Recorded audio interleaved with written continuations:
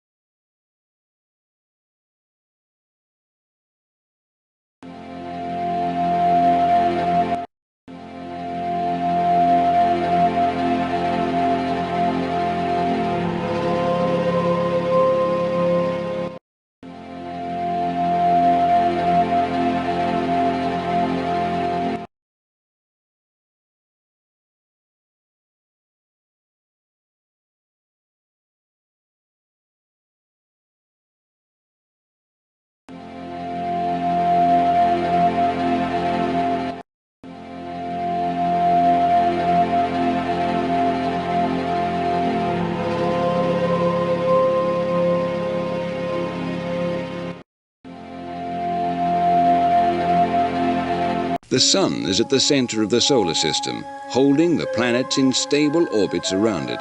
The planets travel fast enough to avoid being pulled in by the Sun's gravity, but not so fast that they escape its pull and leave the solar system altogether. The 5 outer planets, which we see here, move more slowly than the inner planets because the Sun's gravitational pull is weaker at such great distances. The 4 inner planets experience a greater gravitational pull from the Sun, and so they must travel faster than the outer planets in order to maintain their orbits. The nearer they are to the Sun, the faster they must travel. Mercury, the closest planet to the Sun, travels at approximately 172,000 kilometers per hour, more than 10 times faster than the furthest planet, Pluto.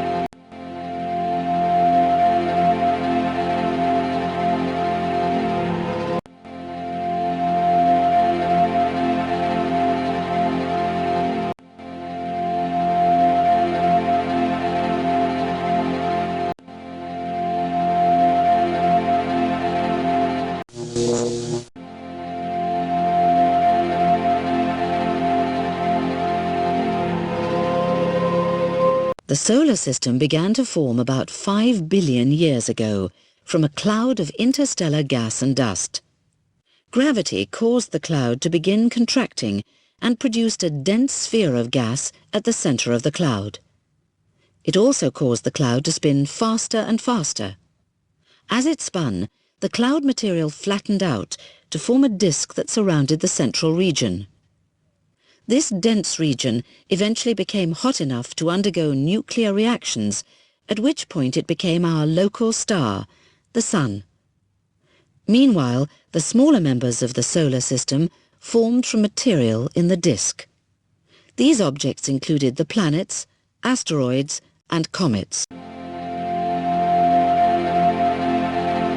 Inside the spinning disk of gas and dust that surrounded the young Sun, tiny dust grains were colliding and sticking together to form larger and larger objects. In this way, the 4 rocky inner planets were formed. The asteroid belt consists of small rocky objects that failed to stay together to form a planet. Further out in the disk, where it was cooler, the rocky cores of the large outer planets formed in the same way as the inner planets. Here, however, the gravity of the cores attracted the gases that swirled around the Sun, so forming the large gas planets. In the outer region of the disk, tiny lumps of ice and dust were flung into the outer reaches of the solar system by the gravity of the gas giants, where they formed a huge cloud of comets. The exact origins of rocky Pluto, the 9th planet, are at present unclear.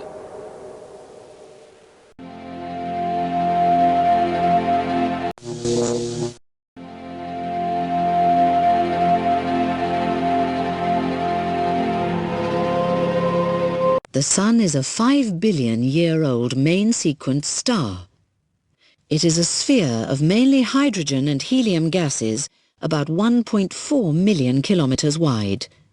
It contains 750 times the mass of all its planets put together and has 7 times the mass of the average star. In its core, nuclear reactions convert mass into electromagnetic radiation, a form of energy. This energy radiates outwards, making the Sun shine. It also warms the other objects of the solar system, which are held in orbit by the Sun's gravity.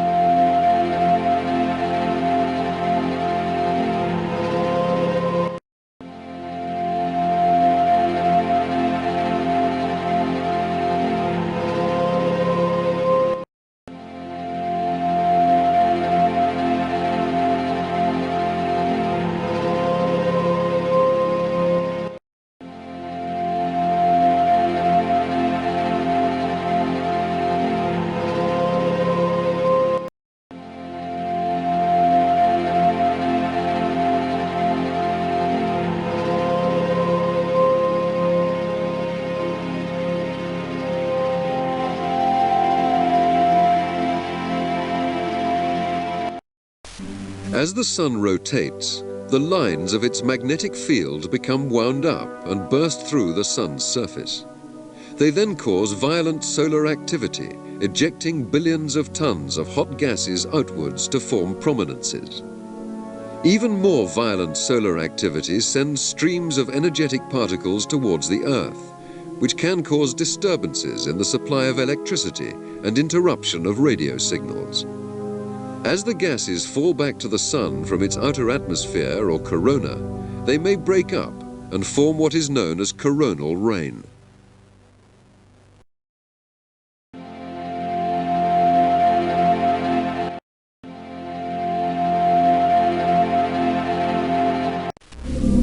The number of spots on the Sun follows a cycle lasting around 11 years. At the beginning of the cycle, there are few, if any, sunspots. The first spots appear about 1/3 of the way between the Sun's equator and its north and south poles. Over the next few years, as old spots fade away, new spots appear in increasing numbers closer and closer to the equator. The final stage of the cycle is known as the solar maximum, during which there may be 100 or more spots visible at any one time.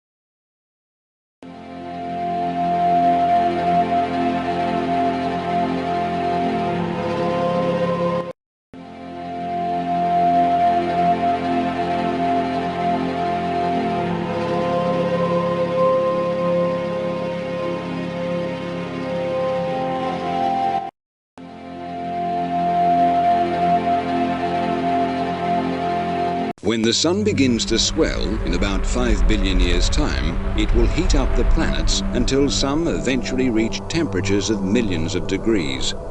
Mercury and then Venus will be melted and engulfed by the expanding sun. Although the Earth may not be engulfed, the sun's heat will render the planet lifeless. The sun will spend around 100 million years as a red giant. Then its loose outer layers will slowly drift off, leaving behind a tiny white dwarf star that will gradually fade away.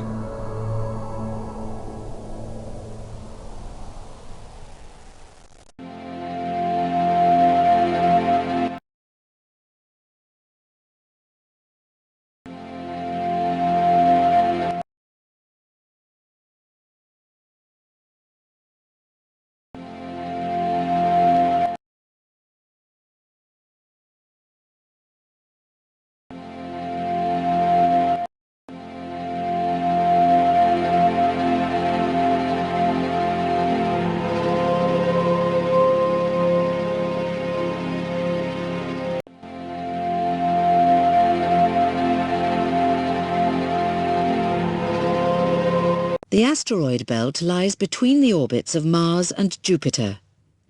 It stretches from around 1.7 to 4 astronomical units away from the Sun.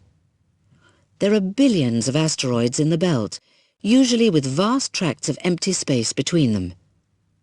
Asteroids may be carbonaceous, stony, or metallic. Scientists think the asteroids would probably have stuck together to form a planet had they not been prevented from doing so by Jupiter's powerful gravitational field.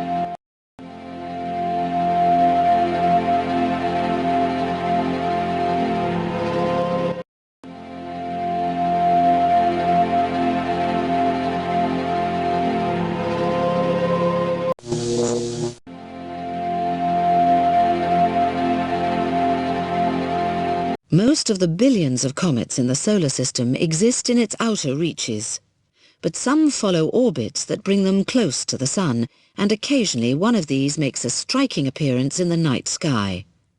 Each comet has an icy, dusty nucleus, known as a dirty snowball, about 20 kilometers across.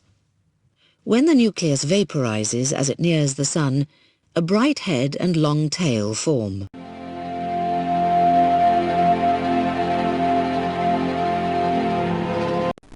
When a comet approaches the Sun, the icy nucleus begins to vaporize. This causes a huge cloud of dust and gas, called a coma, to form around the nucleus.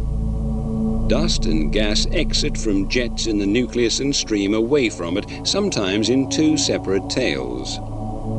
The gas tail, shown in blue, is pushed in a straight line directly away from the sun by the pressure of photons in sunlight. The dust tail, shown in yellow, is also pushed away by photons. The sun's gravity has more effect on the dust grains than on the gas particles, and so the dust tail curves slightly. When the nucleus begins to move away from the sun, the tails are actually in front of it as they're pushed away by sunlight. The tails gradually fade and the comet is once more only an icy nucleus. New tails will appear when the comet's orbit brings it back to the sun.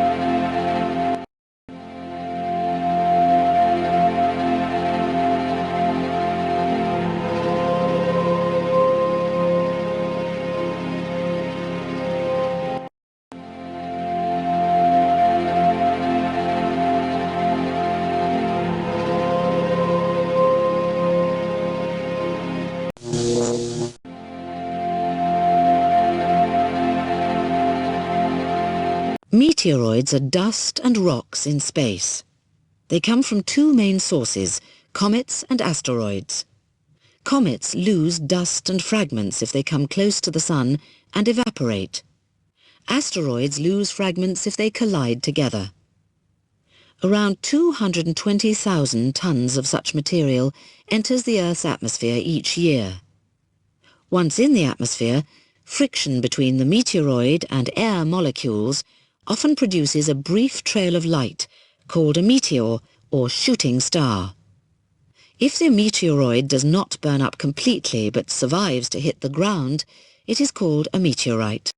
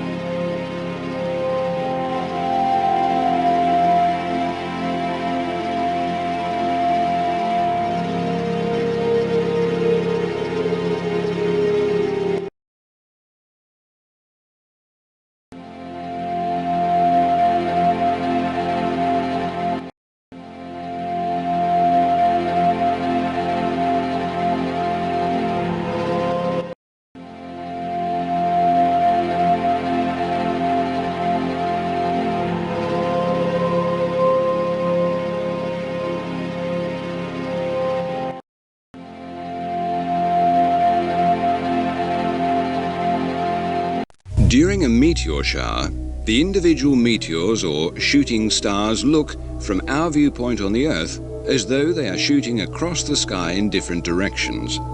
The meteors in fact travel along parallel paths, and we see them as if they were traveling towards us along the sides of a long tunnel. If lines are drawn to trace back the paths traveled by the meteors, the lines all meet at a single point.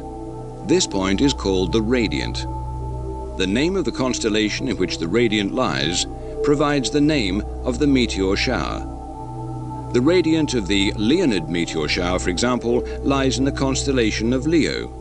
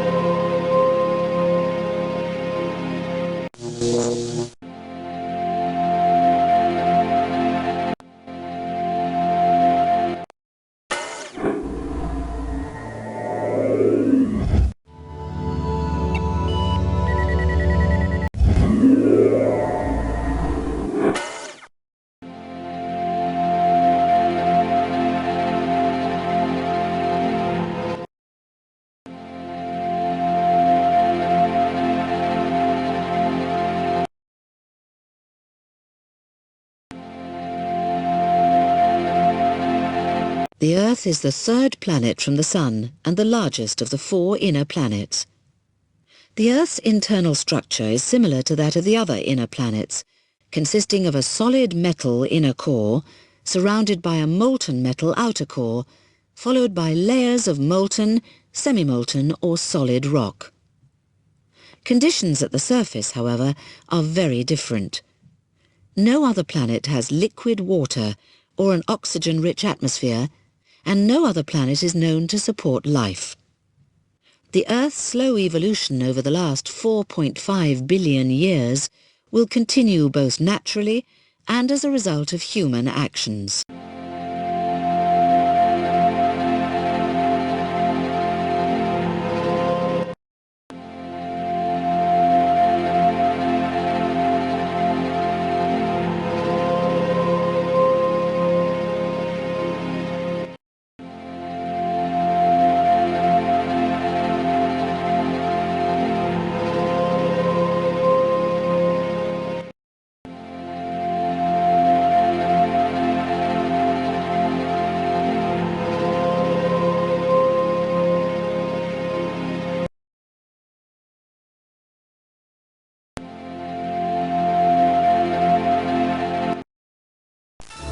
Images of the Earth taken from space allow us a complete view of huge structures in the Earth's crust and atmosphere. Here, the Gulf of Aden is visible between Africa and Asia. Here we see the northeast coast of Australia with the sunlight reflecting off the sea. And here a formation of clouds can be seen around the eye of Hurricane Florence. The center of this view shows the Ganges River as it flows through India, which appears grayish-blue from space. On the right is the snow-capped Himalayan mountain range, which formed when India collided with the rest of Asia due to continental drift.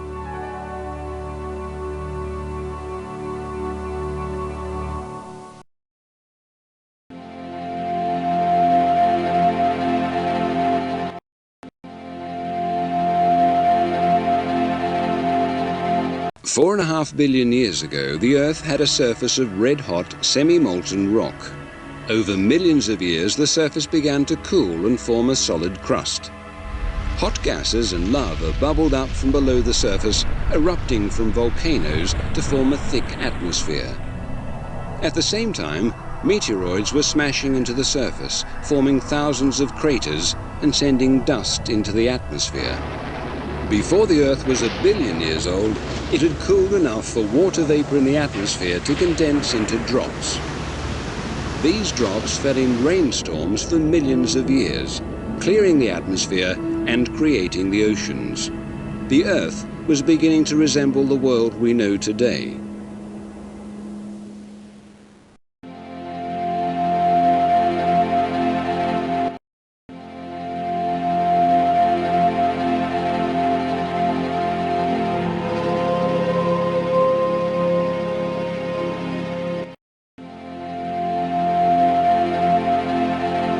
$250 million years ago, 3 huge land masses drifted together to form one giant landmass called Pangaea.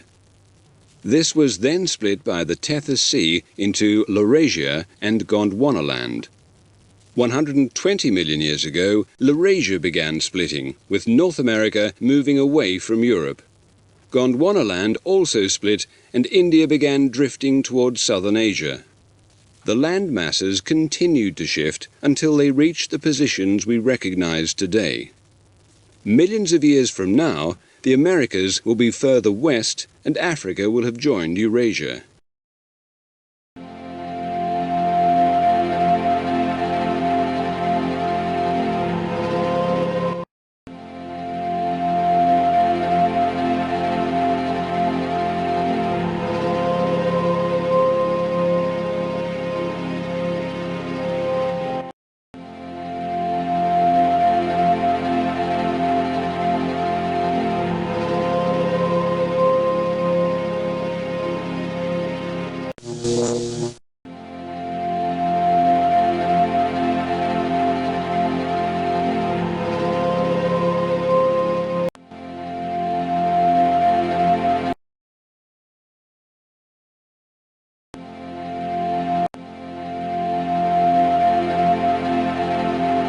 The Moon is the Earth's only natural satellite. It is a rocky sphere with a diameter about a quarter that of the Earth. The Moon emits no light of its own, but we can see it when it reflects sunlight towards us. It is a lifeless and dusty place with no water. It also has no atmosphere because its surface gravity is too weak to hold on to gas particles. The lunar surface is scarred by thousands of craters. Volcanic lava has seeped through the lunar crust into some of the largest craters, forming maria, or seas.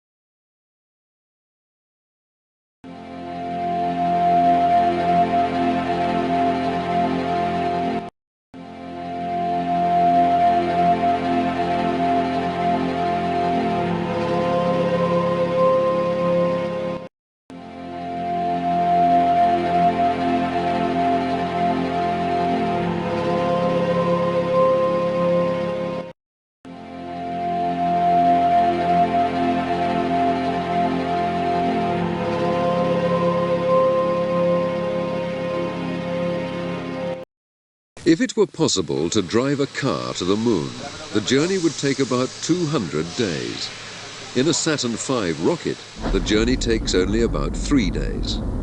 Between 1969 and 1972, 6 crews of US astronauts successfully landed on the Moon. Their first-hand explorations of the Moon have allowed us to analyze the surface of our nearest neighbor and to determine its history, including the reasons for the extensive cratering on its surface. The marks left on the Moon's dusty surface by the astronauts will remain for millions of years. It is an airless world, so there is no weather to disturb footprints or the tracks left by moon buggies.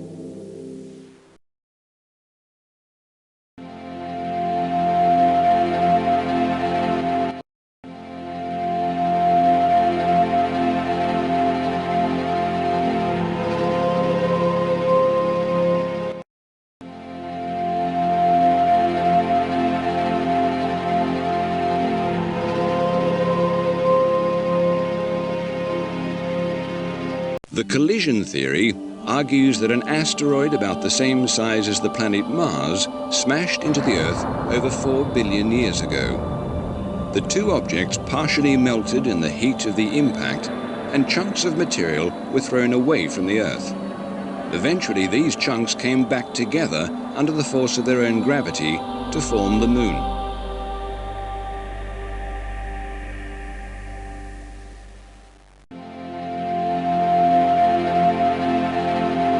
The young, rapidly spinning Earth was initially fluid because it was very hot. The separation theory, no longer accepted as possible by astronomers, says that as the Earth spun, rotational forces caused a bulge to develop that eventually separated from the Earth to form the Moon. According to the sibling theory, the Earth and Moon formed at the same time from the cloud of gas and dust that was spinning around the young Sun. They formed so close to one another that gravity has kept them together ever since. The captive theory says that because the Moon's rocks are different from rocks on Earth, the two objects must have formed in different areas of the solar system. Later, the Moon passed so close to the Earth that it was captured by the Earth's gravitational field.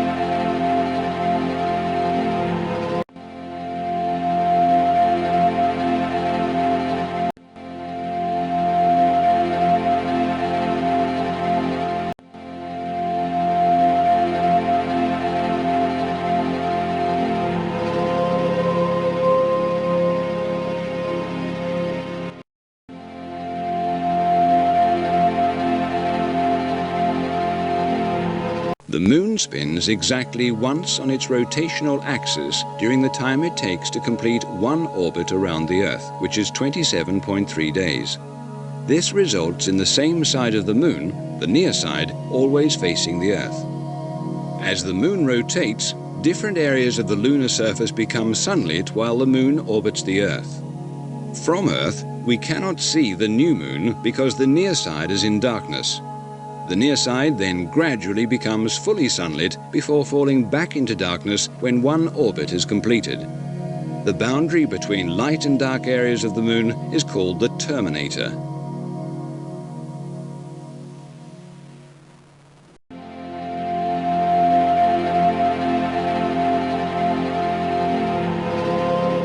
Waxing gibbous. About 10 days into the Moon's orbit, most of the near side is sunlit. During this phase, when the terminator is bulging across the lunar surface, the Moon is said to be gibbous. First quarter. The Moon is 1/4 of the way along its orbit. The terminator has now reached the middle of the near side, so that we see 1/2 sunlit.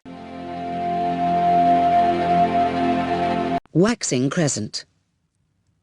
On the second or third day of the Moon's orbit, sunlight begins falling over the near side. From Earth, the near side becomes visible as a crescent shape. When the sunlit part of the Moon visible from Earth enlarges, the Moon is said to be waxing. New Moon. At the start of its orbit, the Moon is between the Sun and Earth, and the side that faces us, the near side, is in shadow. The far side is bathed in sunlight, but we cannot see it.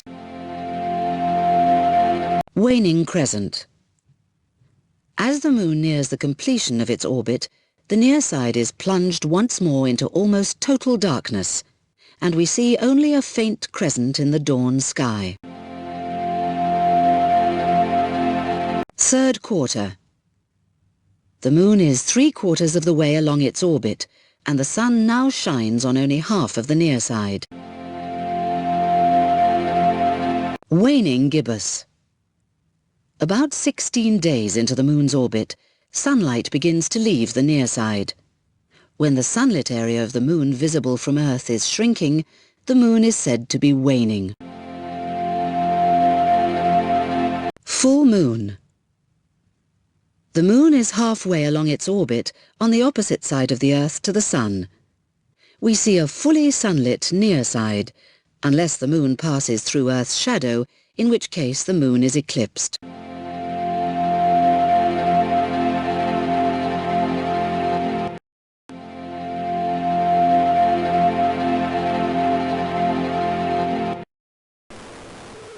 A solar eclipse can be observed from only a tiny proportion of the Earth's surface at any one time. During a total solar eclipse, the sun's photosphere, or visible surface, is completely hidden by the moon. The sun's outer atmosphere, or corona, then becomes visible, as can be seen in this time-lapse film. As the photosphere comes back into view, a beautiful diamond ring effect can be seen.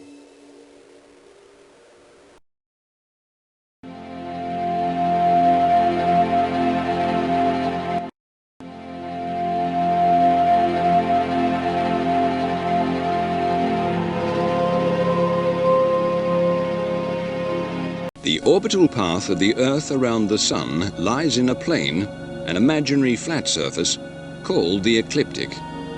The orbital path of the Moon around the Earth is tilted away from the ecliptic by about 5 degrees. The angle is exaggerated in this view. During each lunar orbit, the Moon passes through the ecliptic twice at points called nodes. A full eclipse can occur only when the Moon is at one of its nodes, and only when the Sun, Moon and Earth are aligned along the imaginary line that joins the nodes. This line can be clearly seen when viewed from above the North Pole. Under these conditions, the Moon casts its shadow on the Earth when the Moon is at the node between the Sun and the Earth. An observer inside the shadow then sees a solar eclipse. And when the Moon is at the other node, the Earth is between the Sun and the Moon. The Earth's shadow then falls on the Moon and causes a lunar eclipse. If the Earth moves a short distance further along its orbit, the Sun, Earth and Moon are no longer aligned when the Moon is at one of its nodes. In this situation, no eclipses occur because the Earth and the Moon can no longer cast their shadows on one another.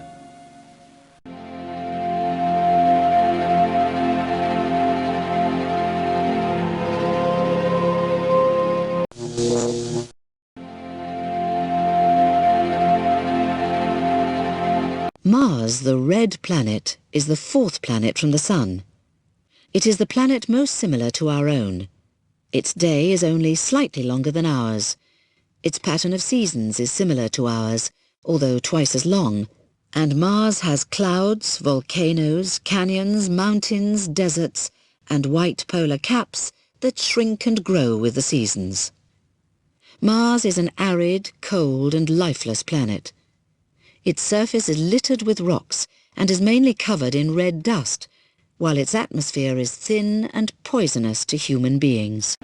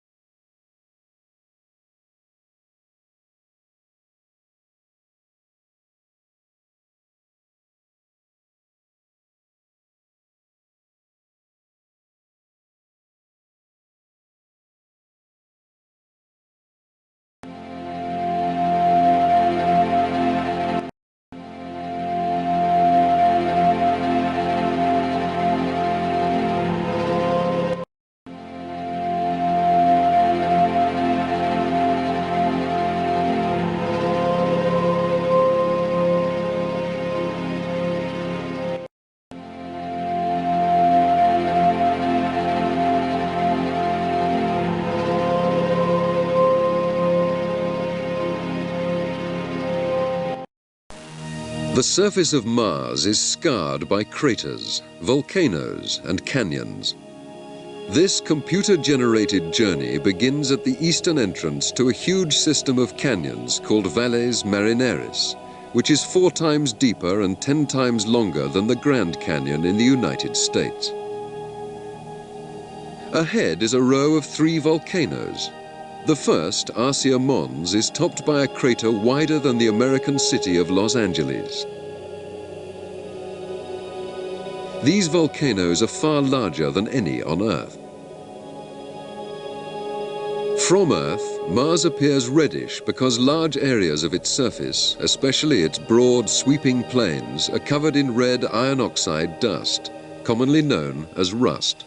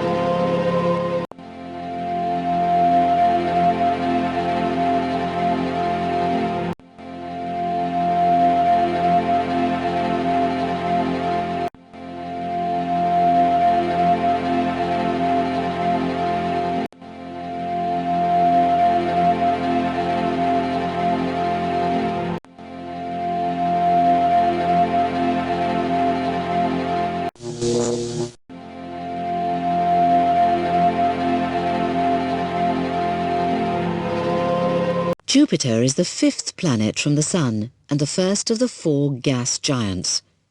It is the largest and the most massive of the planets. Its volume is 1,300 times that of the Earth, and its mass is 2.5 times that of all the other planets combined. Jupiter's banded clouds consist mainly of hydrogen and helium gases. The planetary interior begins about 1,000 kilometers below, where the hydrogen becomes liquid. Deeper still, the hydrogen is metallic. At the heart of Jupiter is a very hot, rocky core, about 35,000 degrees Celsius.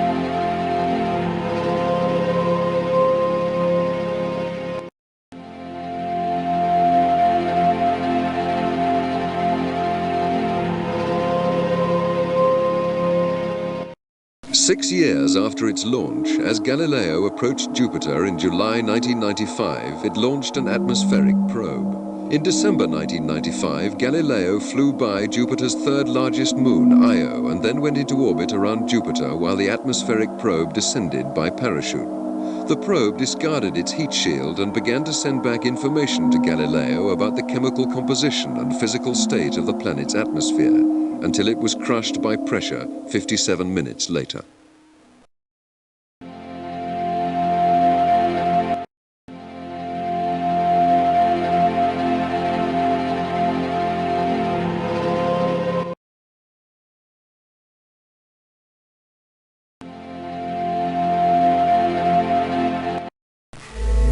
Jupiter's cloud bands appear to travel around the planet at different rates and in 2 directions. One explanation for this is that each of the swirling eddies in Jupiter's atmosphere drives bands of gas above and below the eddy in opposite directions. The bands of gas then flow alternately east and west between the planet's equator and poles. The largest eddy in Jupiter's atmosphere is the Great Red Spot, which rotates once every 12 days.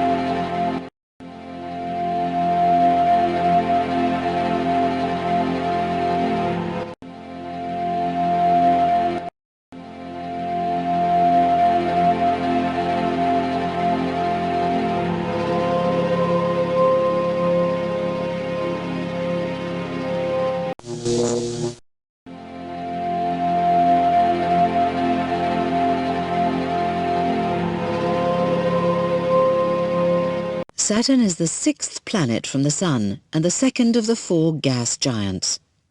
It has at least 20 moons and a prominent ring system. Saturn spins quickly, as do the other gas giants, and this motion produces bands of hazy yellow clouds that circulate parallel to the equator. Saturn's equatorial regions, like those of the other gas giants, bulge outwards as the planet spins rapidly. Although Saturn is nearly as wide as Jupiter, it has less than 1/3 of the mass. It is the only planet that is less dense than water.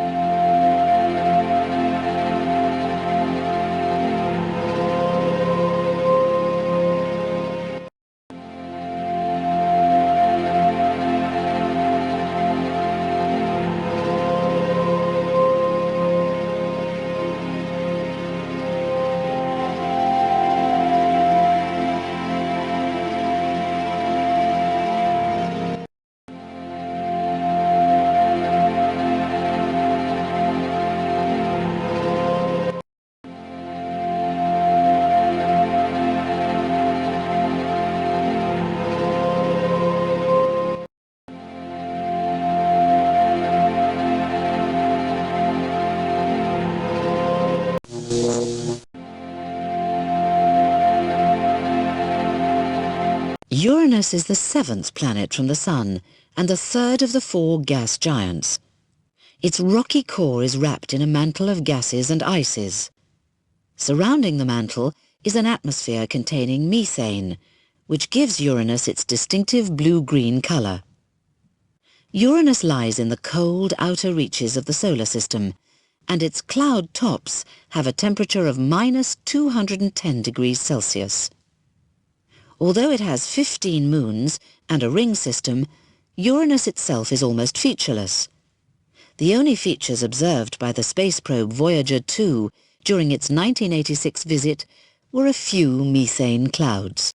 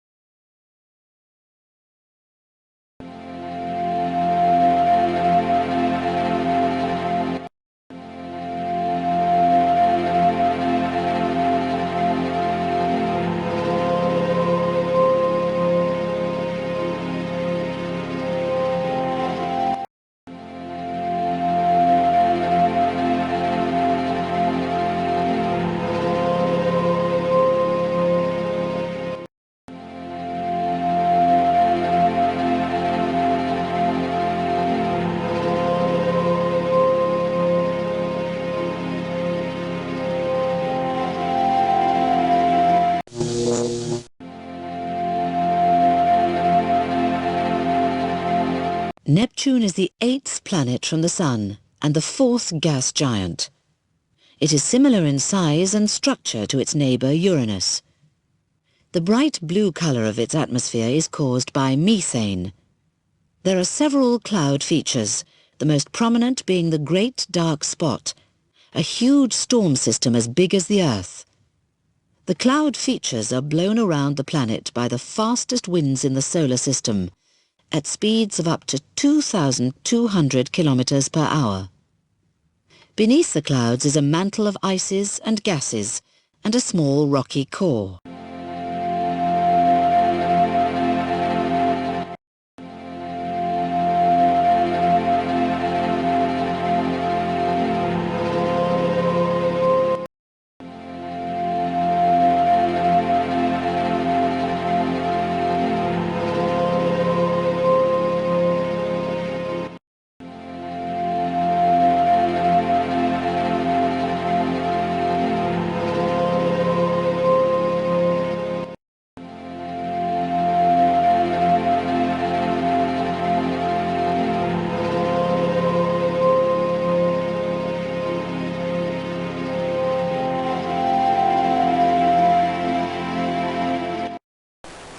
Voyager 2 arrived at Jupiter in July 1979 and made a close examination of its atmosphere and its moons.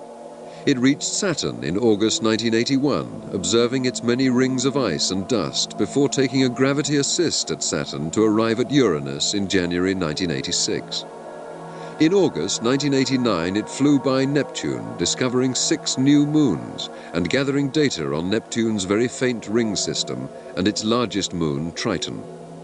On its long journey, Voyager 2 continued to communicate information about the Sun's energy field back to Earth. It was still sending this information as it left the planetary solar system.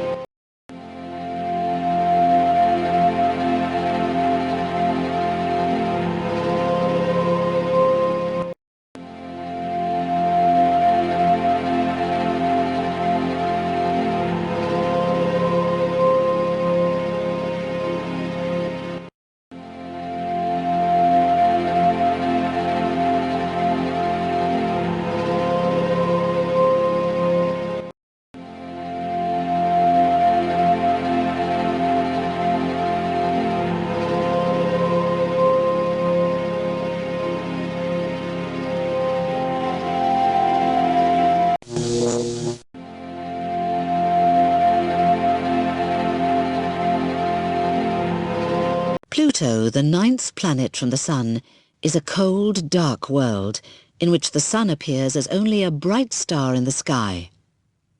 Pluto is smaller than the Earth's moon and consists of rock and ices. It has a thin atmosphere that forms when the planet is close to the Sun, but freezes as it moves away. Pluto's orbit is tilted further from the ecliptic than that of any other planet, and is also very elongated. One orbit lasts 248.5 years, and for about 20 of those years, Pluto is closer to the Sun than Neptune is. These unusual features lead some astronomers to propose that Pluto may, in fact, be a huge asteroid.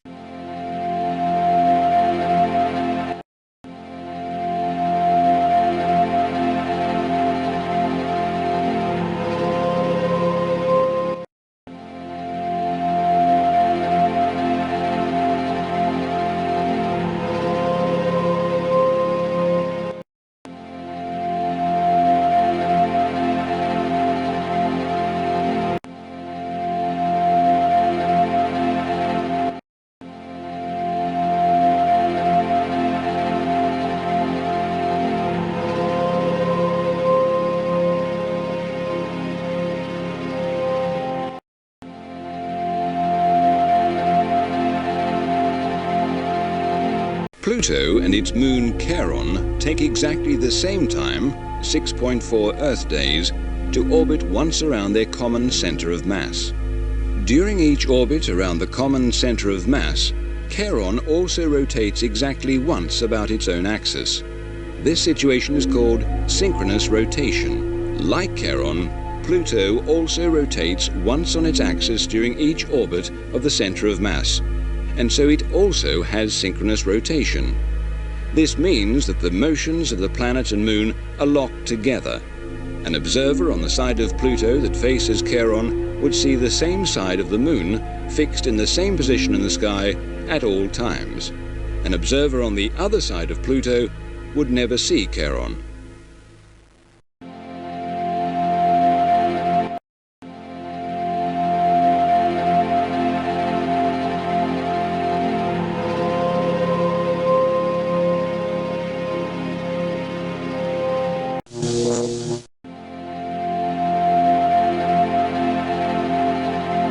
Mercury is the closest planet to the Sun and the second smallest in the solar system. It has a high density, with about 80% of its mass in its huge iron core. The surface is scarred by thousands of craters and by scarps, cliffs, that formed when the planet's young core cooled and shrank, contracting the surface crust. Mercury has almost no atmosphere because its surface gravity is too weak to hold on to one.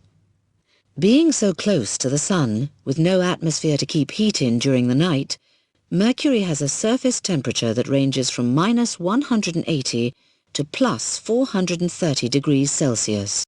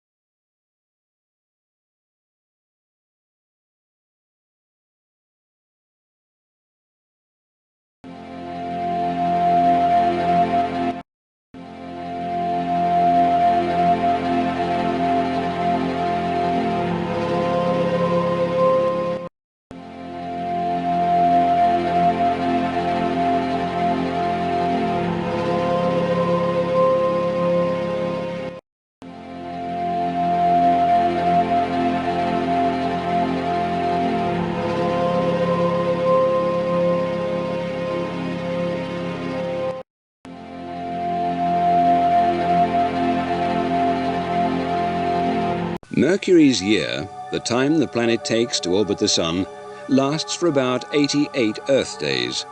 While it orbits, Mercury spins on its axis. It takes 2/3 of a Mercurian year, or about 59 Earth days, to spin once, as is made clear by the marker shown on the planet's surface. This length of time is Mercury's sidereal day, and is measured according to the positions of the stars. Now, imagine you are standing on Mercury and the Sun is about to rise. You remain in sunlight all the time during one orbit of 88 Earth days, while Mercury spins 1.5 times. During the next orbit, you're in darkness all the time. At the end of this orbit, the Sun is about to rise once more.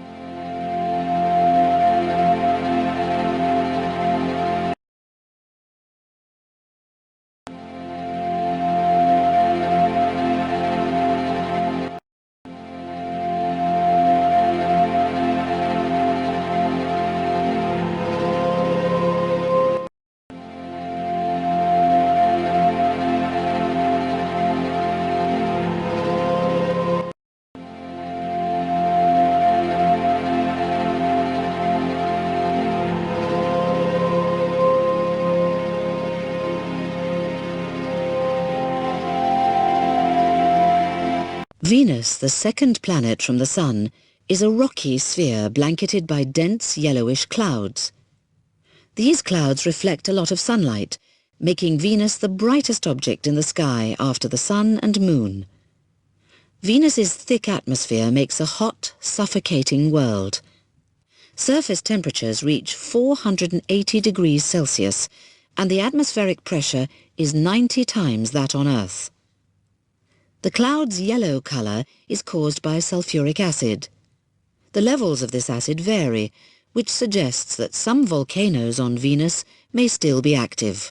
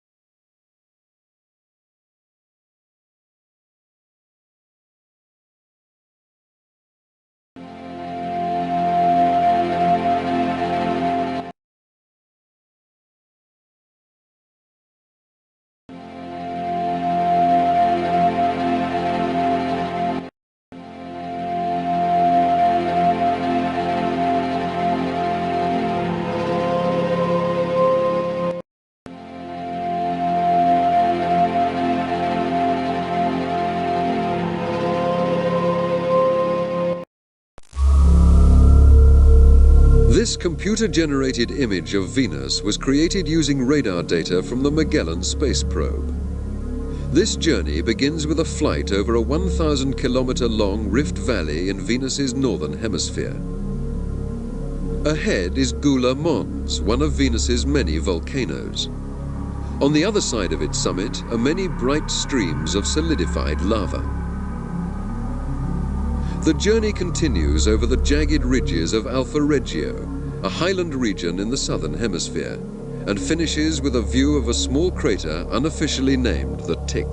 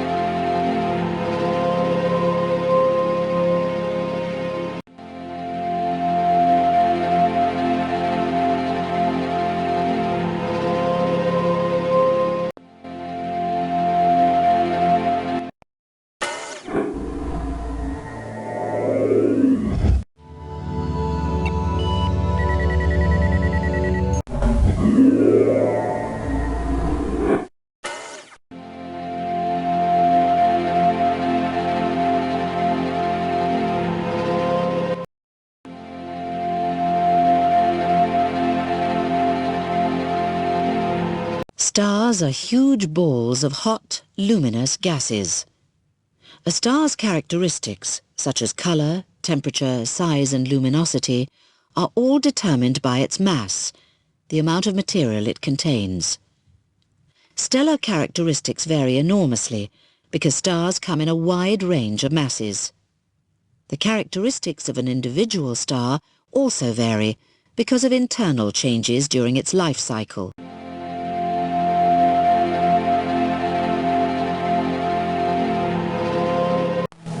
A star is a spherical mass of gases held together by gravity. The gases are pulled towards the star's centre, where they become densely packed, which causes them to heat up. In the core, hydrogen gas is hot enough to undergo nuclear reactions. These reactions release energy in the form of tiny particles called photons that radiate outwards. These photons exert an outward pressure on the star's material, balancing the inward force of gravity and keeping the star in a stable state for millions or even billions of years. Most of the energy radiated from the star's surface is in the form of heat and light.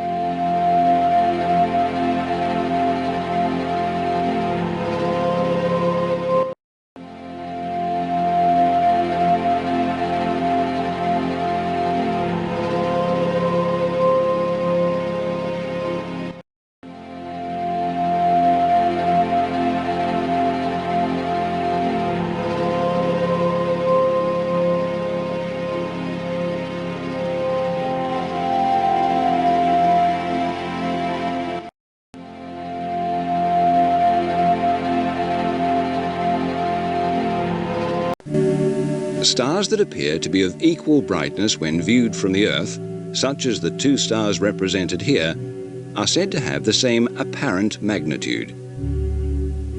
When lines of distance are drawn in, we can see that the stars lie at different distances from the Earth, and that their apparent magnitude is not a true measurement of their brightness. Imagine that both stars are moved to an equal distance from the Earth. The distant star appears brighter as it gets closer, while the nearest star appears dimmer the further away it gets. When the two stars are side by side, the difference in their true brightness, or absolute magnitude, becomes obvious. Return them to their original positions, and the stars again appear to be of equal brightness.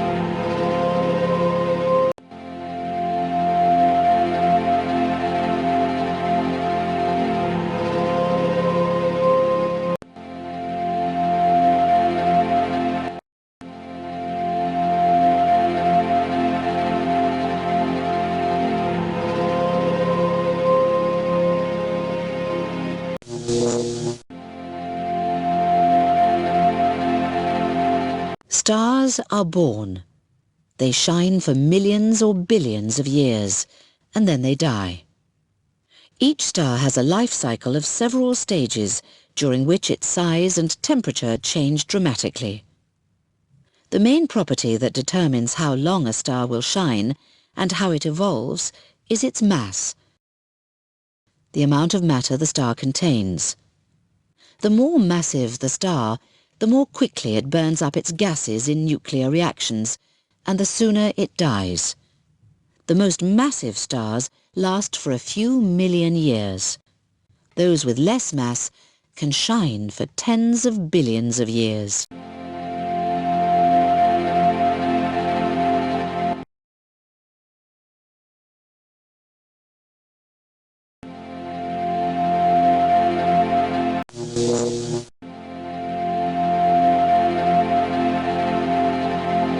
Stars are born together inside huge clouds of gas and dust. The process begins when a region of a cloud increases in density. This change in density could be triggered by the passage through the cloud of a supernova shock wave, for example.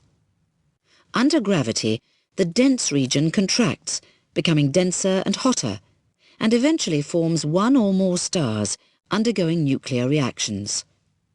The gas and dust in the original cloud had a temperature a few degrees above absolute zero, minus 273.15 degrees Celsius or minus 459.67 degrees Fahrenheit. When condensed at the center of stars, this material has a temperature of at least 10 million degrees Celsius. Stars are born inside huge spinning clouds of gas and dust.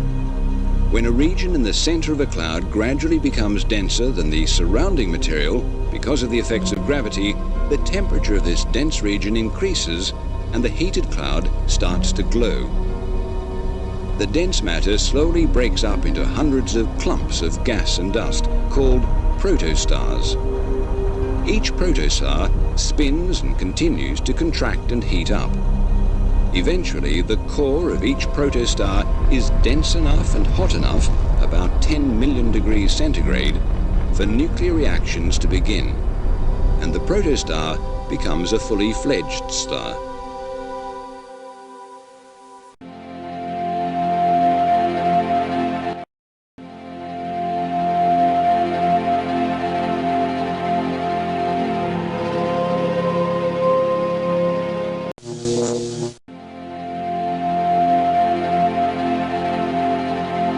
A protostar becomes a star when nuclear reactions begin in its core, causing the star to shine for millions or billions of years.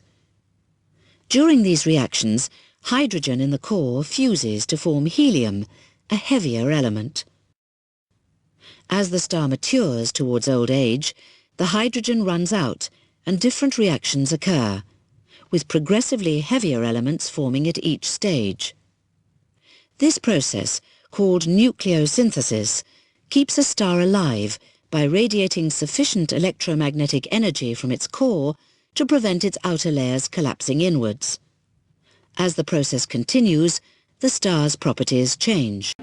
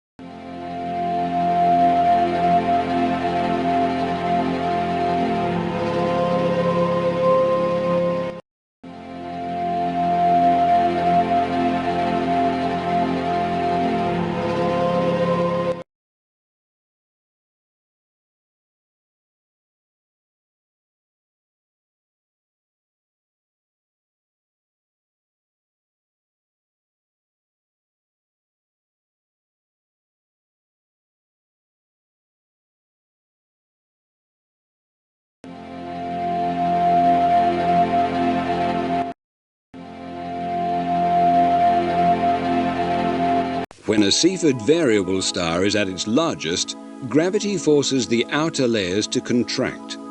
Its gases become compressed and trap some of the energy radiated inside the star. The star then dims. The radiation pressure increases, eventually overcoming the inward force of gravity and pushing the gases outwards. As the star expands, it suddenly brightens as the trapped radiation escapes. Once the pressure has lowered sufficiently, the star contracts, continuing a regular cycle.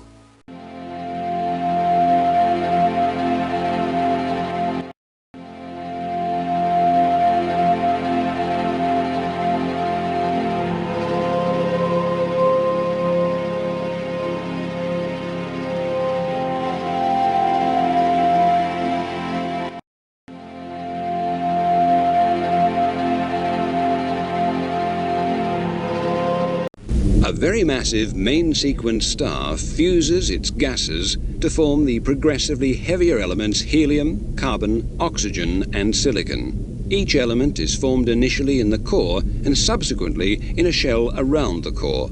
Eventually, the core is surrounded by shells of successively lighter elements, each undergoing fusion to produce the next heaviest element. Finally, the silicon fuses to form an iron core. When the iron begins to fuse, the star explodes as a supernova and its outer layers are blown off at thousands of kilometers a second.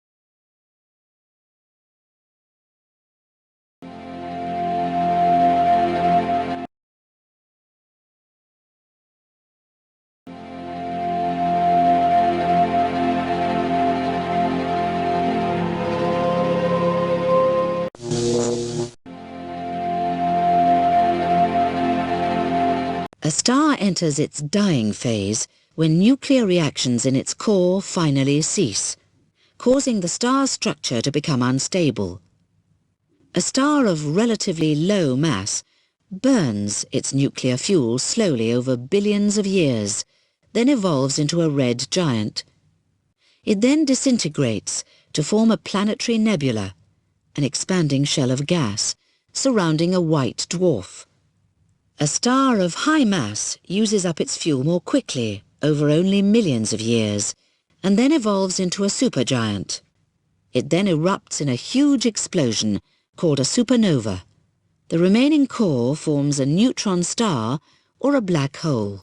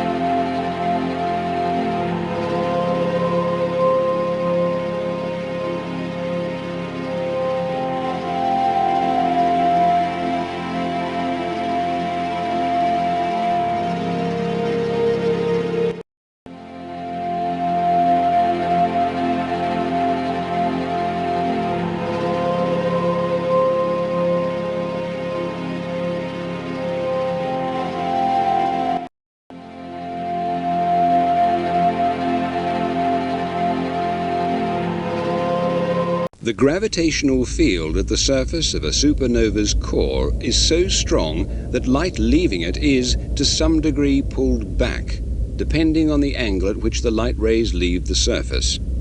Inside the contracting core is an imaginary surface called the event horizon. The closer the core gets to the event horizon, the stronger its surface gravity is, and the more the light rays are bent. Eventually, only vertical rays can escape. Once the core contracts beyond the event horizon, no light can escape at all. To an observer, the core would seem simply to vanish. The region inside the event horizon is called a black hole, because nothing inside it can be seen from outside. Inside the hole, the core continues contracting until it becomes a singularity, a point of zero volume but very high mass. The gravitational field of the singularity may attract gas from a nearby star. The gas forms a swirling disk around the hole before disappearing into it.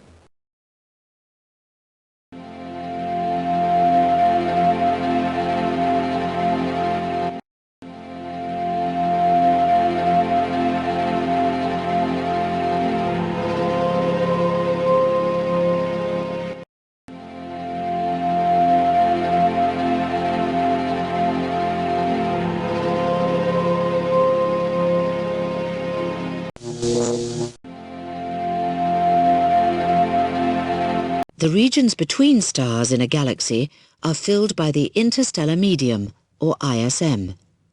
It consists mainly of hydrogen and helium gases, with traces of other gases and a tiny amount of dust. This material is uneven in distribution and temperature, and its density is many billions of times less than that of air. Much of the ISM consists of clouds, some of which we can detect as nebulae, if they emit or reflect light from stars in or around the cloud, or if they block light from more distant objects. The ISM is enriched by particles from stellar winds and by matter ejected from dying stars.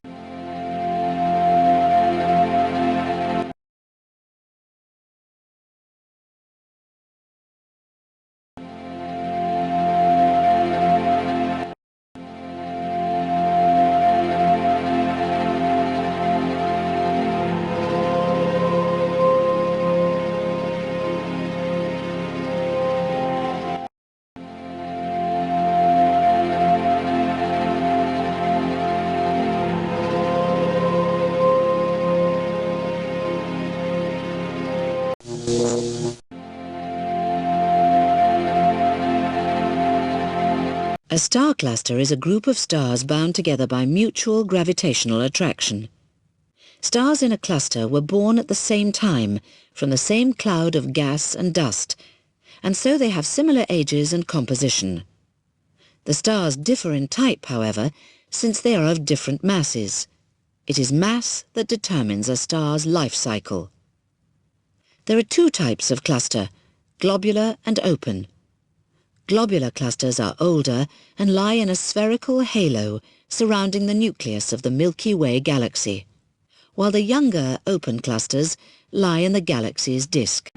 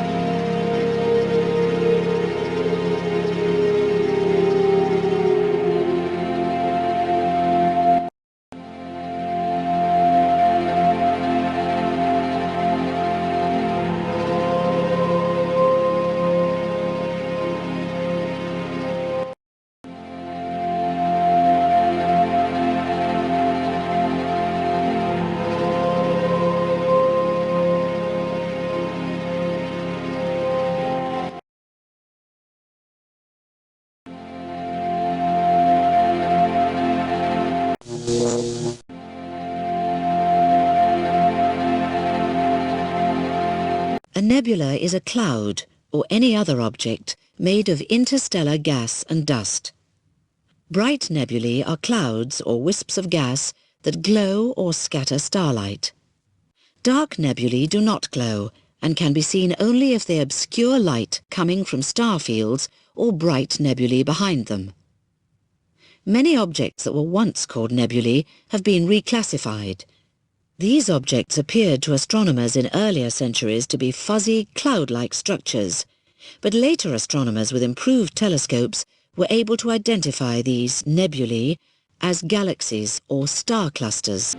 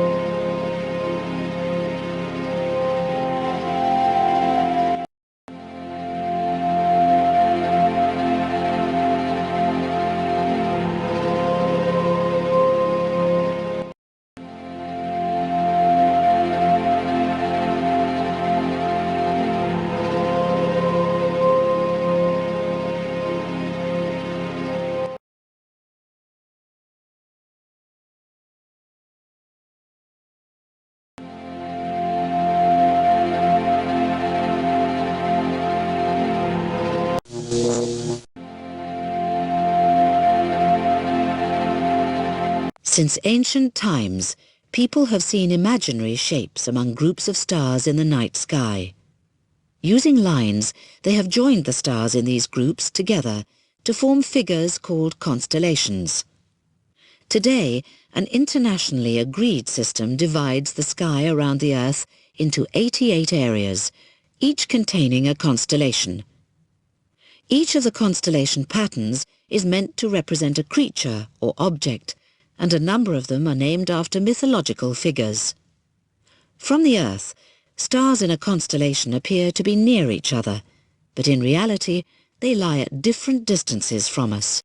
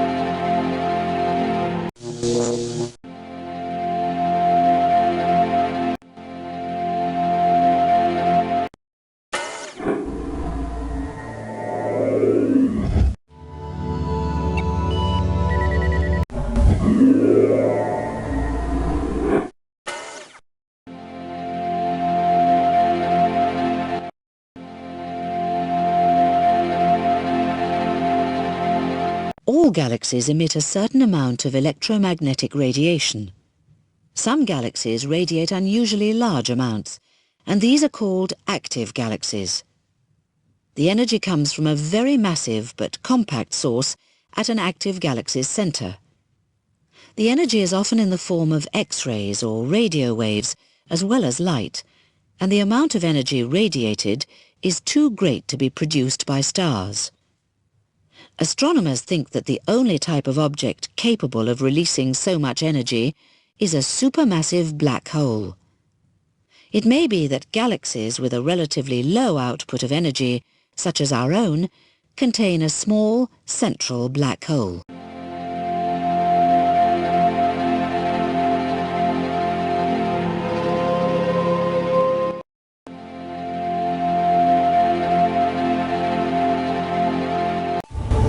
At the heart of an active galaxy lies a spinning black hole that attracts gas, dust and stars towards it.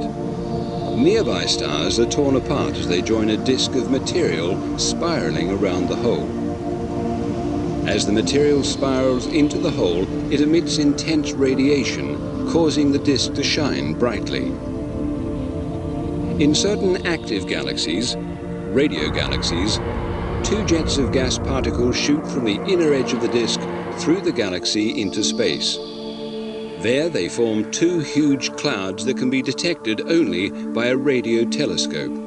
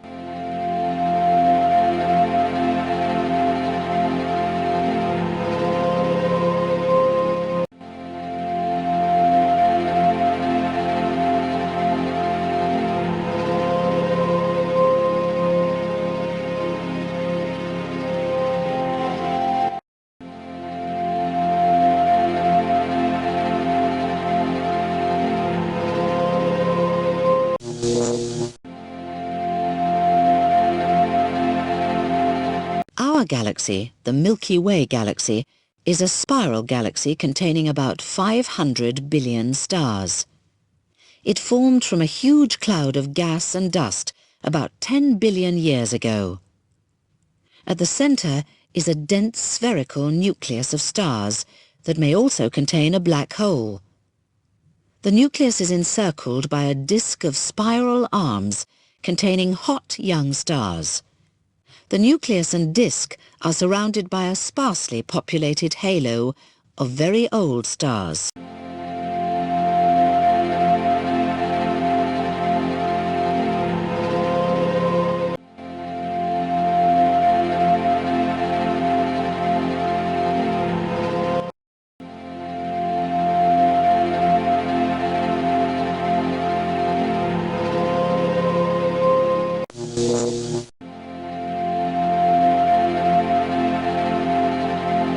Most galaxies belong to a cluster or group of galaxies that is held together by gravitational attraction. Our galaxy belongs to a small, irregularly shaped cluster called the local group. Irregular clusters contain from a few up to several thousand galaxies of all types. A regular cluster is a roughly spherical group of at least 1,000 closely packed galaxies, most of which are elliptical.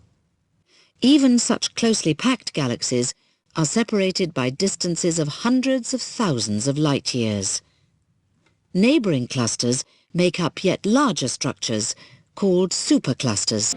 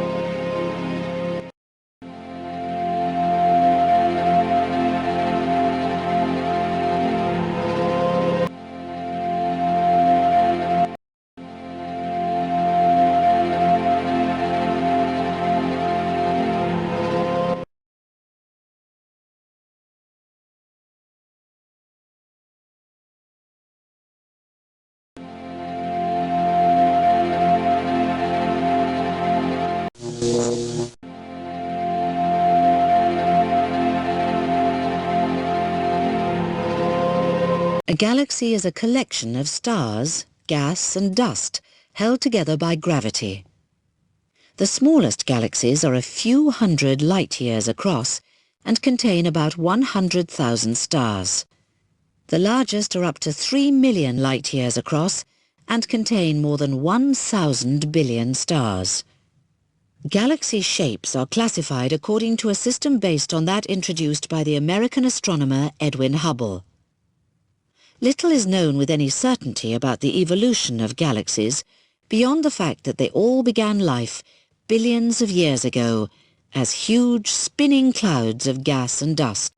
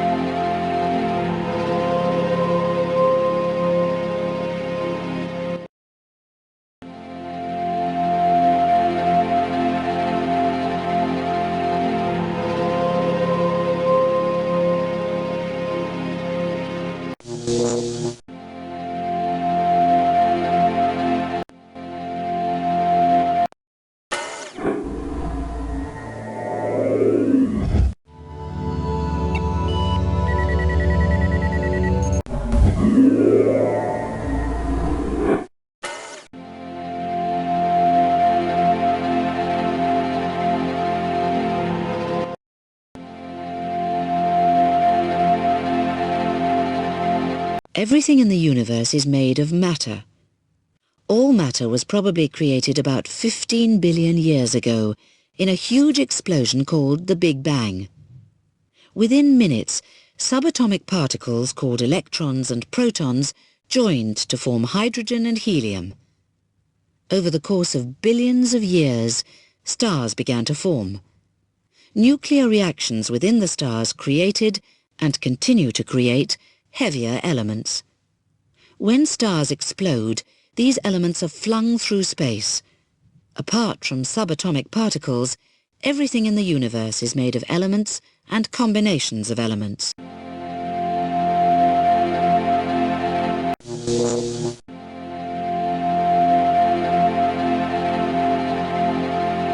The explosion that created the universe flung matter in every direction. This material evolved into the universe we have today. Astronomers put the size of the universe at about 15 billion light-years in radius, although the force of the Big Bang is still causing it to expand. The universe is populated by galaxies, each with billions of stars. We know for certain that one of these stars has a system of planets, and that one of these planets, the Earth, supports life.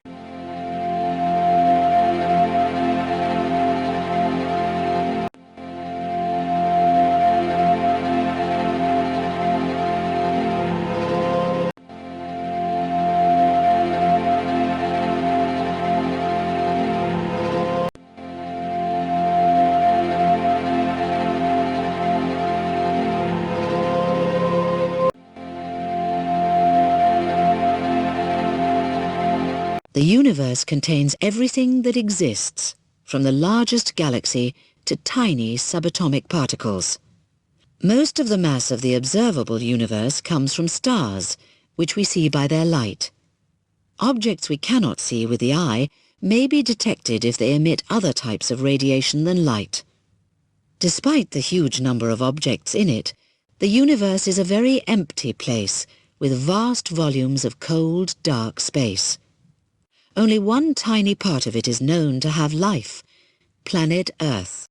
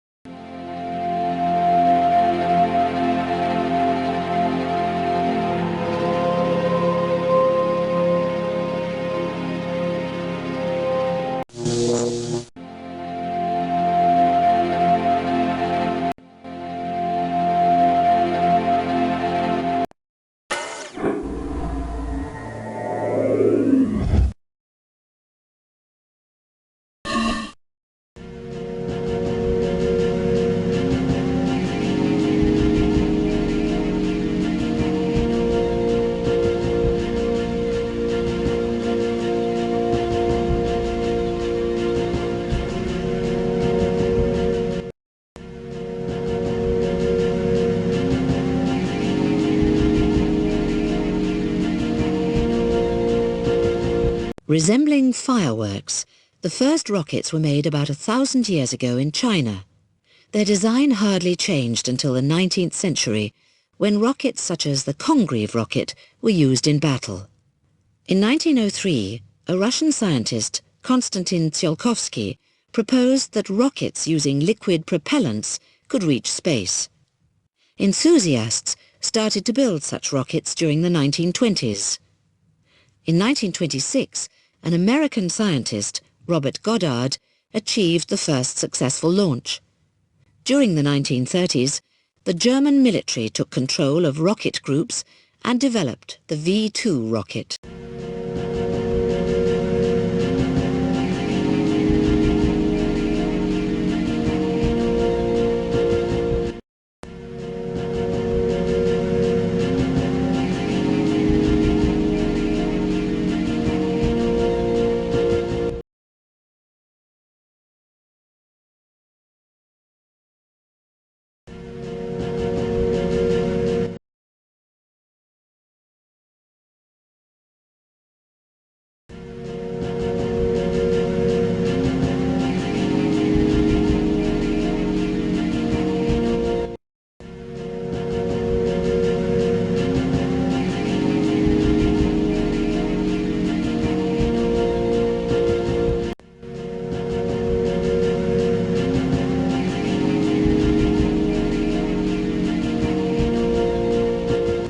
The V-2 rocket was the first ballistic missile. Developed by a team of German engineers, it was built with the aid of concentration camp slave labor during World War II. This massive weapon was designed by Werner von Braun, later the chief architect of the American space program. Its 1-ton warhead was aimed at London and Antwerp before its last launch site was overrun in the spring of 1945.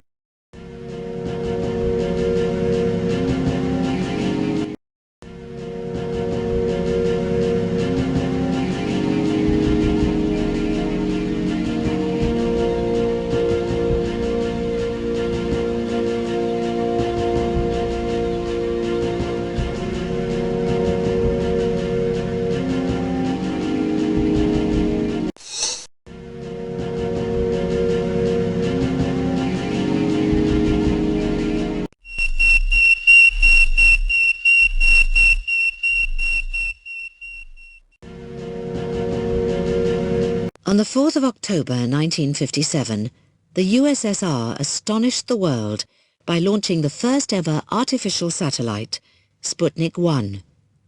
It was a metal sphere the size of a large beach ball, with 4 antennae to send radio signals back to Earth.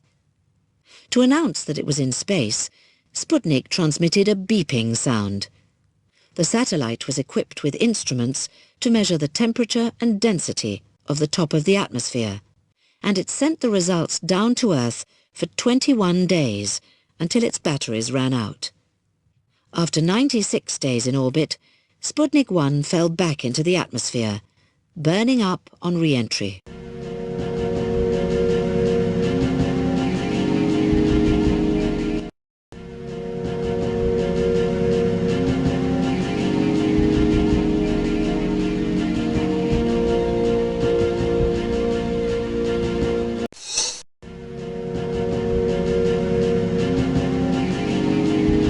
After the first successful satellites had been launched, scientists wanted to send human beings into space.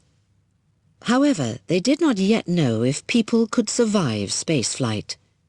The first space traveller was, therefore, a Soviet dog named Laika. Apes soon followed, and since then, many species of animals have been into space, yielding much information on the effects of space travel.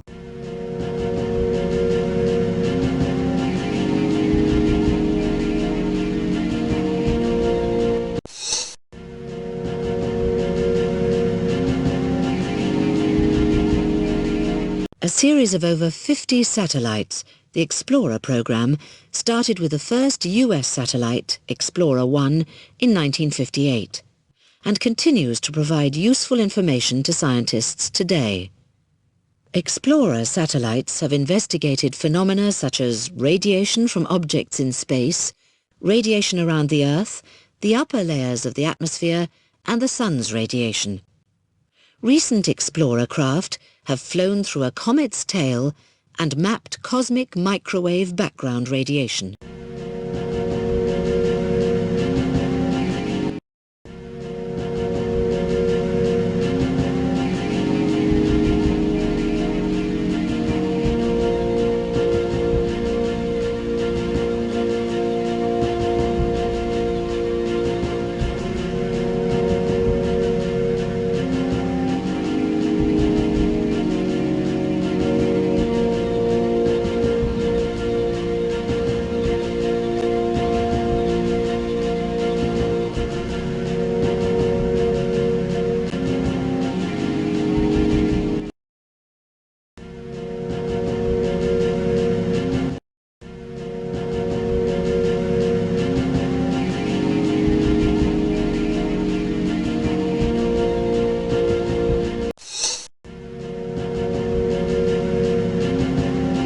Cosmos is the name given to a series of Soviet satellites and spacecraft. Some are military satellites, others prototypes for new craft. In the early days of space flight, when launches were less reliable, a new probe or satellite would be given a Cosmos number at launch, and a name such as Luna or Venera once the mission was underway. The first Cosmos satellite was launched on the 16th of March, 1962. Over 2,300 have been launched to date.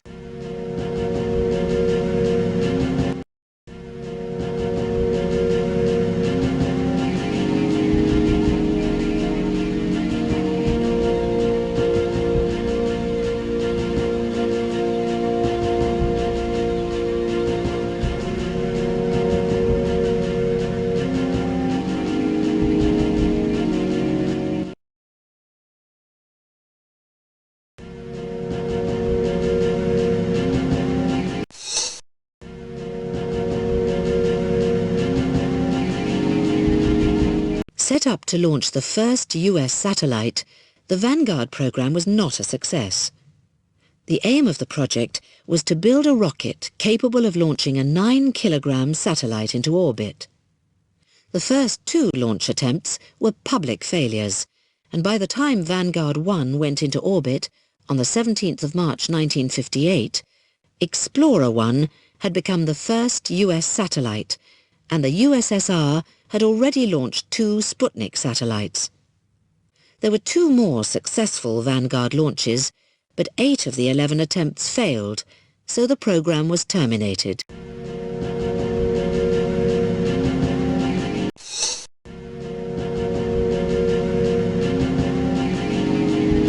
Between April 1961 and June 1963, there were 6 Vostok missions, each sending a cosmonaut into Earth orbit.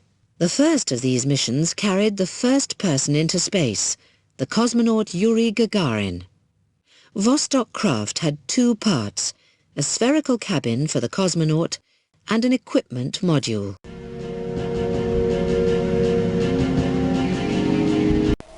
Just before it re-entered the Earth's atmosphere, the Vostok craft turned round and its retro-rocket fired to slow it down so that it would fall back towards the Earth. The equipment module separated from the capsule and both components re-entered the atmosphere. The equipment module burned up, but the capsule containing the cosmonaut was protected from the intense heat by its heat shield. At a height of approximately 7 kilometers above the Earth's surface, the cosmonaut ejected from the capsule and both cosmonaut and capsule parachuted to the ground.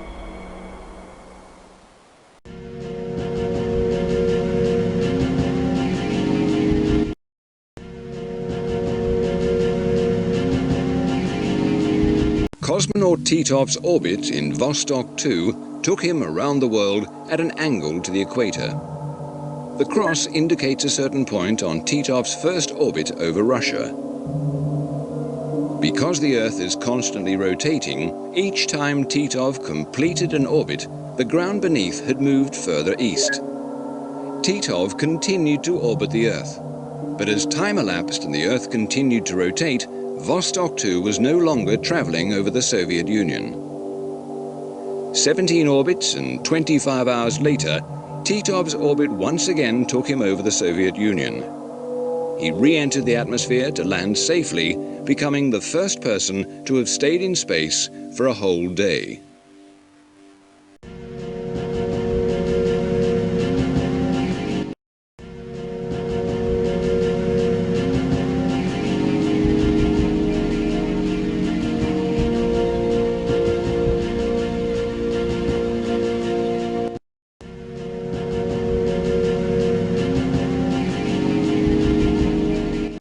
Former Soviet test pilot Yuri Gagarin was the first person in space. On the 12th of April 1961, he blasted off in Vostok 1 and completed a single orbit of the Earth in a flight lasting 108 minutes. He immediately became a national hero. Newspapers spread the word of his achievement worldwide, proclaiming, "He returns from the sky."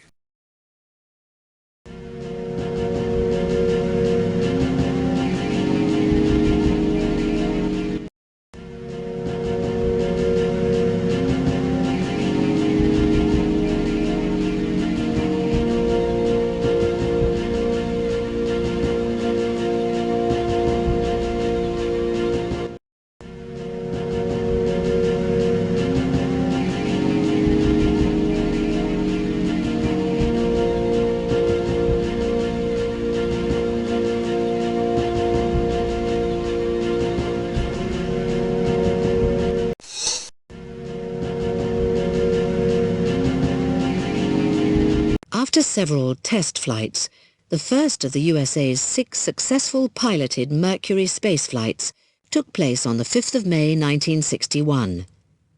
The first 2 missions were suborbital, but the remaining 4 took their astronauts into Earth orbit. The Mercury capsules were just large enough to hold 1 astronaut and his equipment. A small escape rocket attached to the capsule could pull it to safety if there was an emergency during a launch. At the end of a mission, the Mercury craft splashed down into the ocean. the shock of impact was softened by an air cushion, which inflated at the bottom of the capsule.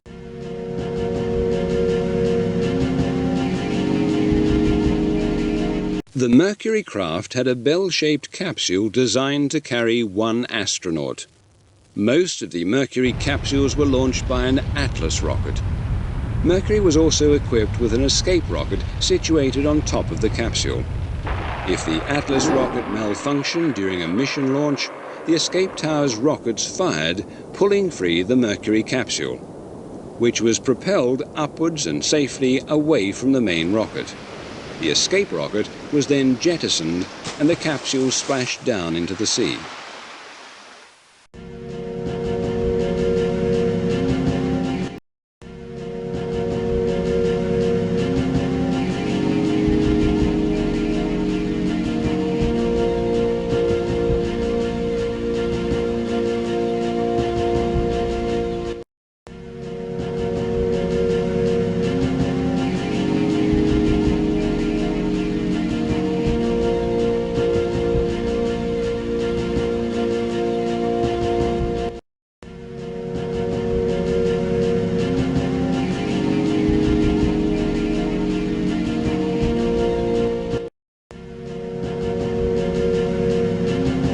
Roger, 0G, and I feel fine. Capsule is turning around.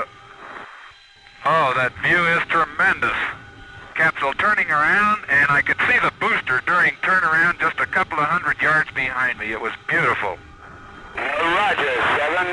You have a go, at least 7 orbits. Roger, understand go for at least 7 orbits.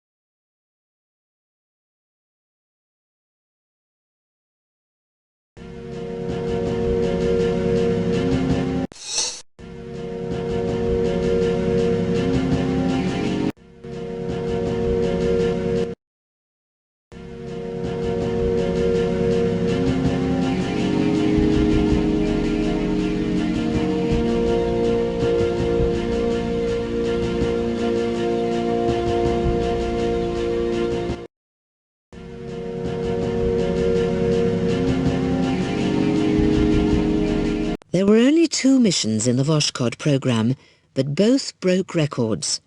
Voskhod 1 in October 1964 was the first spacecraft to carry more than one person. Its crew of 3 included a spacecraft designer, a physician and a pilot. Voskhod 2, a 2-person mission, featured the first spacewalk. The Voskhod spacecraft was a modified Vostok, the first piloted Soviet spacecraft. To make room for the 3 cosmonauts, the Vostok's ejector seat was replaced by 3 couches. This meant that the cosmonauts landed inside the capsule, instead of parachuting to the ground separately.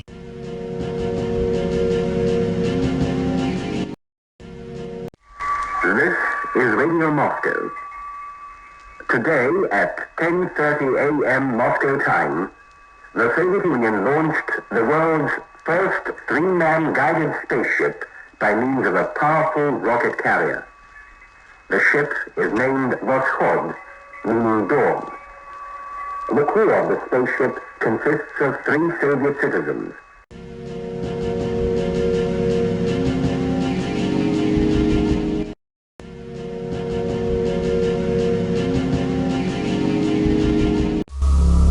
Once Voskhod 2 was in orbit, the 2 cosmonauts, Belyaev and Leonov, placed the inflatable airlock in position. The airlock was then pressurized so that it was safe for the cosmonaut to enter. Equipped with oxygen supplies, cosmonaut Leonov entered the airlock and attached himself to a safety line, sealing the entrance to the capsule behind him. Next, Leonov depressurized the airlock so that he could open the external hatch and leave the craft.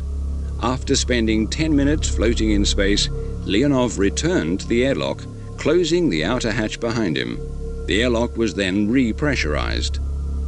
The hatch to the capsule was opened, Leonov returned to his seat, and the airlock was jettisoned.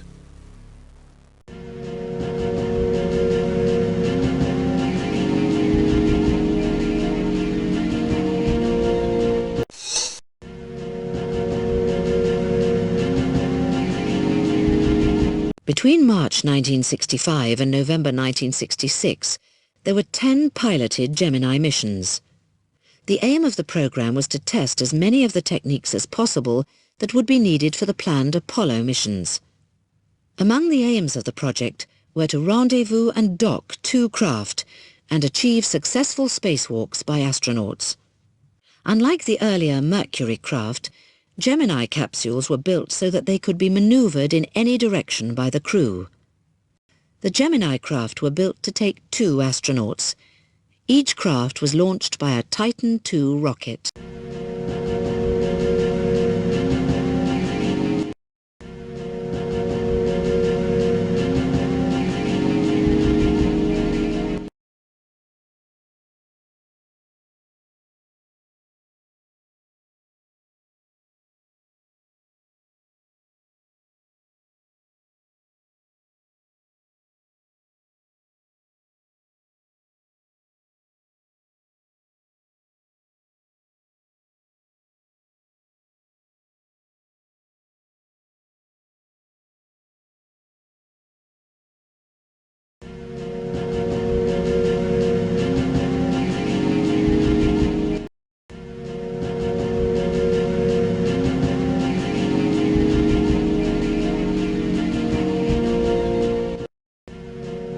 Okay, I'm out. Okay, he's out. He's float free. Okay, I'm coming over. Okay, stand by. You see me yet? Oh, there you are. You're right in front, Ed. You look beautiful. I feel like $1 million. So I will pick up. And y'all laugh. This is the greatest experience it's just tremendous. Well, you smeared up my windshield, you dirty dog. Yeah. Break in, Gus. Houston, Capcom. I don't even know exactly where we are, but it looks like we're about over Texas again. Gemini 4, Houston, Capcom. As a matter of fact, it looks like Houston down below us. Gemini 4, Houston, Capcom. Right? Hey, Gus, I don't know if you read, but we're right over Houston. See what flight director's got to say. The flight director says get back in. Well, this is Jim. What, got any message for us? Gemini 4, get back in. Okay. I don't know, we're coming over the west end. They want you to come back in now. Roger, we've been trying to talk to you for a while here. No, back in. Come on. We still got 3.5 more days to go, buddy. Okay.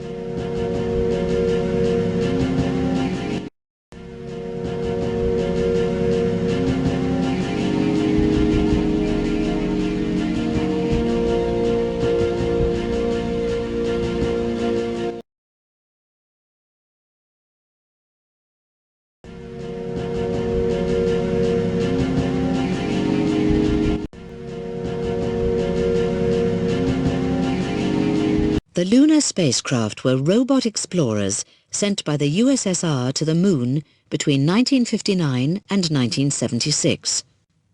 Of the 24 missions, Luna 1 was the first craft to escape the Earth's gravity, flying past the Moon and into orbit around the Sun. Luna 2 was the first probe to hit the Moon, and Luna 10 orbited it to become its first artificial satellite. As Luna 9 descended towards the surface of the Moon, a hinged arm extended from the craft. When the arm made contact with the surface, the capsule containing transmission equipment separated from the main body of the craft. The capsule dropped onto the Moon's surface. Because its base was weighted, it came to rest the right way up. The main craft crashed onto the surface. Next, the outer sections of the probe began to unfold. With the panels open to stabilize the capsule, the antennae were extended and a television camera was revealed. The lander then transmitted the first television images of the moon back to Earth.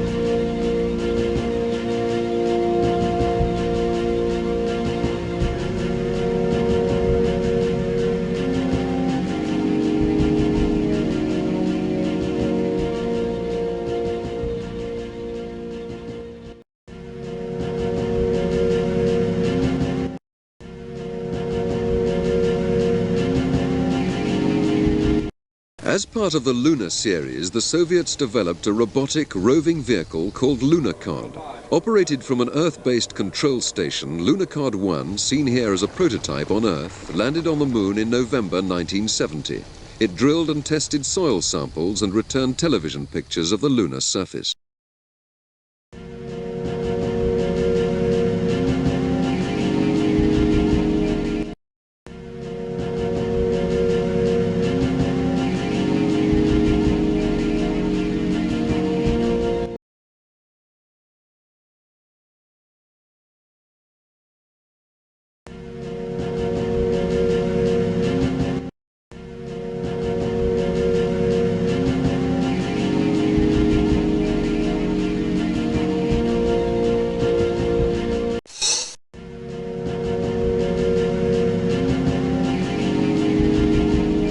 In 1961, US President John Kennedy announced that an American would land on the moon before the decade had ended.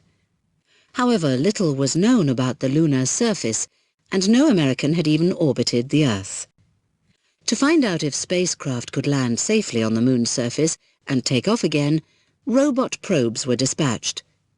In total, 13 Ranger, Surveyor and Lunar Orbiter probes travelled to the moon, gathering the vital information needed to land the Apollo craft there.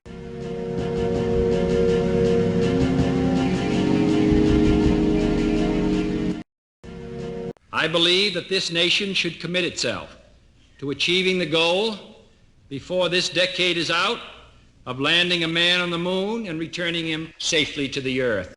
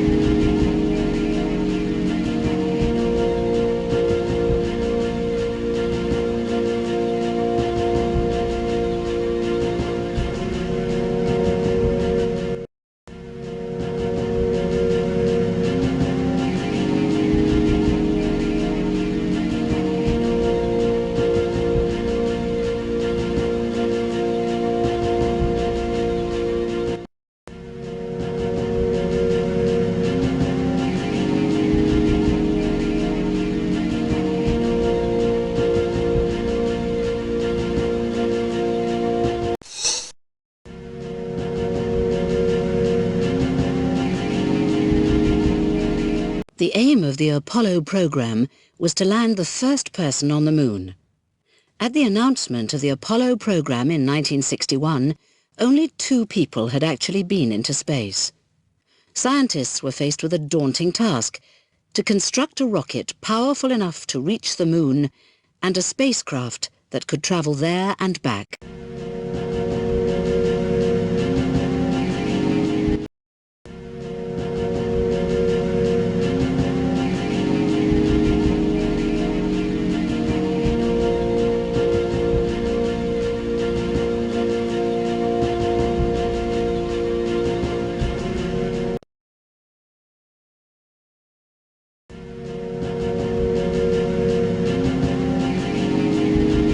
The third stage of the Saturn V rocket took the Apollo craft into a low Earth orbit, where the craft's systems and equipment were checked by ground control. Once this was done, Saturn V's third stage was fired again, putting Apollo on its trajectory for the Moon. Next, the command and service module separated from the third stage of Saturn V, which opened to reveal the lunar module. The command and service module turned around to dock with the lunar module. The whole spacecraft then separated from the third stage, which was jettisoned, and the journey to the Moon continued. As it drew close to the Moon, Apollo slowed down and entered lunar orbit. With 2 astronauts on board, the lunar module separated from the command and service module and landed on the lunar surface, using its retro rockets to slow it down for a safe landing. The command and service module remained in lunar orbit with 1 astronaut on board. The lunar module took off from the surface of the Moon to redock with the command and service module in lunar orbit. After the crew had transferred, the lunar module was jettisoned, crashing back onto the Moon's surface. The command and service module engines fired, and the journey back to Earth began. As the craft approached Earth's atmosphere, the command module separated from the service module. The service module burned up, but the command module, containing the astronauts, was protected by its heat shield from the heat of re-entry and went on to splash down in the Pacific Ocean.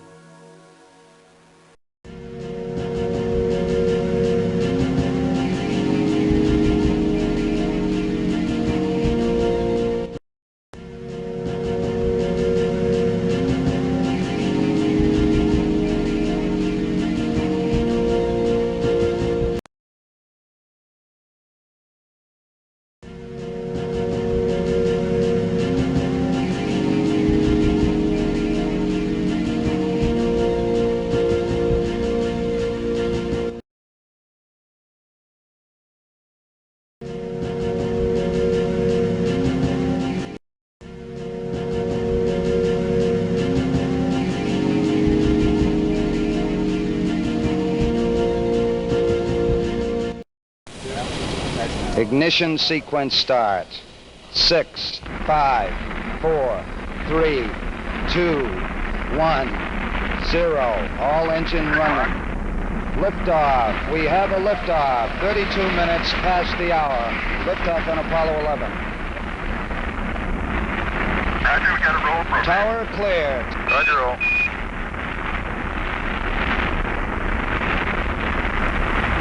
Houston, Apollo 11, this gave us a magnificent ride.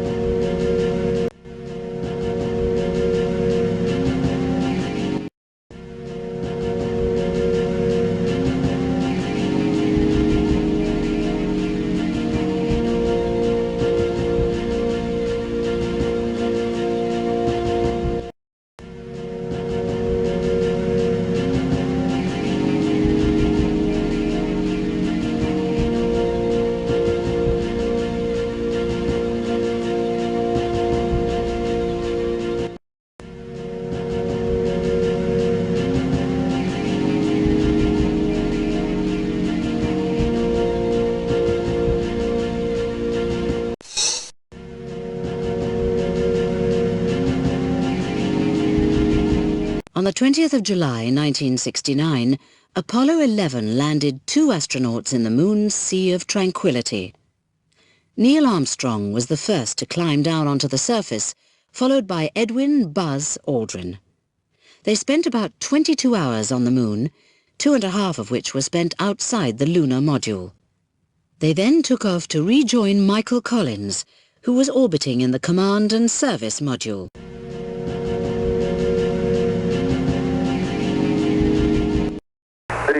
2.5 down. Straight shadow. 4 forward, drift into the right a little. Down a half. 30 seconds. Forward, just. Good. Okay.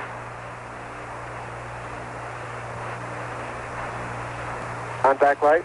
Tranquility Base here. The Eagle has landed. Okay, Neil, we can see you coming down the ladder now. That's one small step for man, one giant leap for mankind.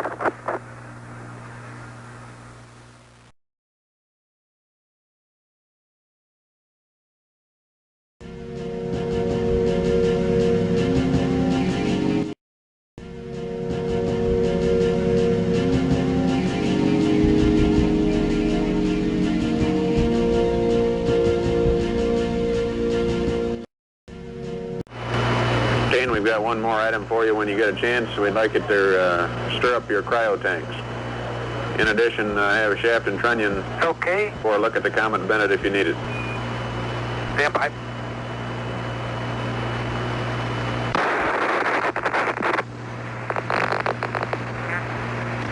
Hey, Houston, we've had a problem here.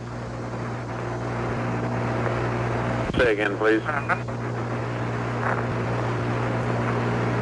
Houston, we've had a problem.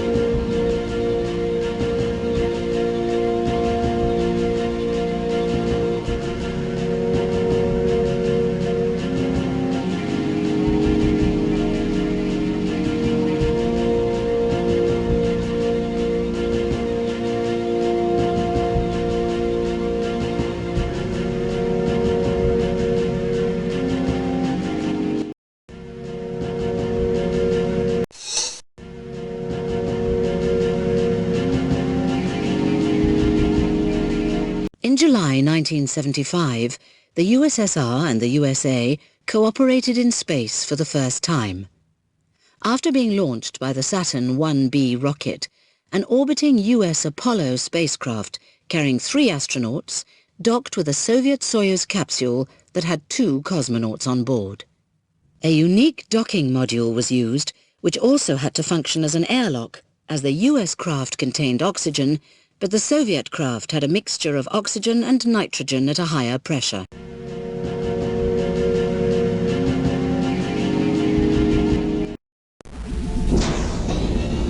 In July 1975, as the Soviet Soyuz 19 was on its 35th orbit of the Earth and American Apollo 18 was on its 29th, the 2 spacecraft docked and their crews met and exchanged keepsakes. Watched by the world, this historic docking lasted 2 days and was seen by many as the beginning of the end of the space race.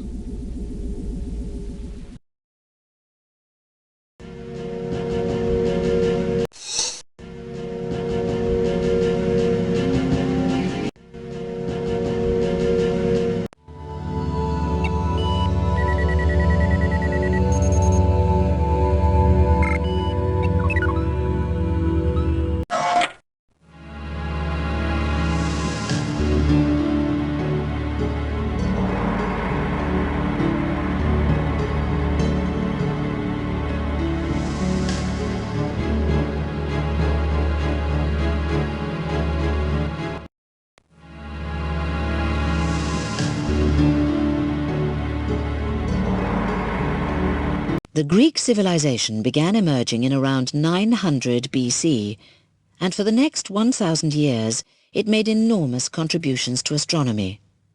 As early as the 6th century BC, the Greeks realized that the Earth was a sphere. They made the first accurate measurements of the circumference of the Earth, the size of the Moon, and the distance between the two. Although they mistakenly believed the Earth to be a fixed sphere around which the rest of the universe rotated, some of their ideas and methods of observation were still in use in the late 17th century.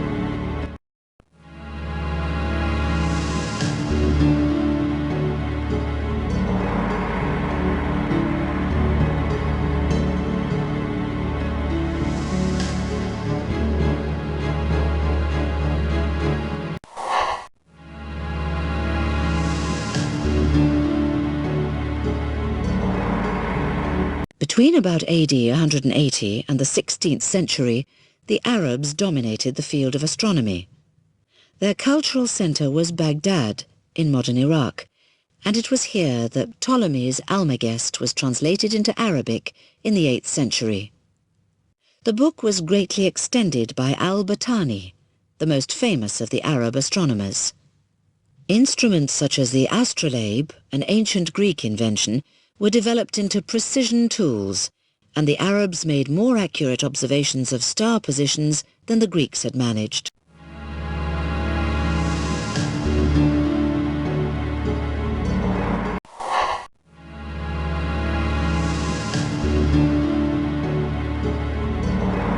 By the beginning of the 16th century, the stars of the northern celestial sphere had been well charted. By comparison, the southern skies were unexplored. Navigators on voyages of exploration recorded the stars they saw, and these were added to celestial globes, star charts and catalogues. British astronomer Edmund Halley voyaged southward to observe the stars for himself, as did many others. Stars in the south were gradually put into constellations, often named after tools of the arts and sciences, such as telescopium, telescope.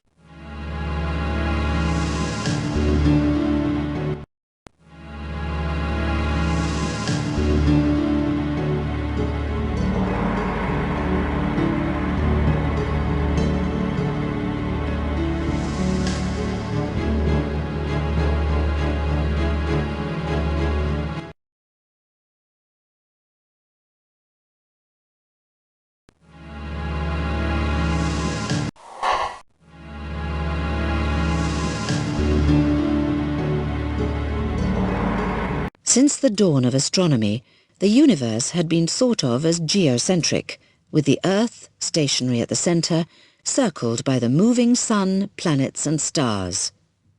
Then in 1543, the Polish astronomer Nicolaus Copernicus proposed a heliocentric universe in his book De Revolutionibus Orbium Caelestium, on the revolutions of the celestial spheres. This radical theory put the Sun at the centre of the universe, with the Earth and the other 5 known planets following circular orbits around it. This Copernican model formed the basis for our modern view of the solar system.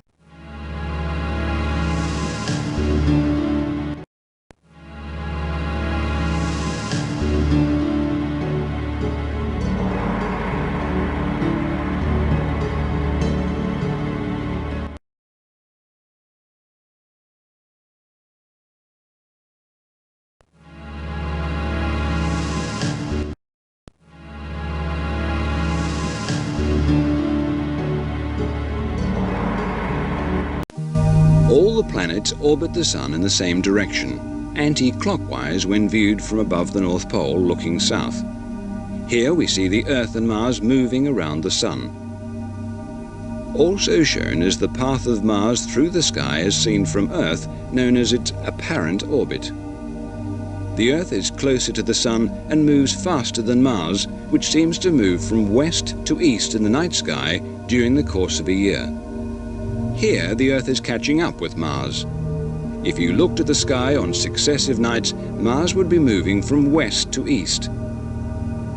As we get nearer to Mars and overtake it, the planet appears to change direction because it starts to move from east to west in the sky, as seen from Earth. Then, as the Earth speeds away from Mars, Mars resumes its usual path from west to east. The small backward loops in the apparent orbit of Mars that occur about every 25 months are simply a trick of perspective, caused by the fact that the planets move at different speeds in their orbits around the Sun.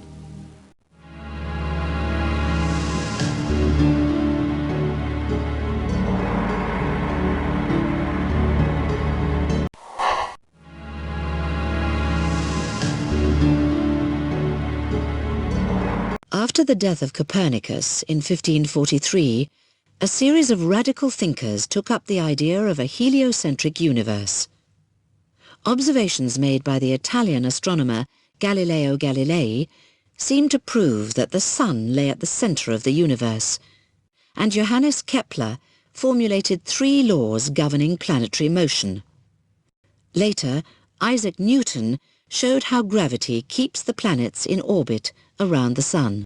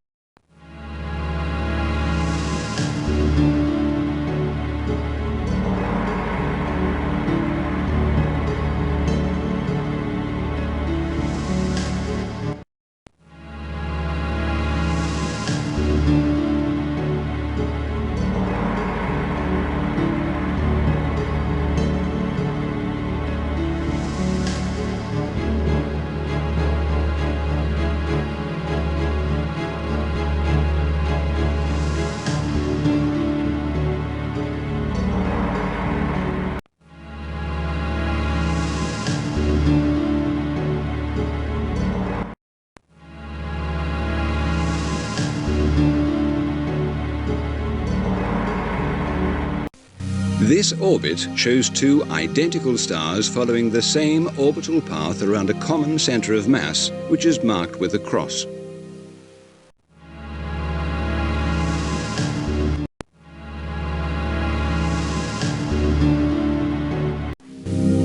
Here, 2 identical stars travel in separate but similar orbits around a common centre of mass.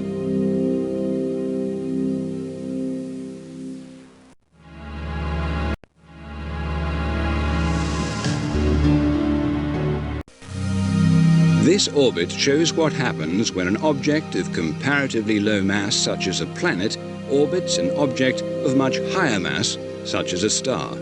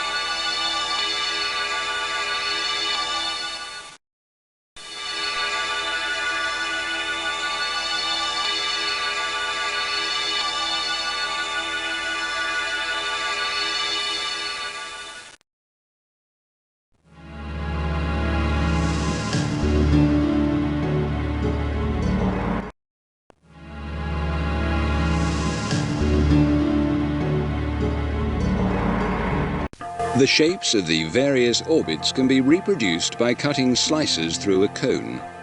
The first slice, made parallel to the base of the cone, reveals a circle. Of the objects in the solar system, Venus comes closest to following a circular orbit, although no object orbits in a perfect circle. The next slice, made at a slight angle to the base of the cone, reveals an ellipse. Many celestial objects follow this orbit. Of the planets in the solar system, Pluto has the most elongated orbit. The third slice, made parallel to the opposite side of the cone, reveals a parabola. Unlike the previous orbits, the parabolic orbit is an open-ended curve, so an object following such a path would never return to its starting point. The fourth slice, made at an even more upright angle, produces another type of open-ended curve called a hyperbola. Many comets follow near parabolic or hyperbolic orbits, passing once around the Sun, never to return.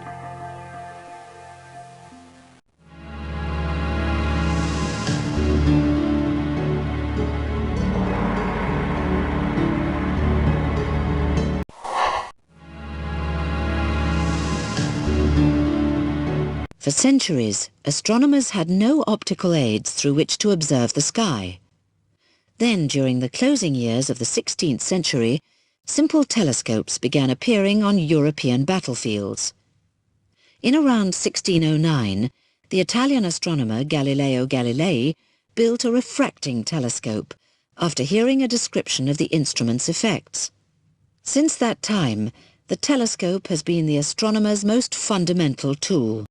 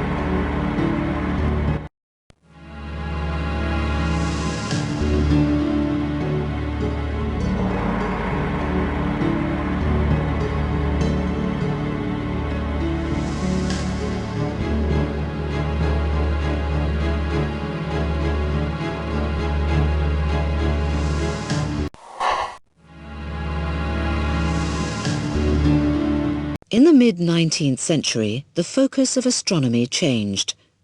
Instead of concentrating on the position of celestial objects in the sky, astronomers became curious about the nature of those objects. Stars were no longer simply moving pinpoints of light. Their mass, size, and physical composition assumed great importance. The invention of the spectroscope, an instrument for analyzing light, linked physics to astronomy. Astrophysics had begun.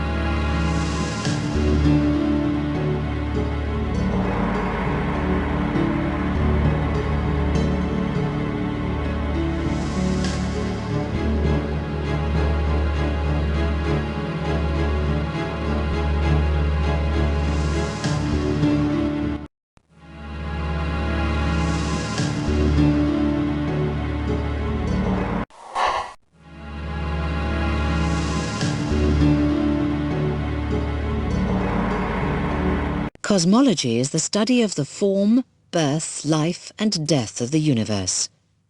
At the beginning of the 20th century, cosmologists thought that everything in the universe was part of the Milky Way galaxy. In 1923, the US astronomer Edwin Hubble proved the existence of other galaxies by showing that stars in the Andromeda Nebula, later called the Andromeda Galaxy, were outside the Milky Way galaxy. He also found that these galaxies were moving away from ours. Over the next decade, numerous theories regarding the origin of the universe were developed.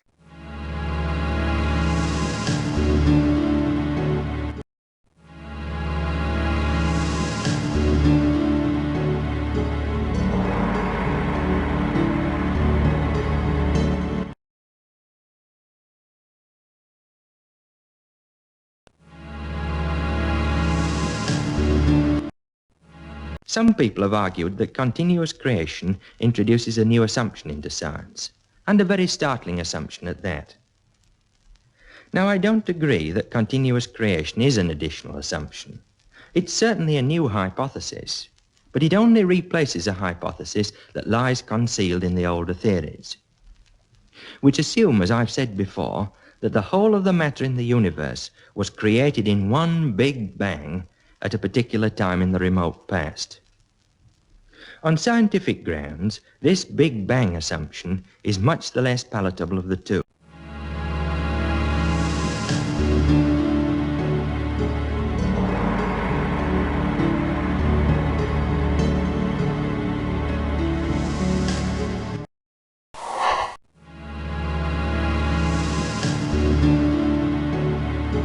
The instruments and working techniques of astronomers today are radically different from those of the 1950s.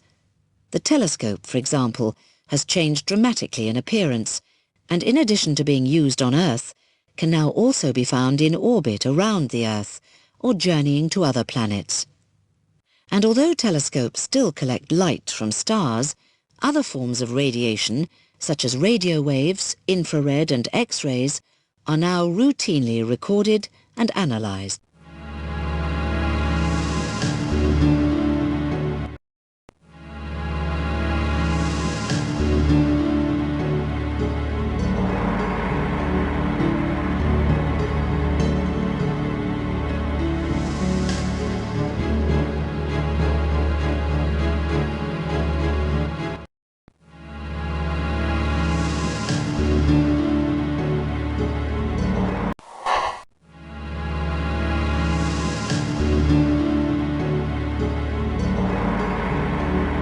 Astronomers are always finding new objects in the sky.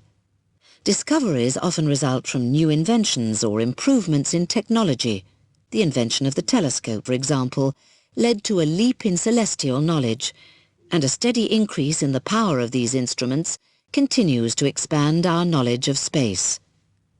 Today's telescopes can detect radiation outside the range of visible light, and these instruments, along with high-speed data collection, have caused more discoveries to be made during the 20th century than during all previous centuries put together.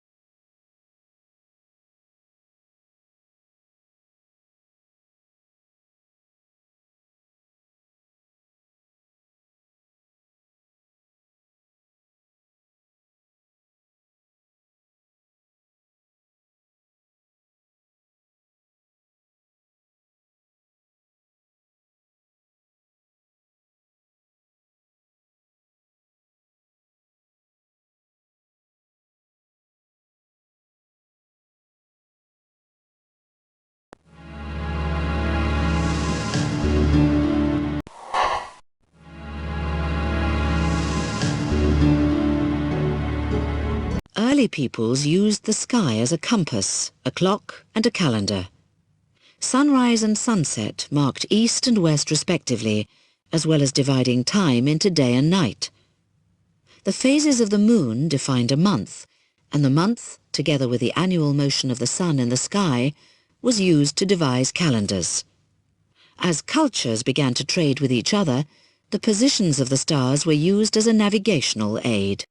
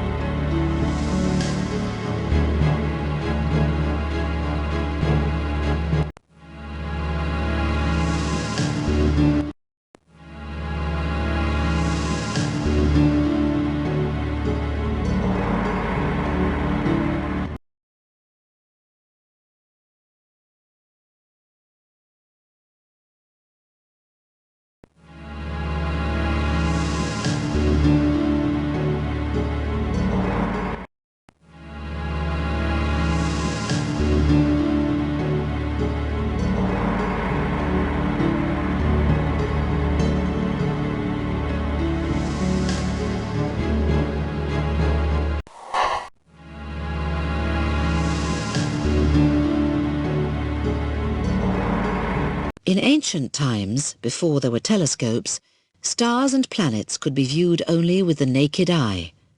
The earliest record of a structure built for making celestial observations is in 750 BC, in Babylon, in modern Iraq.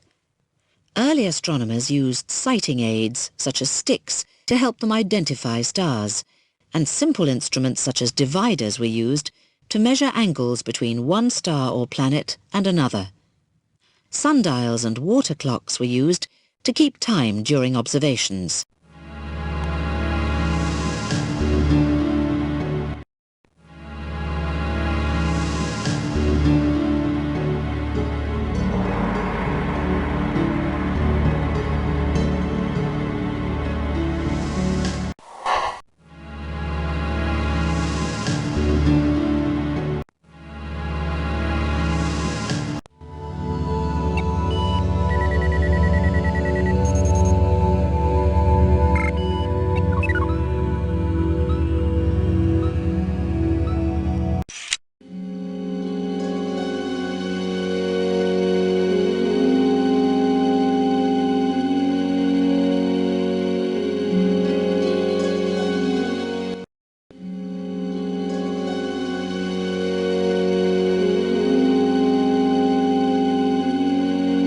Astronomers conduct most of their detailed studies of space from observatories.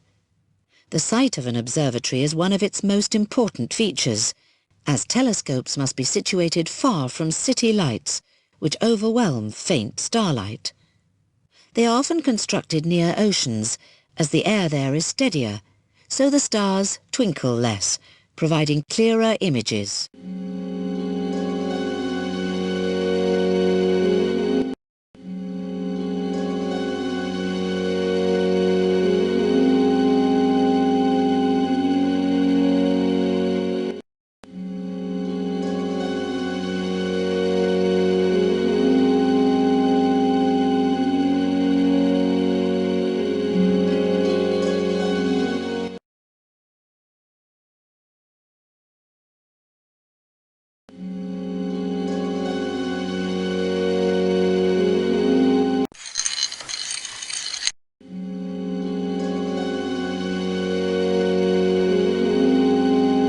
Telescopes collect light from celestial objects, focusing the light waves to form an image. Most modern astronomers do not in fact look through their telescopes. Instead, they attach equipment to them, such as cameras, computers, and spectrometers, to retrieve as much information from the light as possible. There are two different types of telescope: refracting telescopes, which use lenses to collect light, and reflecting telescopes, which use mirrors.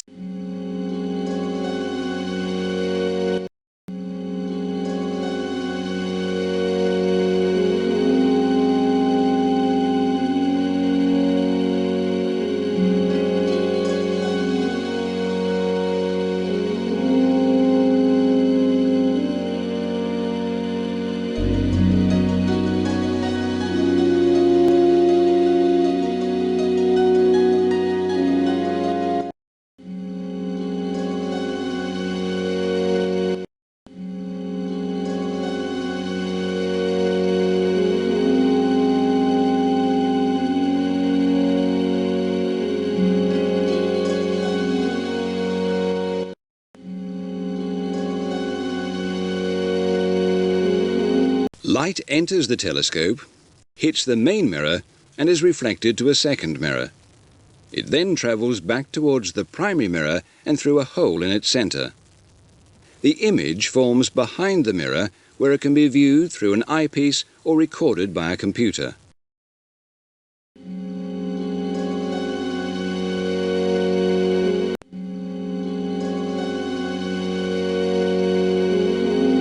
Light enters the telescope and is reflected by the main mirror, which focuses the light above it. A smaller mirror, aligned at an angle to the axis of the telescope, intercepts the beam, directing it to an eyepiece on the side of the telescope.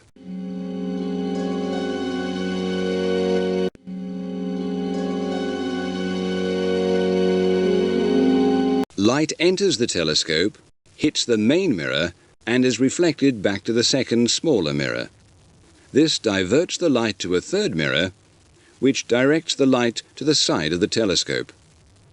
The focus remains fixed as the telescope pivots on its mount. At the focus, heavy or delicate instruments can be used to study the image.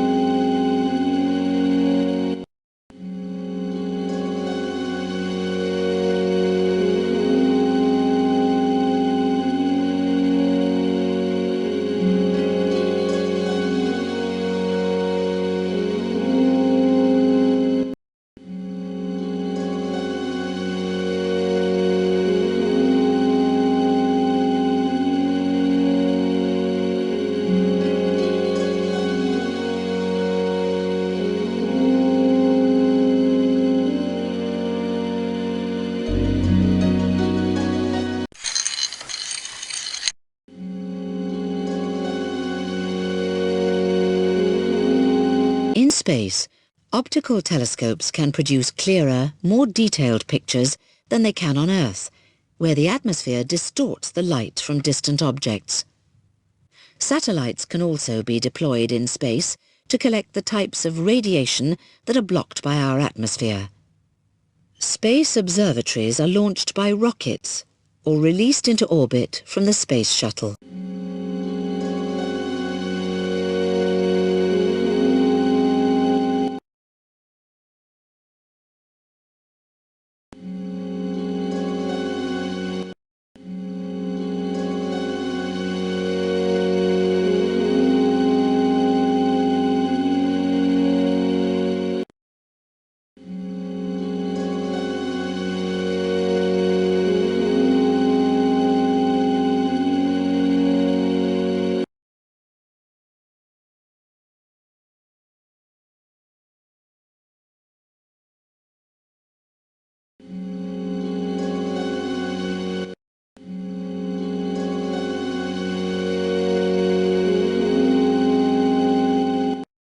In December 1993, NASA astronauts were sent into space on a special mission to repair and service the Hubble Space Telescope. Orbiting 595 kilometers above the Earth, the astronauts spent 2 days installing corrective mirrors, replacing solar panels, and carrying out general maintenance. Once this work had been done and the telescope had been returned to its usual orbit, astronomers were able to observe the universe in greater detail than ever before.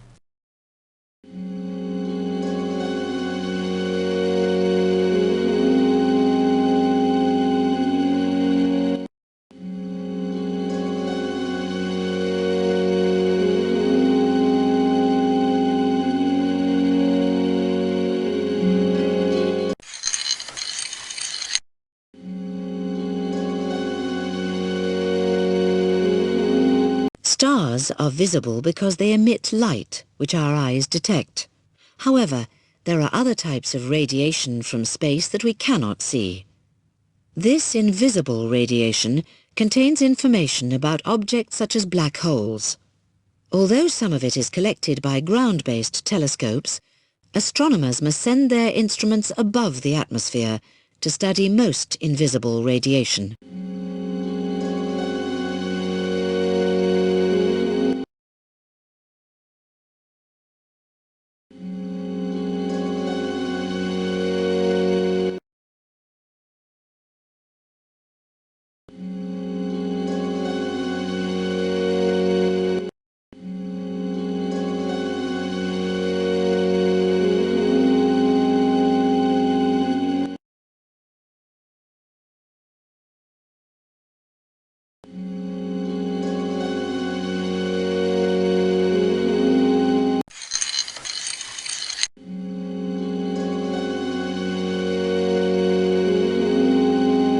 Radio waves from space were discovered in 1931 by Karl Jansky. They are collected by radio telescopes, huge curved dishes that point towards the sky. The dish collects and focuses radio waves, just as a mirror focuses light in a reflecting telescope. Among the objects that radio dishes can detect are clouds of gas between stars that cannot be detected in visible light.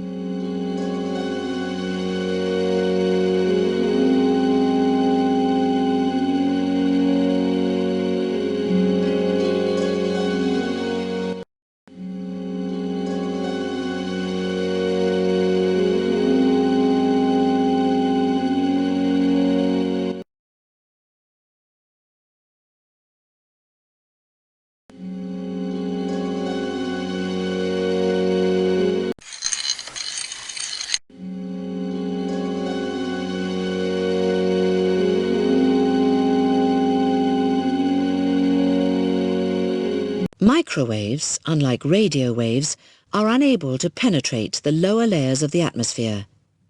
Telescopes situated on mountain tops, such as Mauna Kea in Hawaii and La Silla in Chile, are able to detect them, as are satellites.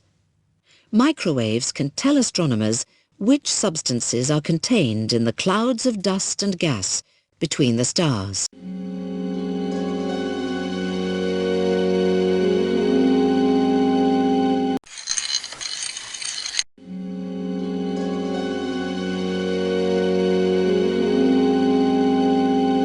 All objects emit some infrared radiation.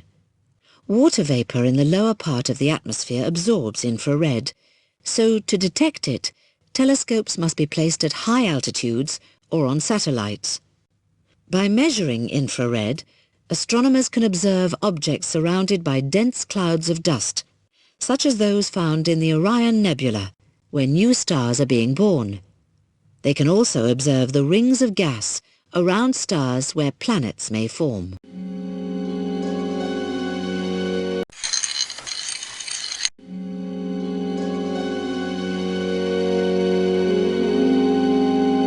Hot stars emit ultraviolet radiation.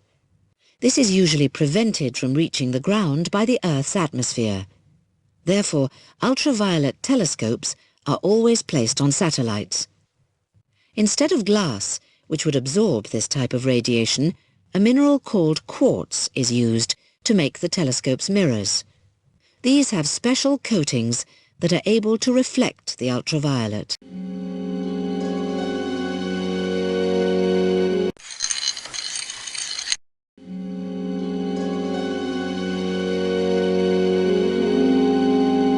Studies of X-rays in space are carried out by satellites or rockets. This is because the Earth is protected from this type of radiation by its atmosphere. X-rays come from extremely hot gases found in the remnants of supernovae, or from pairs of stars where one is a white dwarf or a black hole. As X-rays would pass through a conventional mirror, telescopes collecting them use an array of concentric cylindrical mirrors, which reflect the rays at a shallow angle.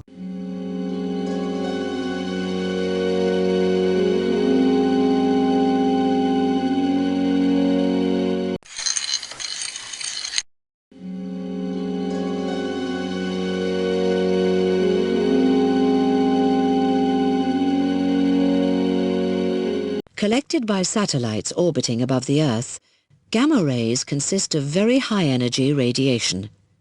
They come from various cosmic sources, including pulsars and the nucleus of the Milky Way galaxy. Very short, intense gamma-ray emissions, known as gamma-ray bursts, have puzzled astronomers since their discovery in 1967, as they appear at random and their exact origin is unknown.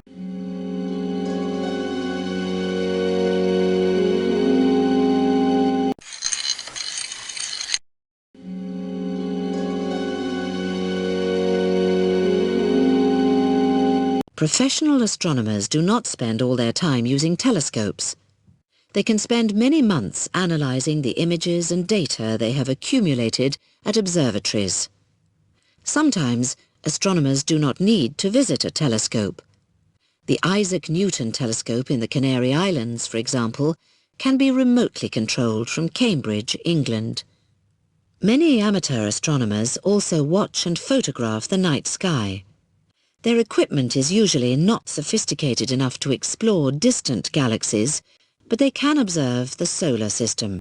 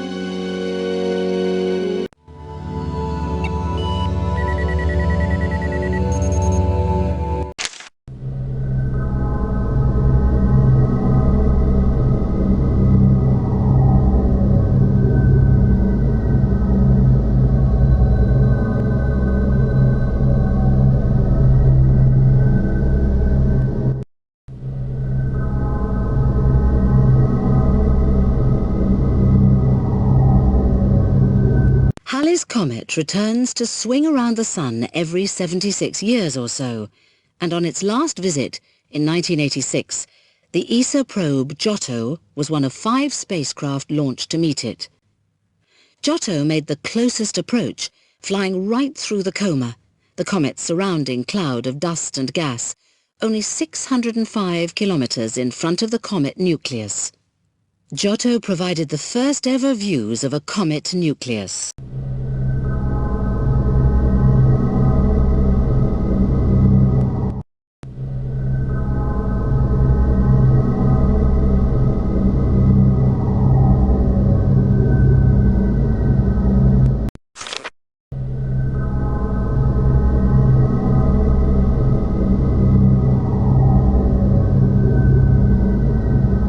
Launched from the Space Shuttle Atlantis on the 4th of May 1989, the Magellan probe mapped the whole of Venus, using radar to penetrate its thick clouds. Orbiting Venus, Magellan gathered information on its surface that was sent back to Earth once during each orbit. It showed a landscape with mountainous volcanoes. On the 12th of October 1994, Magellan plunged into Venus's atmosphere and was destroyed.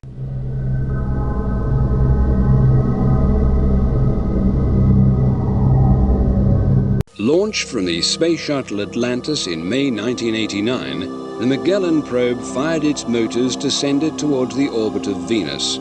After flying close to the orbit of Venus, Magellan continued its journey by returning towards the orbit of the Earth.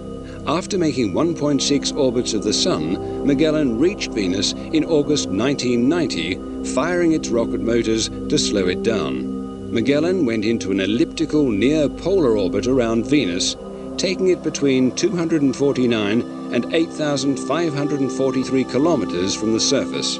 Each set of measurements took 243 days, the time it takes Venus to turn once on its axis.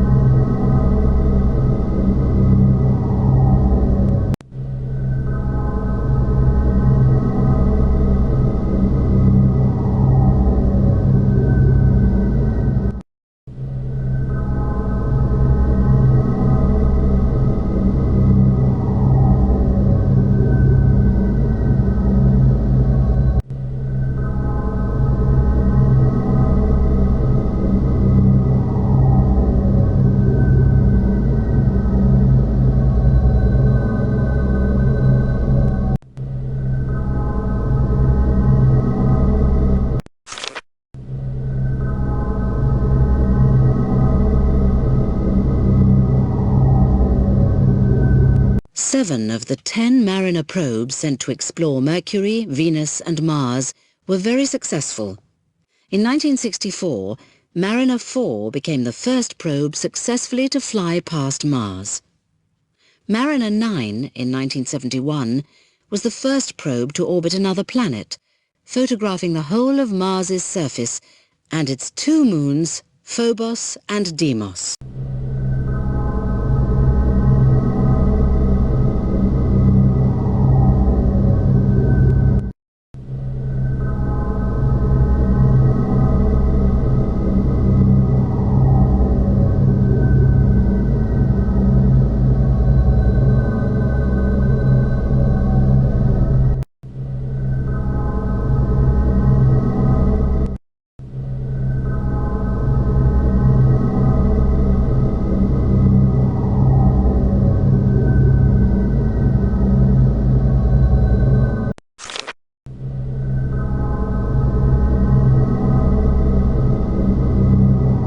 Beginning in 1958, Pioneers 1 to 4 were unsuccessful attempts to explore the Moon.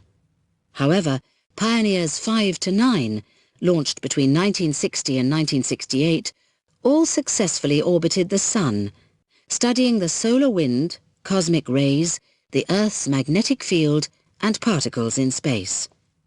2 of these probes continued to send back data for over 20 years. Pioneers 10 and 11 became the first probes to venture beyond the asteroid belt.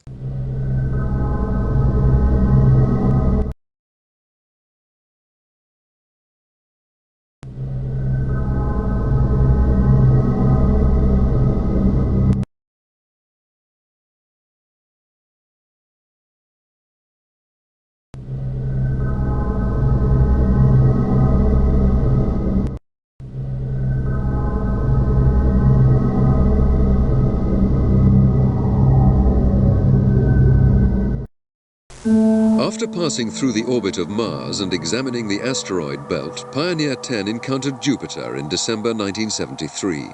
The craft carried an instrument on its 21.5-foot boom to study the interplanetary magnetic field, and it also studied the solar wind. Pioneer took the first ever close-up images of the giant planet and some of its moons. 10 years later, it became the first craft to leave the solar system.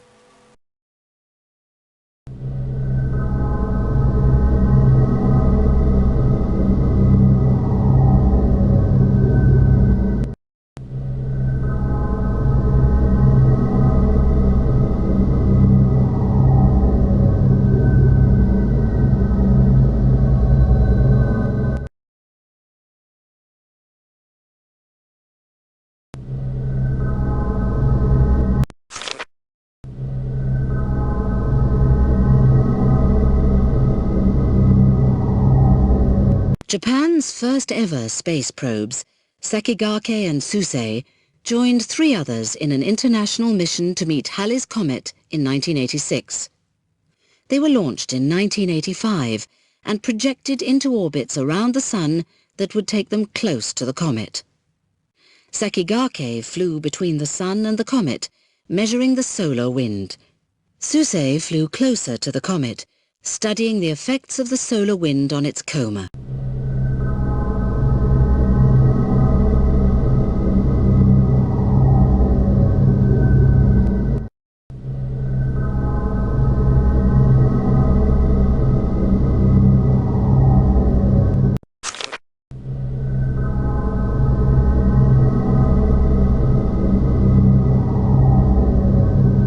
Ulysses was the first probe to fly out of the imaginary plane in space that contains all of the planet's orbits.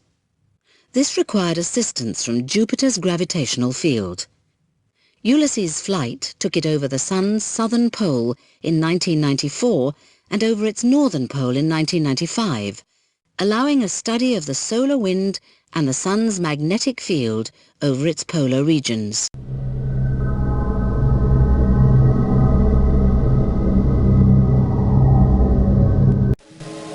In October 1990, while in orbit around the Earth, the space shuttle Discovery released the Ulysses probe into space.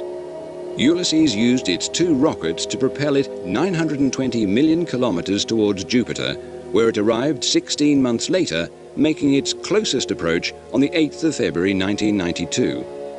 Assisted by Jupiter's gravity, Ulysses changed trajectory and veered south of the Sun's ecliptic plane, heading towards a region in space from which it could observe the Sun's southern pole.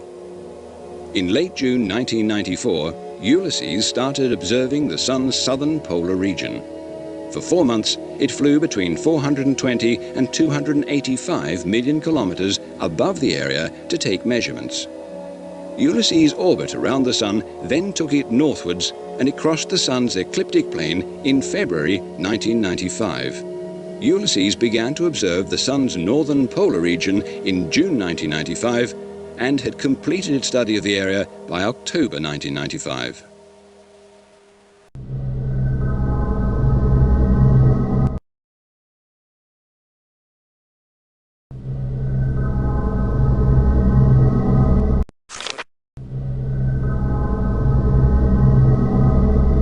Launched in 1984, the two Vega spacecraft had a dual mission. In June 1985, they each dropped a separate landing probe onto Venus to analyze its soil. Each lander released a balloon probe into the planet's clouds. The probes floated above the surface in order to measure wind strength and direction. The main probes then met Halley's Comet in March 1986, pinpointing the exact position of the comet nucleus, so that the later ESA probe Giotto could be aimed to pass close to it, and studying the gas in its coma and tail.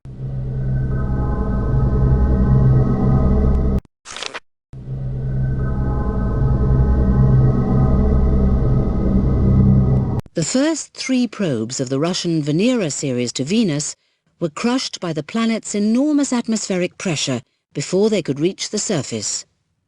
In 1970, Venera 7 became the first to send back measurements from the surface, and in 1981, Veneras 13 and 14 analyzed the soil. In 1983, Veneras 15 and 16 used radar to map the planet while in near polar orbit.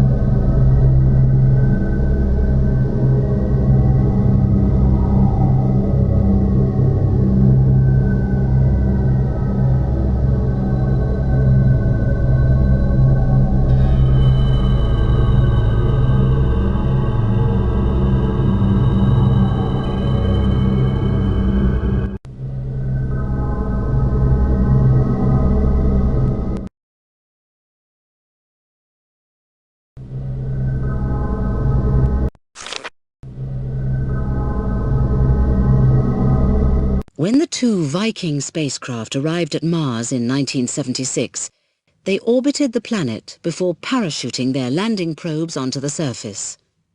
The landers tested the soil for any signs of life. Scientists concluded that there were none.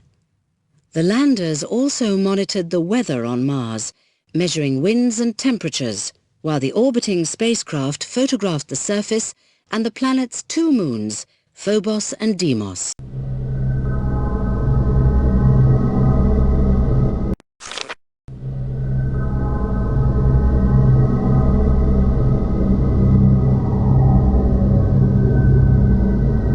Launched in 1977, the 2 Voyager probes undertook successful missions to explore Jupiter, Saturn, Uranus and Neptune, out to the very edge of the planetary solar system.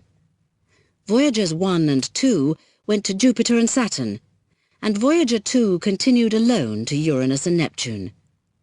As the probes flew past, they sent back highly detailed pictures of the planets themselves, their rings, and many of their moons, discovering new moons and rings at each encounter.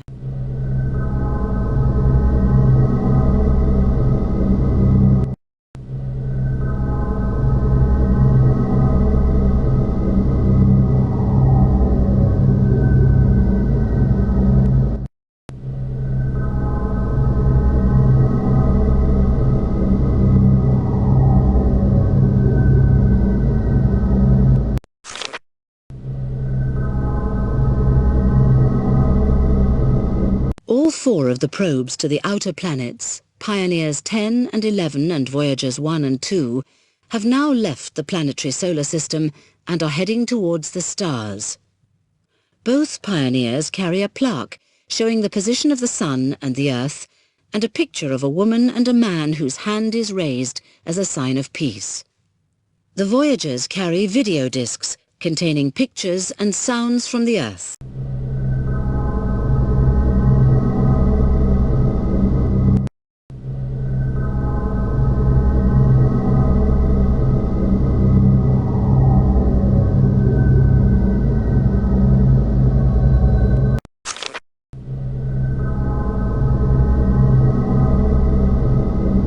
The first probe to leave the planetary solar system was Pioneer 10, which crossed the orbit of Neptune on the 13th of June 1983. It is heading towards Ross 248 in the constellation of Taurus and is expected to continue communicating until the year 2000. Pioneer 11 is journeying out of the solar system in the opposite direction to Pioneer 10. Voyagers 1 and 2 should both be sending back information on the Sun's energy field until about the year 2010.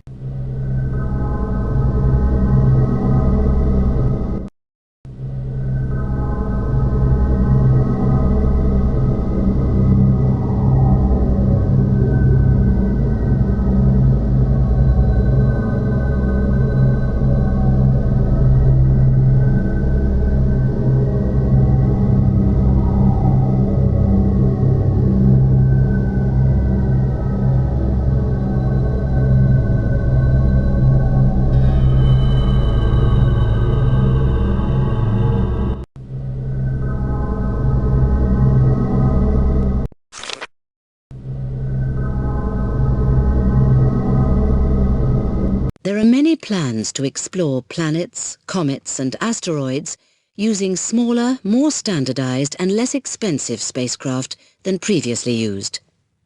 The United States and the Russian Federation are planning probes to orbit and land on Mars with roving vehicles and balloon-borne instruments, preparing the way for a later piloted mission. The Near-Earth Asteroid Rendezvous probe will orbit the asteroid Eros. A probe may also visit Pluto before its orbit takes it much further from the Sun. In 2003, the Rosetta probe will orbit round Comet Wirtanen for about 4 years.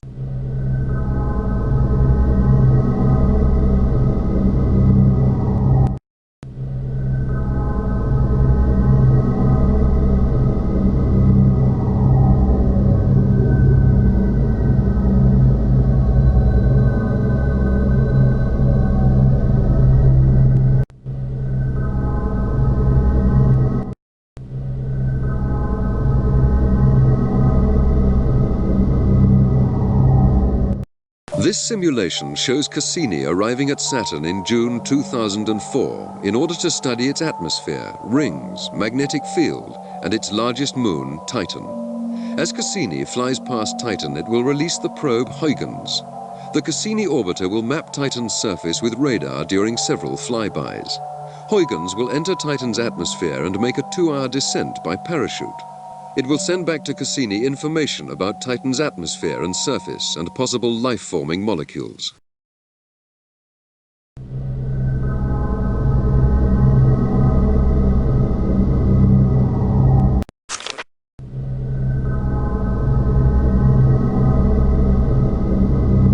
Rockets are used to lift satellites, probes and astronauts into space. There are 2 main types: conventional rockets that can be used only once, and reusable winged shuttles which take off like a rocket and land like a glider. The USA uses both, but other countries use only conventional rockets. A number of countries, including China and India, have built rockets for launching satellites.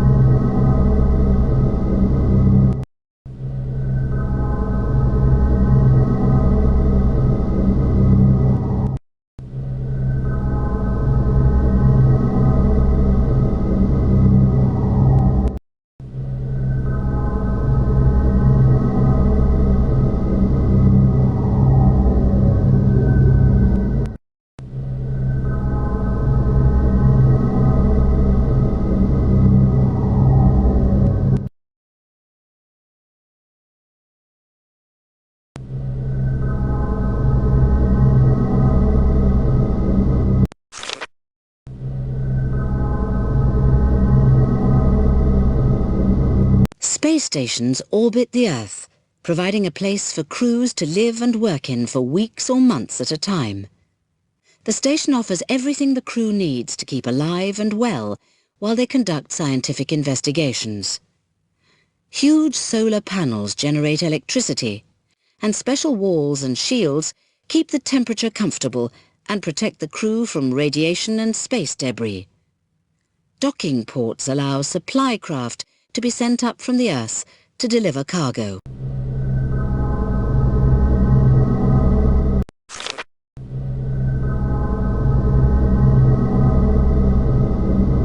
The world's first space station, Salyut 1, was launched in 1971.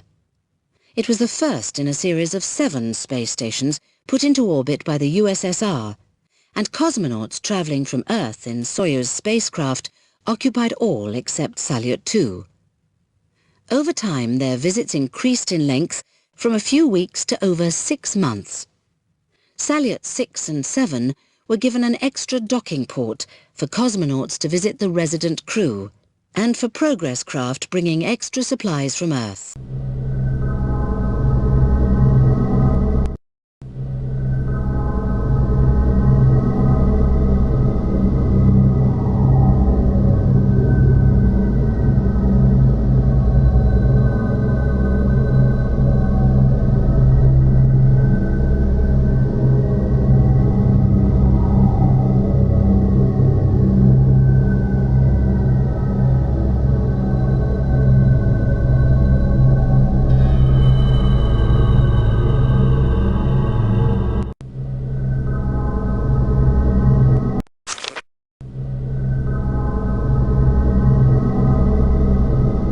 America's first space station, Skylab, was launched on the 14th of May 1973.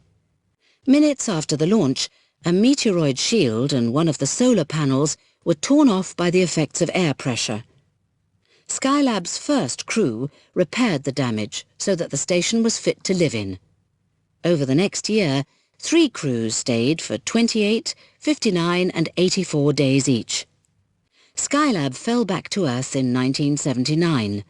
Most of the station was destroyed as it entered the atmosphere, but some debris fell on Australia. Fortunately, no one was hurt.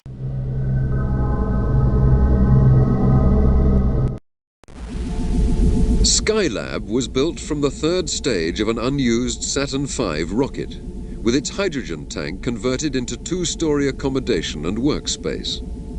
The bottom section contained living quarters where the crew relaxed and slept. Meals were put together from the 72 different types of food in the freezer. The top section housed a spacious workshop where, as well as conducting experiments in weightlessness, astronauts found the conditions perfect for acrobatics.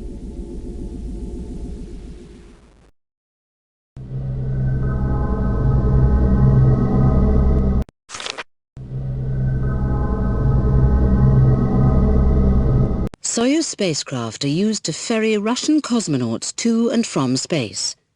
The 3 crew travel in the middle section of the craft, the descent module, which is covered with a heat shield because it must withstand very high temperatures on re-entry into the Earth's atmosphere. At the front, the orbital module carries food and supplies. The rear instrument module contains the main engine, rocket engines for re-entry, and communications and control equipment.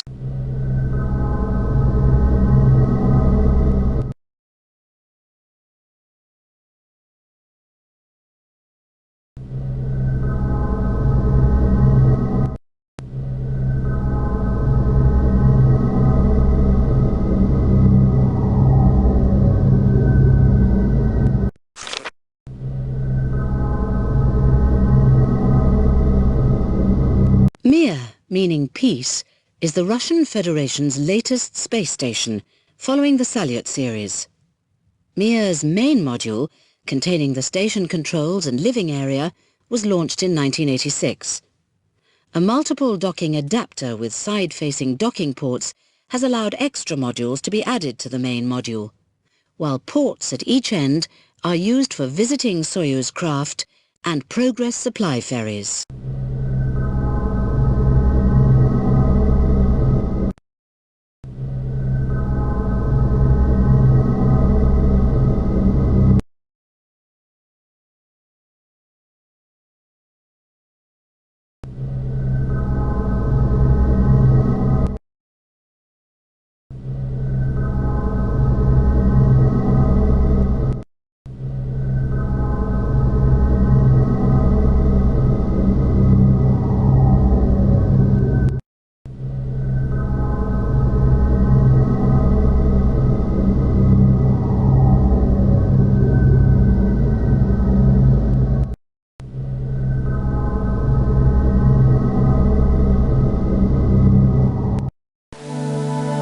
this external simulation, you can see the shuttle orbiter move towards Mir.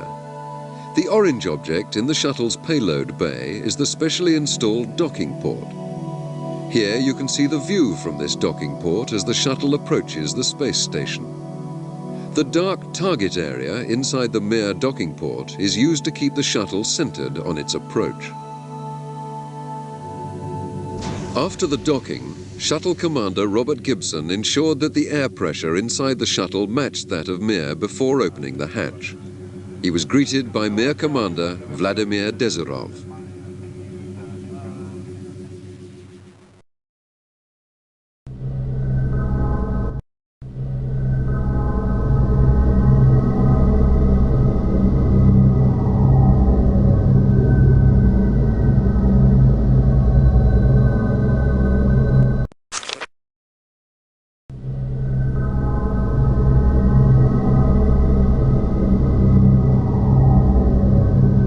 The US Space Shuttle, first launched in 1981, was the world's first reusable spacecraft. Of its three components, the orbiter spaceplane, rocket boosters, and external fuel tank, only the fuel tank is not recovered after a mission. Special heat-resistant tiles prevent the orbiter from burning up when it re-enters the Earth's atmosphere. The remote manipulator arm in the orbiter's payload bay can put satellites into space, recapture them from space, and act as a stable platform for astronauts working in the bay.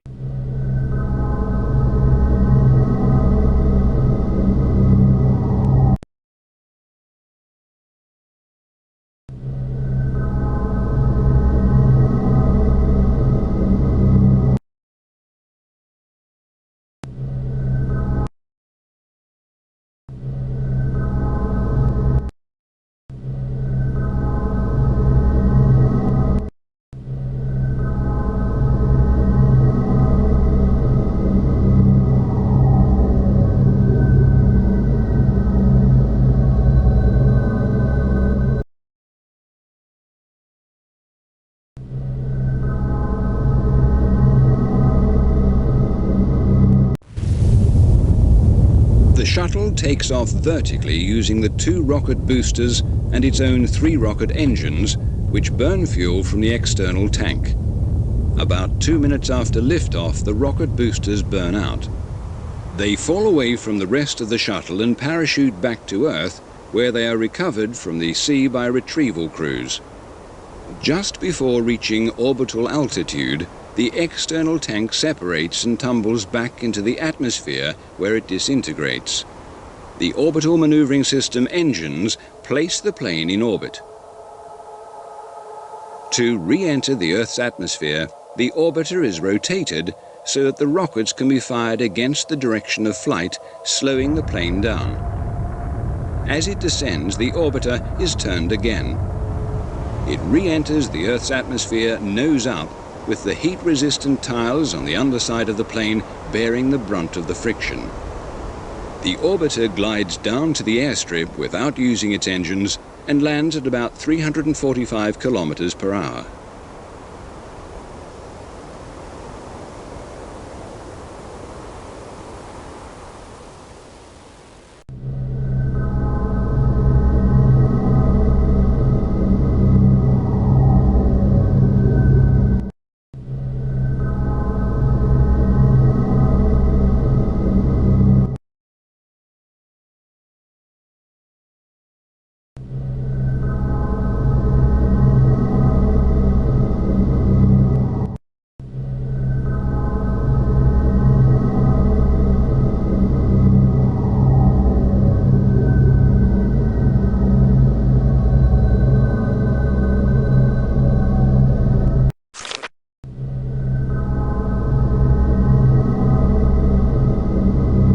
Construction of an international space station involving the USA, the Russian Federation, Canada, Japan and Europe is due to begin in 1997.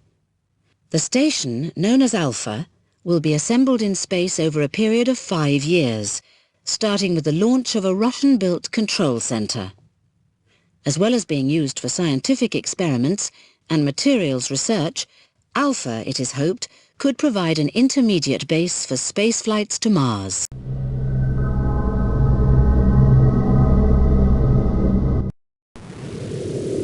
This simulation of the proposed Alpha space station shows how it will look once it is fully assembled, with the 20 separate modules together covering the length of a football pitch. As astronauts step inside, this will be their first view of the interior. Here you can see a model of the proposed US laboratory equipped for conducting experiments in weightlessness. The living quarters will include all space-age comforts, such as this microgravity toilet.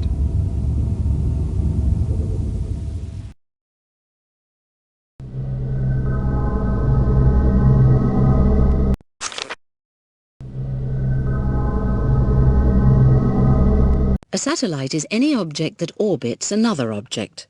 Any spacecraft that orbits a planet or moon is an artificial satellite.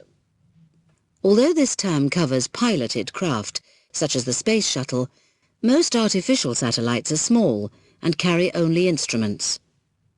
All have the same basic components, but they have many different uses, ranging from weather and communications satellites to telescopes in space.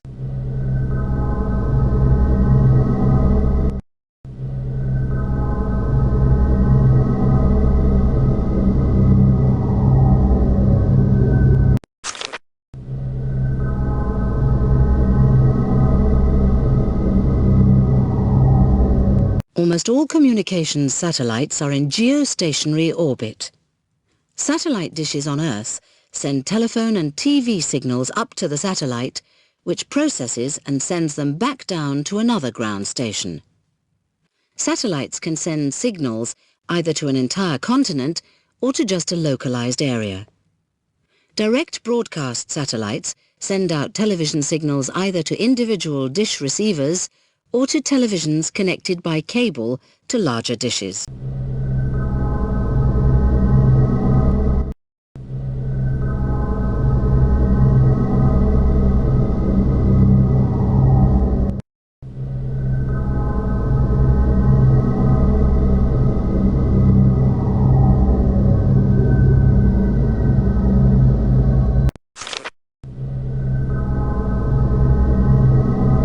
There are two types of weather satellite. Those in geostationary orbit keep a constant watch over about 1/3 of the Earth. Others in polar orbits can cover the whole surface about once every 12 hours. Weather satellites measure ground and air temperatures, record wind speeds and cloud movements, and map rainfall areas. This information allows meteorologists to forecast the weather.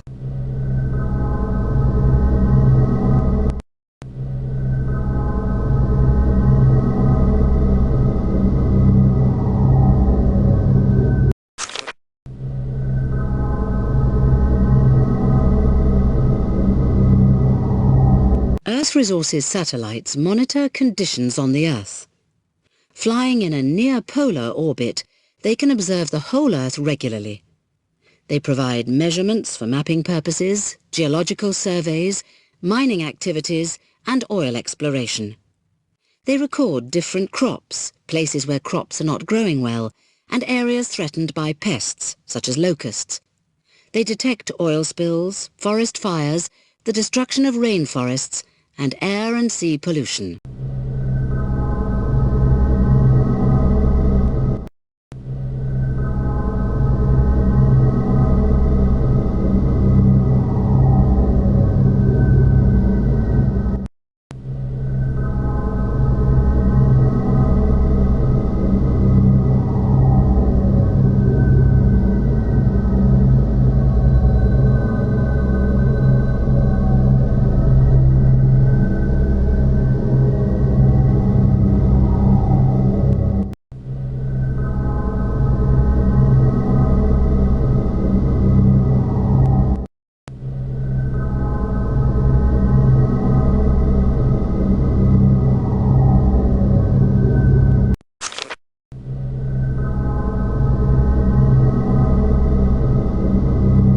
Astronomical satellites provide information about space that cannot be obtained from the ground.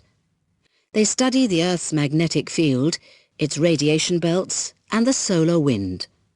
From distant stars and galaxies, they detect radiation including gamma rays, ultraviolet, X-rays, and infrared radiation. This often reveals information about objects such as quasars, invisible gas clouds, black holes, and the remains of exploding stars.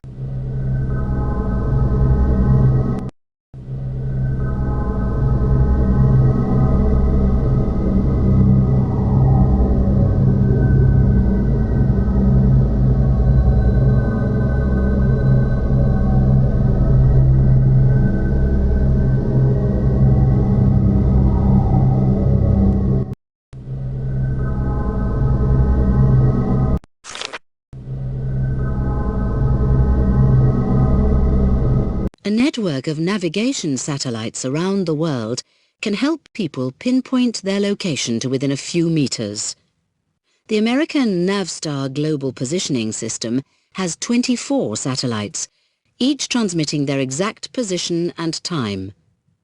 On the Earth, a receiver uses the signals from 4 satellites to calculate its own position, height, and speed, if moving. Developed for military use, the system is also available to commercial aircraft and shipping.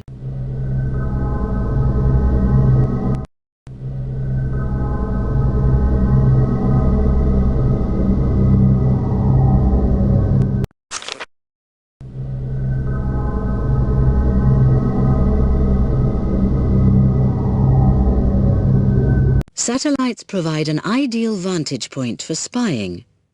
Some have powerful cameras to take detailed photographs of military sites and troop movements. While early warning satellites watch for enemy missiles, other satellites listen in on enemy communications. Spy satellites can be attacked by missiles launched from the ground or by killer satellites that destroy enemy satellites with lasers or by exploding nearby.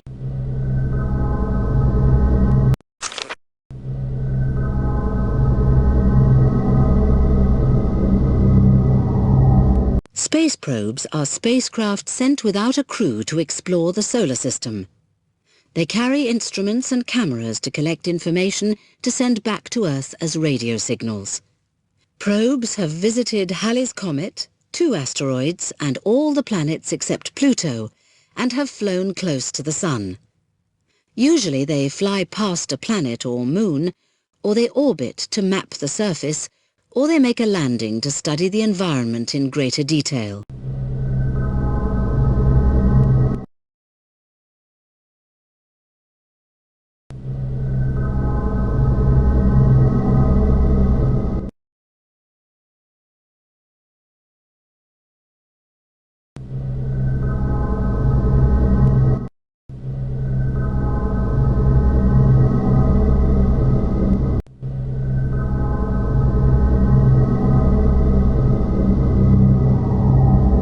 Launched in October 1989, Galileo twice used the Earth's gravity to help propel it on its 6-year journey to Jupiter. It parachuted a smaller probe down into Jupiter's clouds, and this sent measurements back up to the orbiting main probe until crushed by atmospheric pressure after 57 minutes. The main probe studied Jupiter's constantly changing cloud patterns and its 4 largest moons.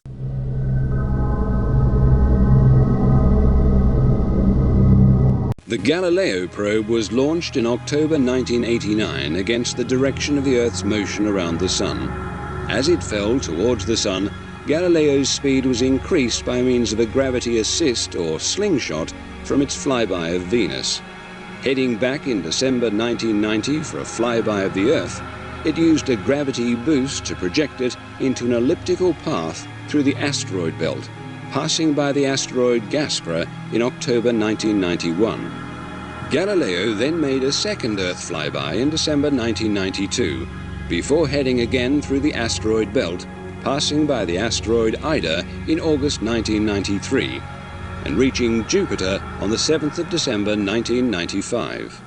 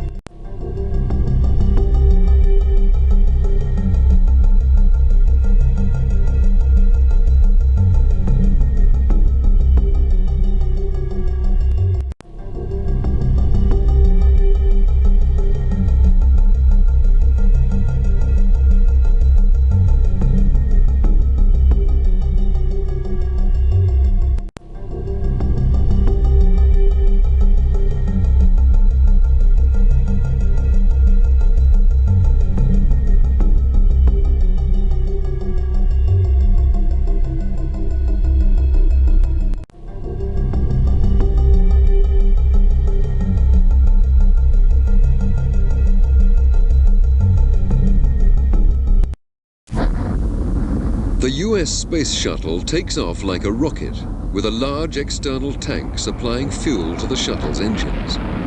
Additional power is supplied by 2 solid propellant rocket boosters. The boosters burn for 2 minutes and then separate from the shuttle, parachuting down for reuse. Just before reaching Earth orbit, the shuttle's main engines switch off and the external tank separates, breaking up in the Earth's atmosphere and falling into the sea.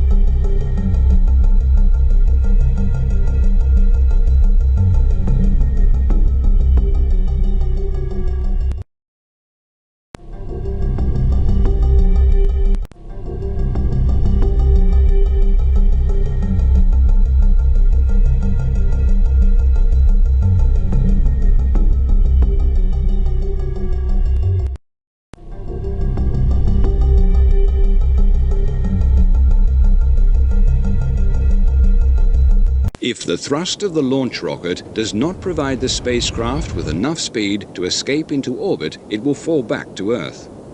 With the right amount of thrust, a spacecraft will attain sufficient speed to reach space and enter Earth orbit, held there by the pull of the Earth's gravity. The higher the thrust of the launch rocket, the greater the speed that the spacecraft will attain and the longer the ellipse of the orbit will be. Eventually, with enough thrust and sufficient speed in the right direction, a spacecraft is able to escape the pull of the Earth's gravity and travel to other planets.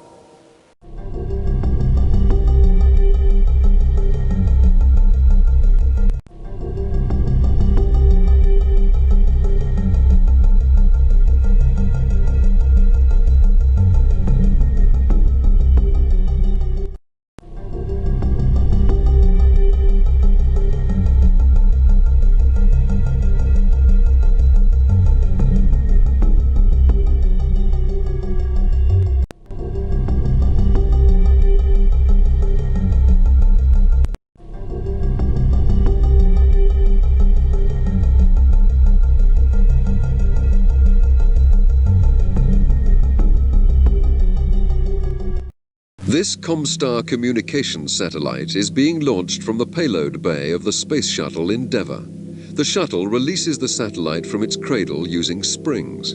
Comstar will then use its own rocket engine to maneuver into its proper operational orbit. Comstar will occupy a slot in geostationary orbit at a height of 36,000 kilometers above the Earth's equator.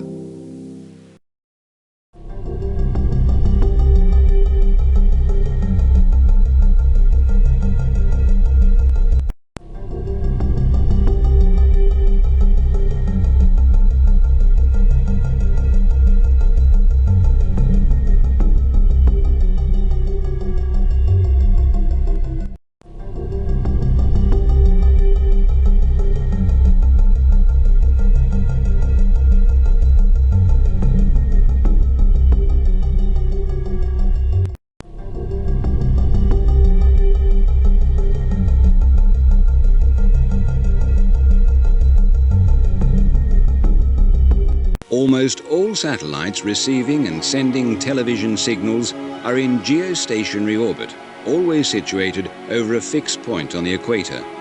Yet, by a careful arrangement of beams, signals can be sent to a particular area at any latitude on the Earth's surface that is within sight of the satellite and not too near the Earth's poles. The satellite antennae are designed to give the beam the correct shape to cover just the target area, such as Australia. This shape is called the satellite footprint, and individual dishes within the footprint receive a strong signal from the satellite.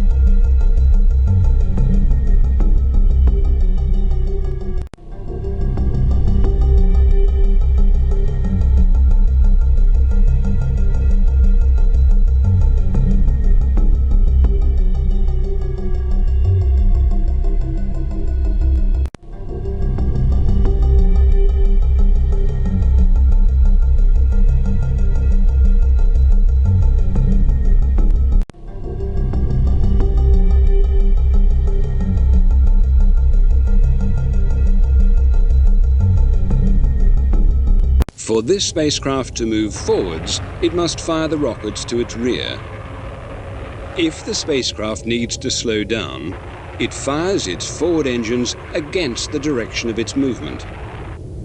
In order to turn around, the spacecraft fires its diagonally opposite thrusters, and then fires the thrusters adjacent to these in order to slow down and maintain its new position.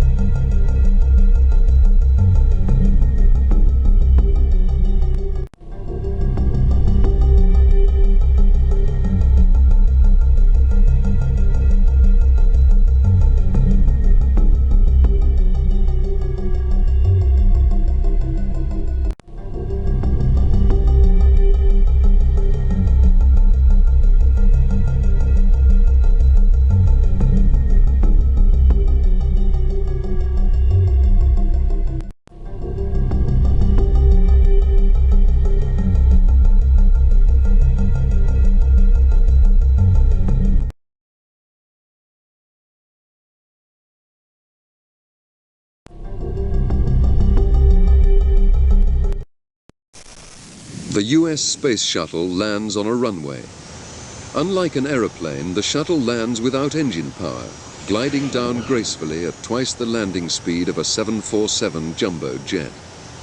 In the final stage of the landing, the pilot deploys a parachute to slow the shuttle down and uses conventional brakes to bring it to a halt on the runway.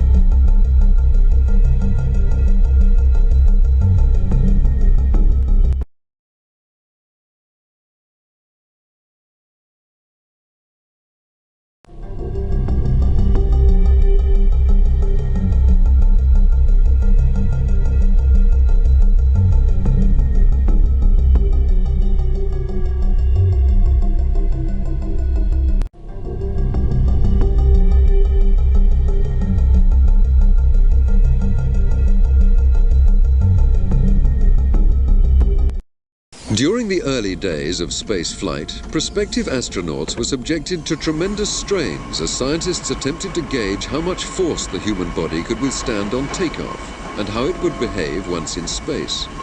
Space travelers past and present have had their first brief tastes of weightlessness in a specially adapted aeroplane, known as the Vomit Comet among trainee astronauts. The plane travels up at a very steep angle, suddenly switching to a very steep downwards angle. This causes the occupants to become weightless for about 20 seconds.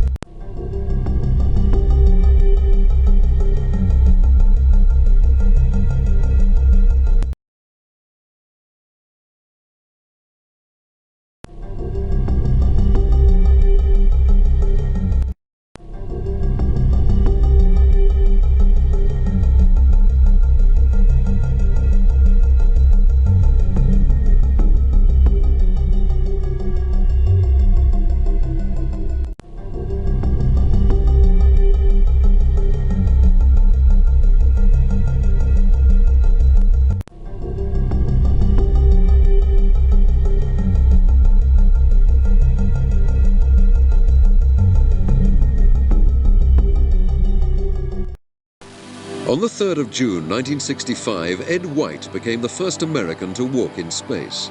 Tethered to the Gemini 4 craft, White spent 22 minutes spacewalking using a handheld rocket gun to maneuver himself. 18.5 years later, Bruce McCandless achieved another first when he became the first astronaut to use a manned maneuvering unit in space. Untethered, the astronaut propelled himself 50 meters away from the Space Shuttle Challenger before returning to the craft.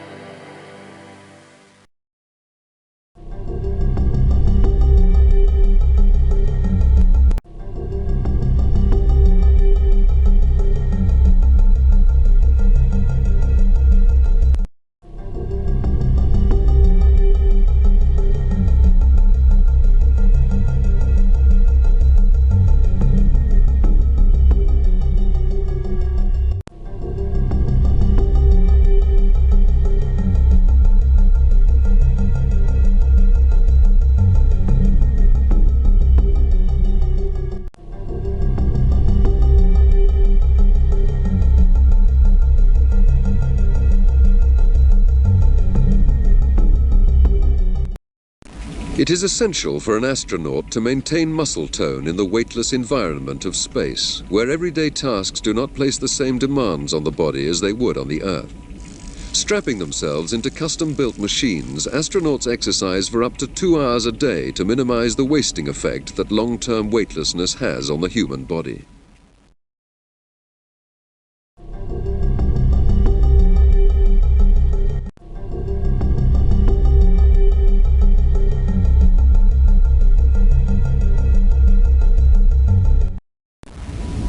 Many of the ordinary things we do on Earth become extraordinary in the weightless environment of a spacecraft. Washing one's hair is no longer a simple task when nothing seems to fall into place. Here, an astronaut adds salt and pepper to a meal. This seasoning has been prepared in squirtable form because normal salt and pepper would drift away. At the end of a working day, astronauts retire to their sleeping quarters for some well-earned rest.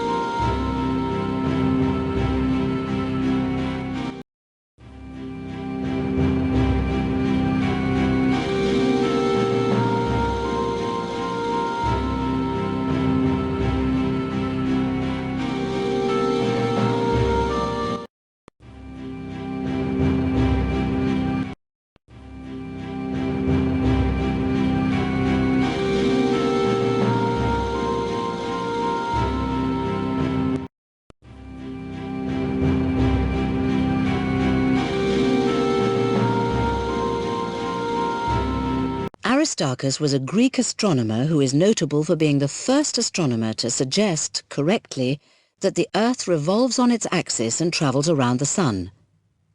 His heliocentric model of the universe, based on observation, was the first to have a stationary central sun. This sun was surrounded by planets that moved in circular orbits against a background of distant, fixed stars. Only one of his works, On the Magnitude and Distances of the Sun and Moon, still exists. It is a record of his first attempts to measure these sizes and distances.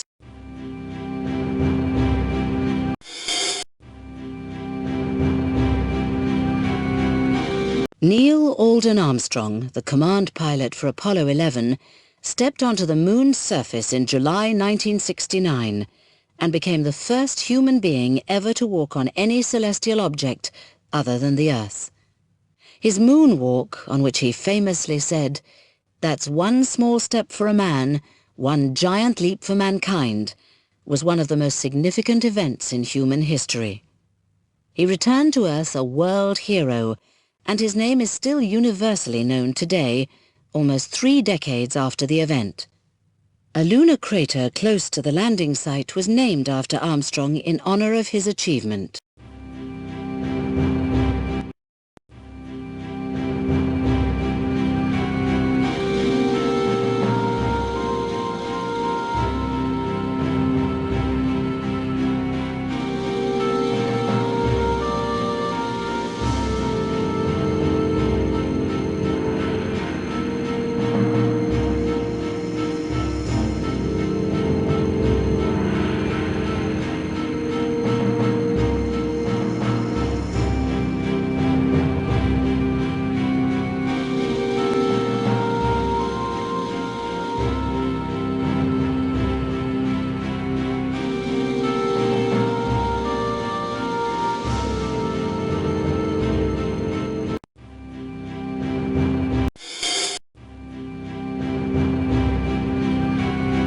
Jocelyn Bell Burnell is an astronomer who discovered a new type of star called a pulsar. She began her career as part of a research team looking for new ways of locating quasars. The team built a large radio telescope and began surveying the sky in July 1967. In November of that year, Bell Burnell came across a pulsating radio signal. This was later identified as a pulsating star, or pulsar. Anthony Hewish, her research supervisor and head of the team, went on to receive the Nobel Prize for Physics for this discovery.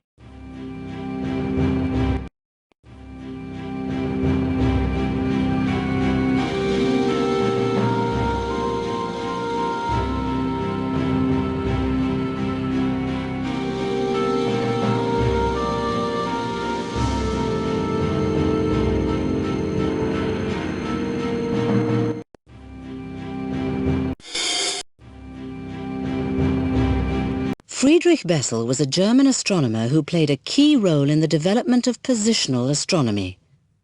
This is the branch of astronomy concerned with determining the accurate positions of celestial objects. Bessel used the parallax method of observation to calculate the distance to the star 61 Cygni. In doing so, he became the first person to measure the distance to a star other than the Sun. He went on to measure the distances to over 50,000 stars. His methods laid the foundations for a more accurate scale of the universe.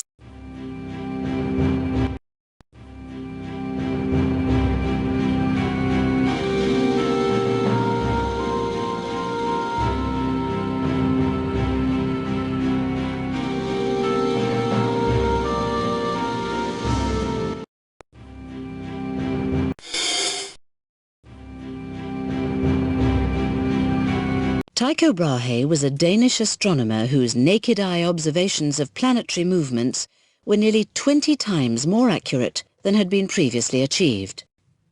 His observations of Mars were later used by his assistant, Johannes Kepler, to develop several laws concerning the motions of the planets. Rejecting the heliocentric universe theory of Nicolaus Copernicus, Brahe developed his own view that all the other planets revolved around the Sun, and the whole of this system revolved around the still Earth.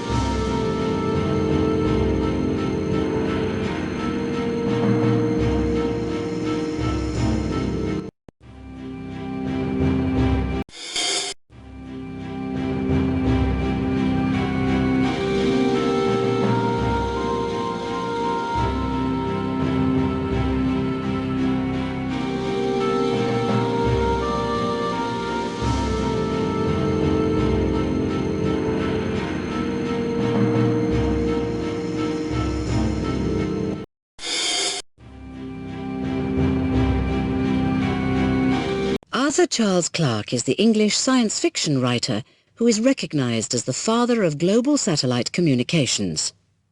In October 1945, his ideas on the concept of communication by satellite appeared in a magazine called Wireless World.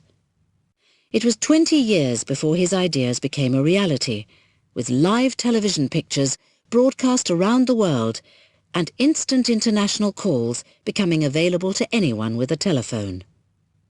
Clarke is the author of more than 50 fiction and non-fiction books, his most famous being 2001: A Space Odyssey, which is also an equally famous film.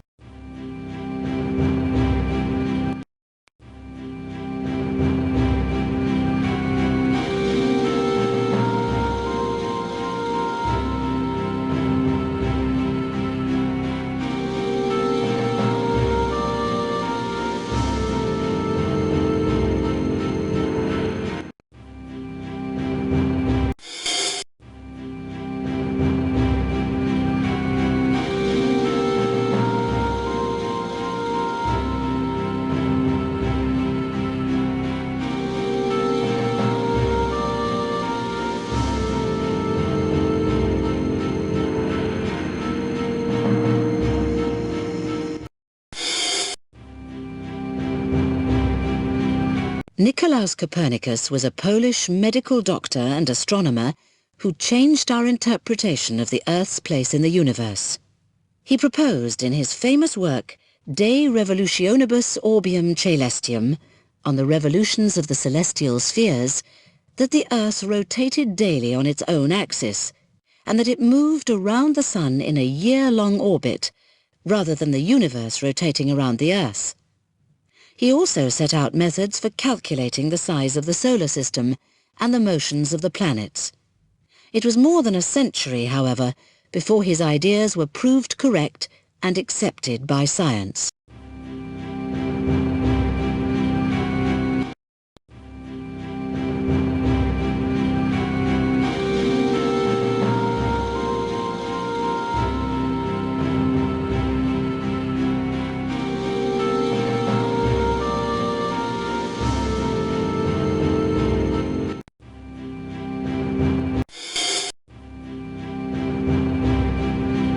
Arthur Stanley Eddington was the English astrophysicist who developed a theory of the structure of stars that today serves as the foundation for all similar work.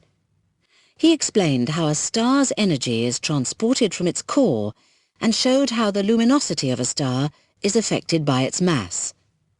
He also offered the first observational evidence of the theory of general relativity.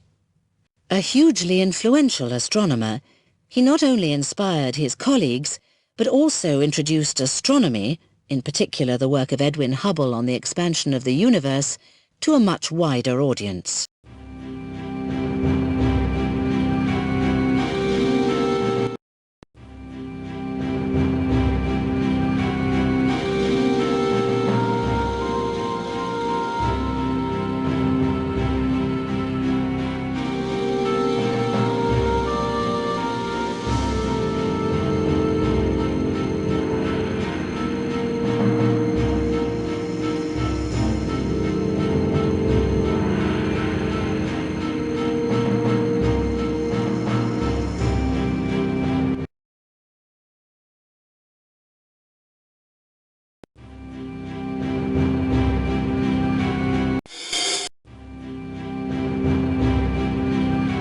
Albert Einstein originated the world-famous special theory of relativity.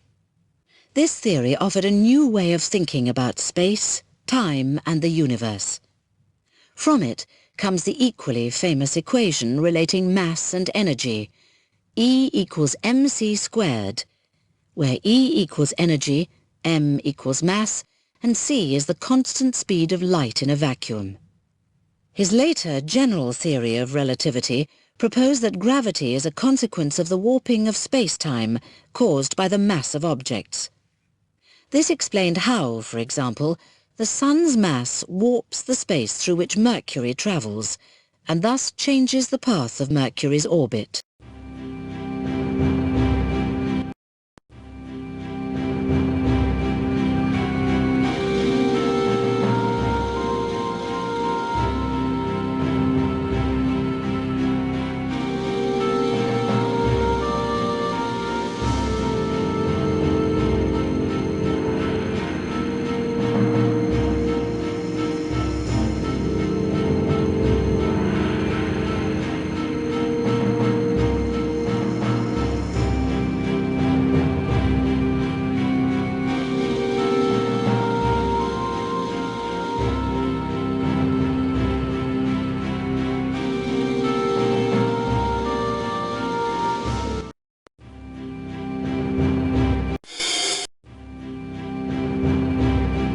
Yuri Alexeyevich Gagarin was a Russian cosmonaut celebrated as the first person ever to travel into space. His Vostok 1 spacecraft took him on one complete orbit of the Earth on the 12th of April 1961. This 108-minute trip, during which he travelled 40,000 kilometres, was his only journey into space. After his spaceflight, Gagarin became internationally famous and a world hero. He received many honours, including the renaming of his hometown of Zhyatsk, near Moscow, to Gagarin. He was tragically killed in an aeroplane crash in 1968 while training for another flight.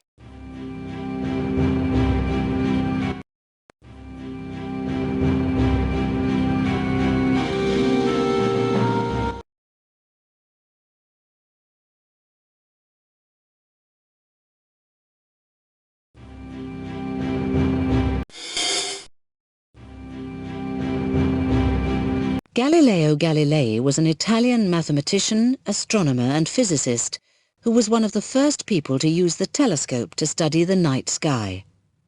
He made his own telescopes and systematically observed the sky, keeping a record of what he saw. He made significant discoveries which were used in arguments to prove that the Sun, and not the Earth, was at the centre of the solar system. Galileo openly supported this theory, but spent the last years of his life under house arrest because his beliefs went against the teachings of the Roman Catholic Church.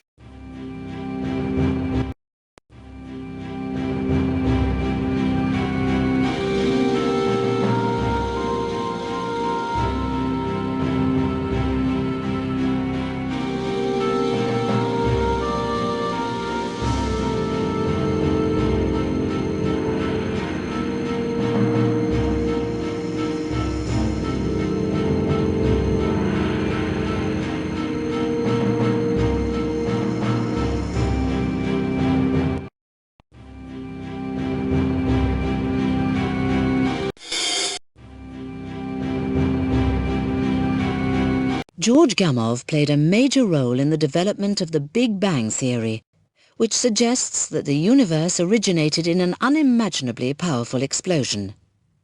He was an early supporter of the theory and put forward a model of the explosion showing how the helium gas in the universe formed.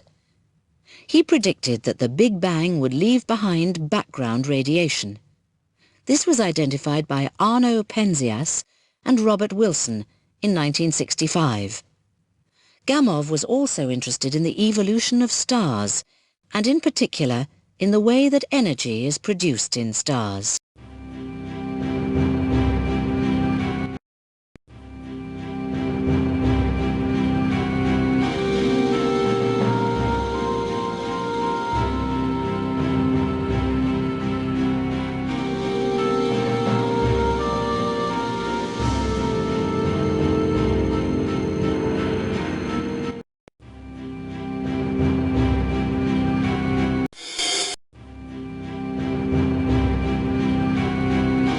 John Herschel Glenn was the first American astronaut to orbit the Earth. His successful flight occurred on the 20th of February 1962 and marked the beginning of a series of piloted achievements in space for the United States. A backup pilot for the first 2 Mercury missions, he narrowly missed being the first American in space. His eventual flight, in the Mercury capsule Friendship 7, took him on 3 orbits of the Earth in less than 5 hours. This was Glenn's only space flight, but it was significant enough to guarantee him a place in the history books.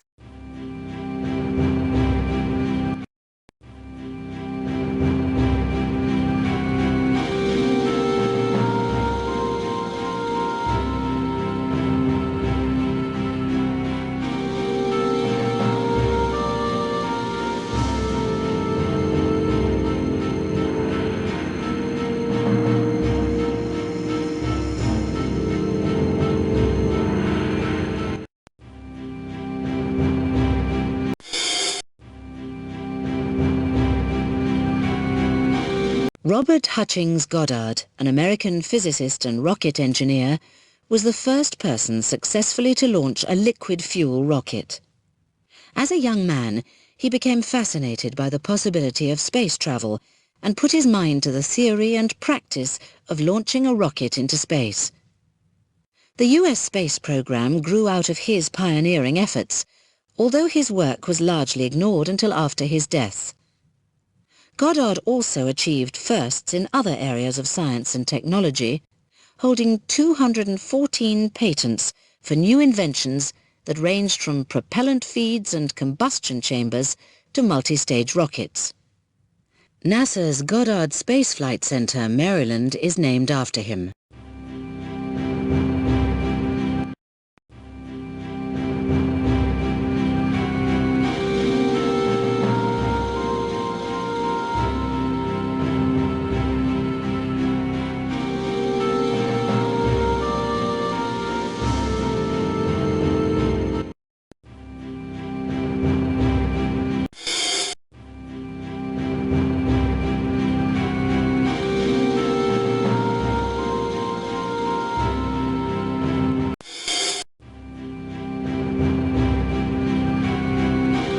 Edmund Halley was an English scientist who is popularly remembered for his work on comets.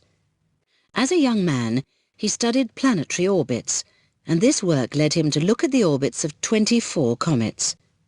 3 in particular attracted his attention.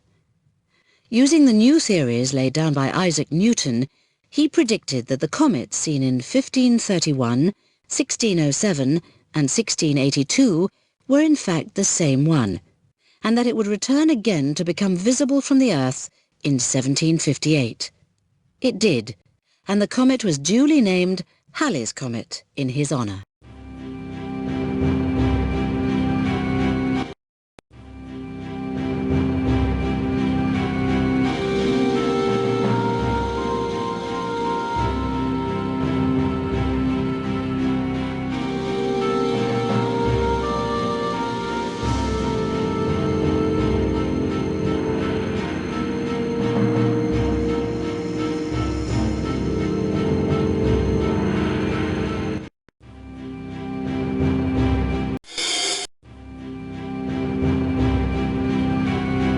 Stephen Hawking is a British physicist who has spent his life studying black holes, a region of space-time where the ordinary laws of physics cease to apply, and the Big Bang theory of the origin of the universe. His prediction of the emission of radiation from mini-black holes, now called Hawking radiation, is now a generally accepted hypothesis. His work is less well known outside of scientific circles than is his best-selling book, A Brief History of Time. This 25 million copy-selling publication has provided many with an introduction to quantum physics and relativity.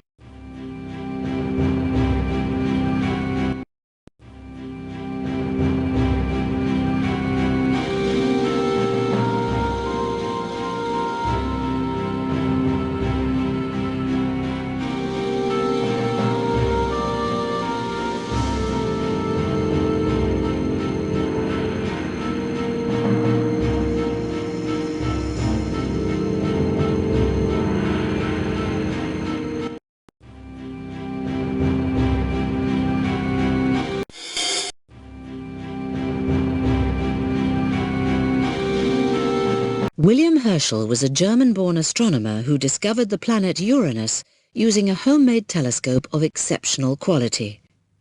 His principal interest was the stars, and his work in this and related areas made him the most influential astronomer of his time.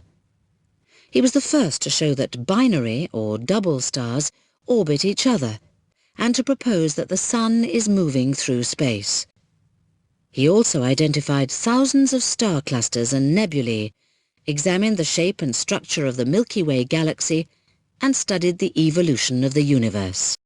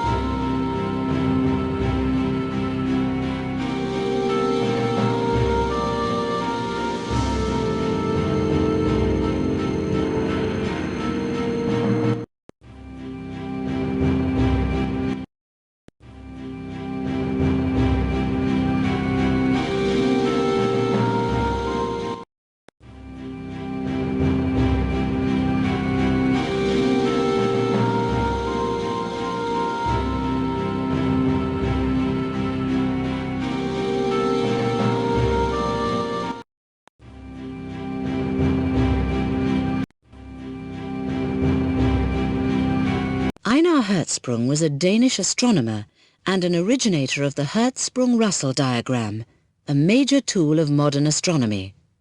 This diagram, jointly named after Henry Norris Russell, who independently produced a very similar diagram, relates the colour of a star to its absolute magnitude, intrinsic brightness. All stellar astronomy since 1913 has been based on this work. Hertzsprung also proposed and defined absolute magnitude, gave red giants and red dwarfs their names, and developed a new method for determining the distance of stars.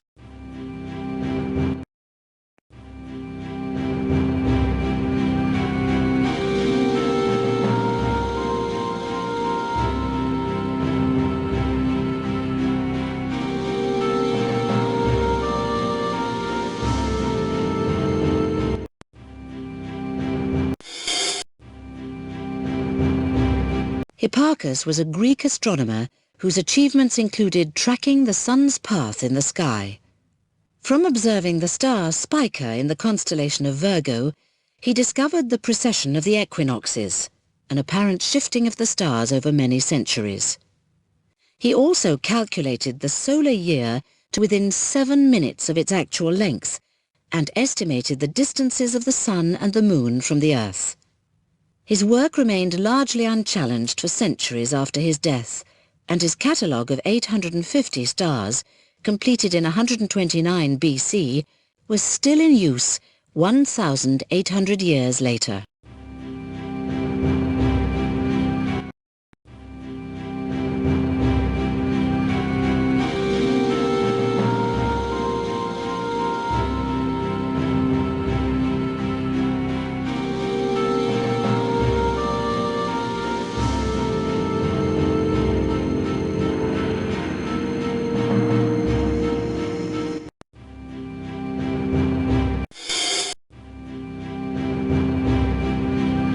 Fred Hoyle is a British astronomer who has solved, or helped to solve, many of the main issues of 20th century astronomy, and has stimulated other scientists in their research. Hoyle is frequently mentioned as an early source of inspiration by many of today's astronomers. He is known to scientists for his explanation of the origin of elements from hydrogen inside evolving stars, a process called nucleosynthesis. He is best known, however, for his steady-state theory of the universe.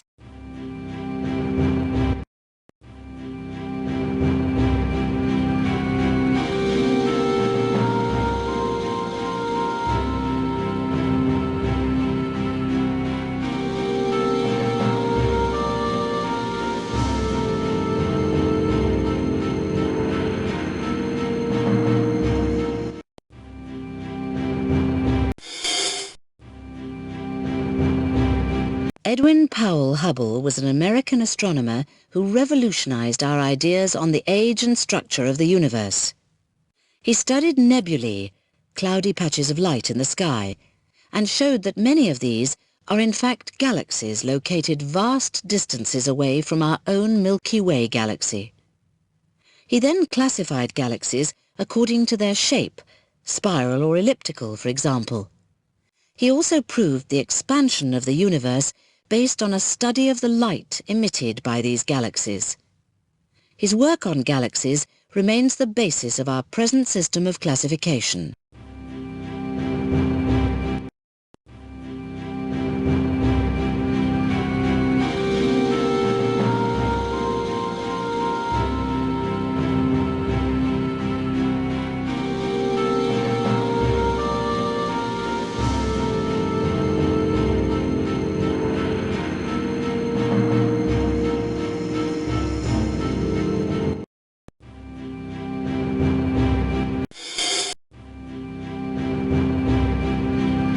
William Huggins was a British astronomer who proved that celestial objects are made of elements found on Earth. He attached a spectroscope to a telescope and split the light he collected from the sun, the moon, the planets, and many of the brightest stars. He then compared their spectral lines, emission or absorption data that indicate chemical makeup, with laboratory-produced spectral lines, and concluded that certain chemical elements are common throughout the universe.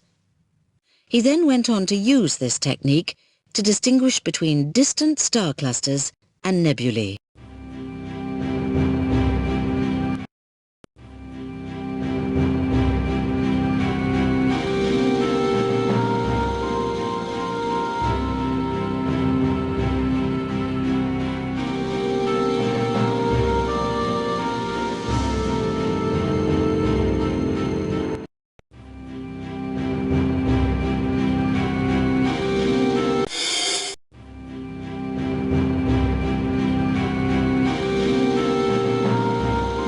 Christian Huygens was a Dutch scientist who developed two fundamental tools of the astronomer.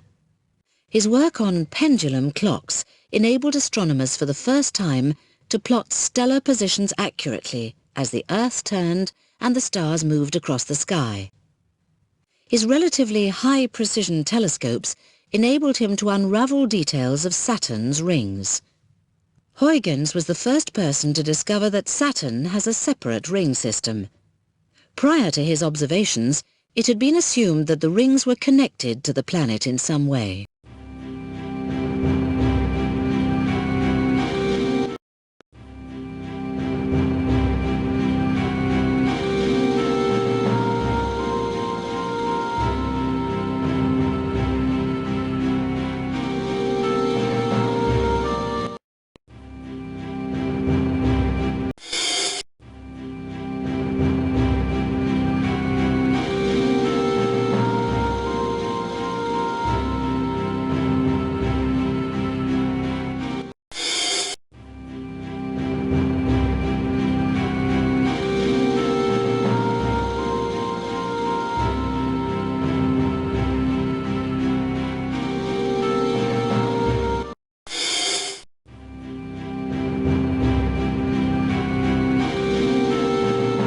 Jump Cannon was an American astronomer who showed that stars can be classified by their spectra, frequencies of emitted light, into a sequence of star types.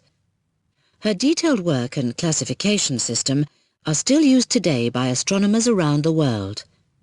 In her lifetime, she classified more than 350,000 stars, more than anyone else had ever done. One of her particular stellar interests was variable stars, stars with a light output that varies regularly or irregularly, of which she discovered 300. She also discovered 5 novae.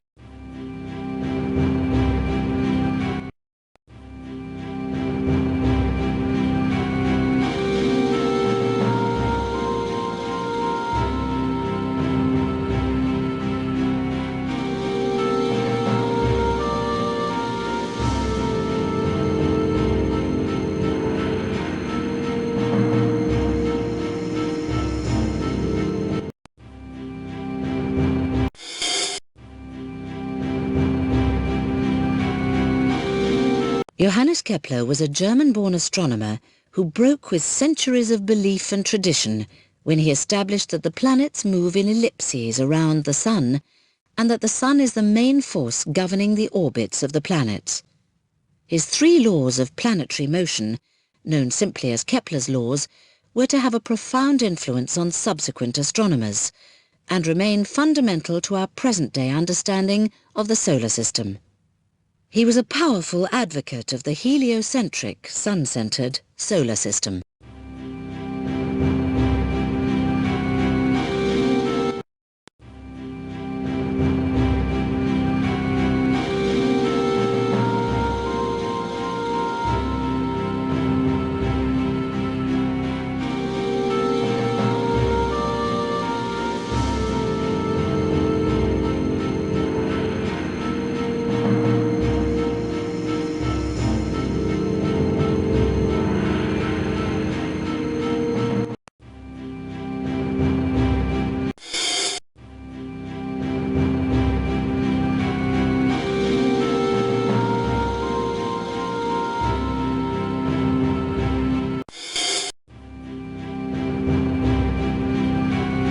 Sergei Pavlovich Korolev was the Ukrainian-born designer and engineer who directed the Soviet Union's space program during its early years. His name is linked with many of the great achievements of the first decades of the space age. He was responsible for the Cosmos, Vostok and Soyuz series of spacecraft. He also played a key role in the launch of Sputnik 1, the first satellite in space, the first human spaceflight by Yuri Gagarin, and the first spacewalk by Alexei Leonov in 1965.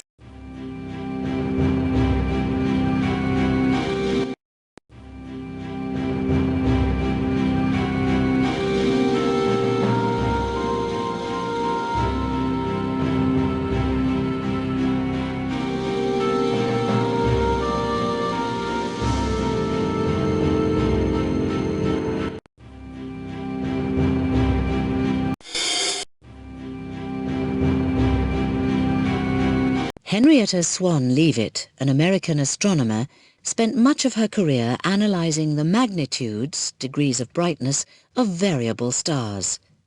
She discovered that in certain cases, notably the Cepheid variables, there is a relationship between the magnitude and the period of light variation of a star.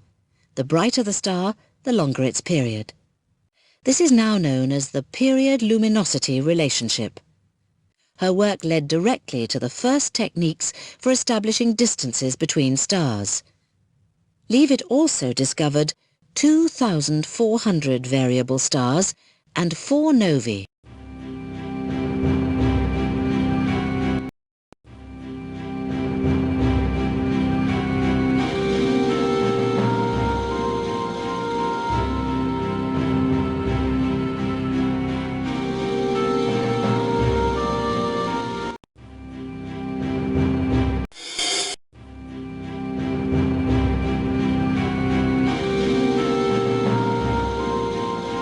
Georges-Édouard Lemaitre was a Belgian astrophysicist who proposed that the universe started in a huge explosion from a single point about 30 times the size of the Sun. This was the birth of the Big Bang theory of the universe, although it was not known by that title until 1950, when the English astronomer Fred Hoyle coined the term. Lemaitre's ideas on the initial size of the universe and the time of the explosion were wrong, but other scientists, notably George Gamow, developed and improved upon Lemaitre's work.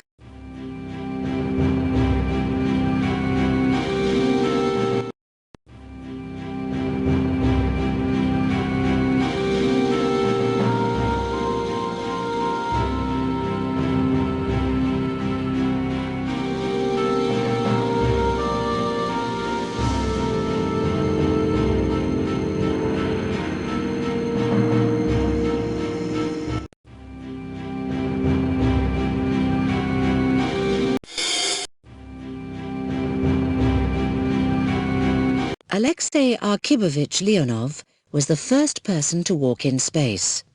In March 1965, he was launched into space aboard Voskhod 2, along with fellow Russian cosmonaut Pavel Belyayev.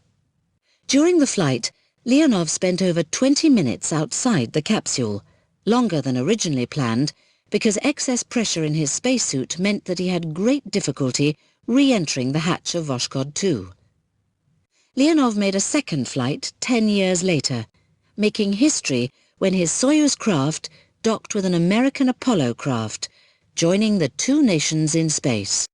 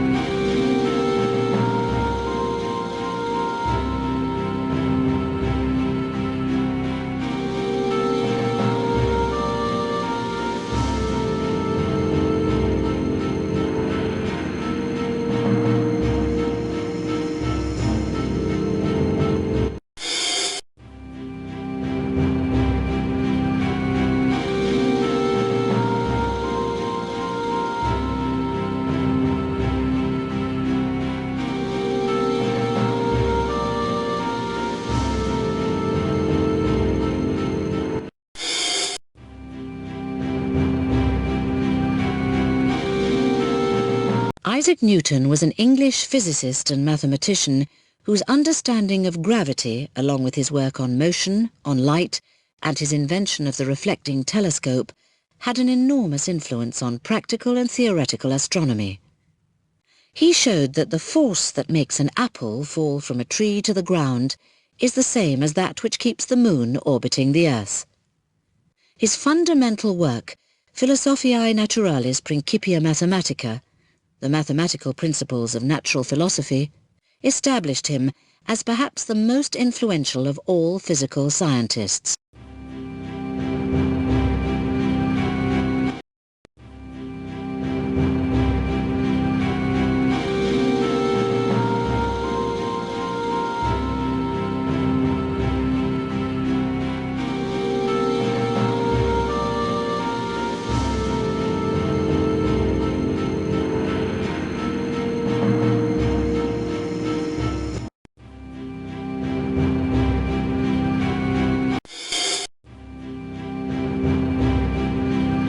Hermann Julius Oberth was a Romanian-born pioneer in the development of space rocketry. He ranks along with Robert Goddard and Konstantin Tsiolkovsky as a founder of modern astronautics. His work on the theories of rocket propulsion and guidance systems resulted in the German V-2 rocket. Oberth's understanding of the interconnections of fuel consumption, rocket speed, the distance and duration of flight, and many other factors helped to establish the fundamental laws that govern the design of modern rockets.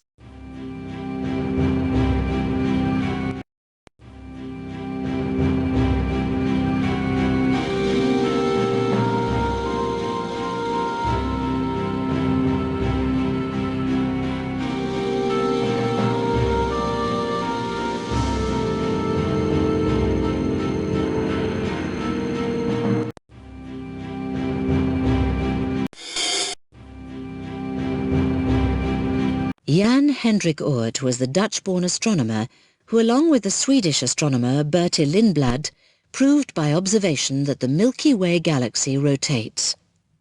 Oort went on to establish the position and movement of the solar system in the Milky Way galaxy, and was the first person to chart the Milky Way's spiral arms.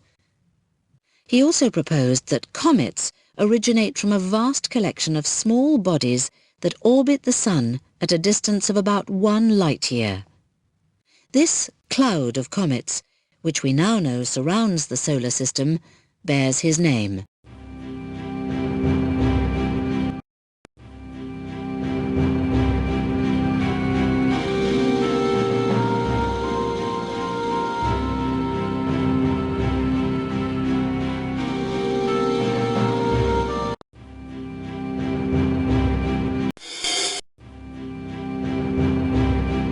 Cecilia Payne-Gaposchkin was a British-born astronomer who began her highly acclaimed work in her early 20s. She later became the first female professor at the University of Harvard, USA. She established surface temperature ranges for each class of star by studying stellar spectra, emission or absorption data that indicate chemical makeup. In her work on the composition of stars, she discovered that main sequence stars like the Sun are composed mainly of hydrogen and helium. The basis of her work is still used by astronomers today.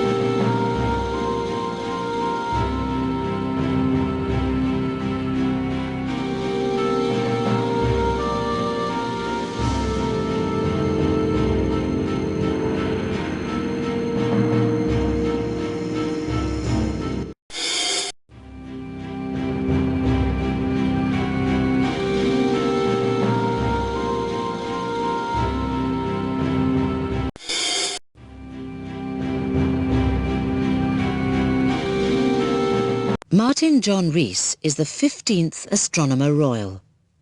Rees's work and influence have been in cosmology and theoretical astrophysics, in particular the structure of radio galaxies and quasars. Black holes, galactic nuclei, the identity of the power source of quasars and radio galaxies, the consequences of the Big Bang, and the nature of the dark matter in the universe are all areas of astronomy that have received his attention.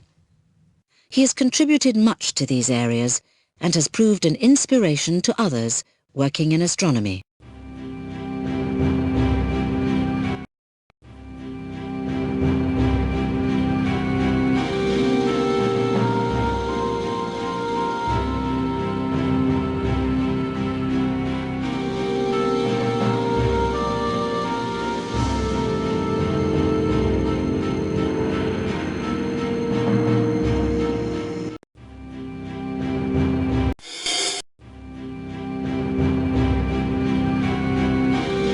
Sally Kristen Ride became the first American woman to travel into space when she was launched aboard the space shuttle Challenger in 1983. Ride's 6-day journey made her the third woman to travel into space.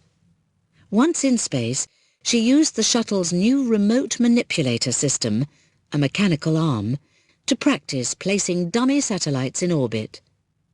This was used on later missions to place real satellites in orbit and to retrieve others for repair.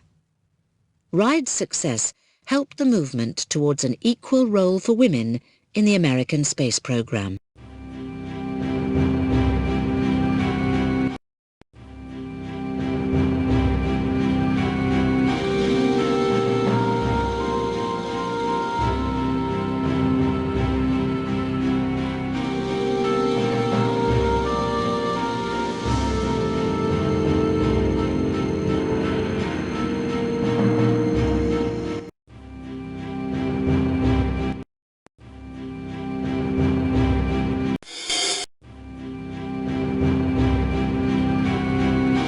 Henry Norris Russell was an American astronomer who constructed a graph that linked two important properties of stars.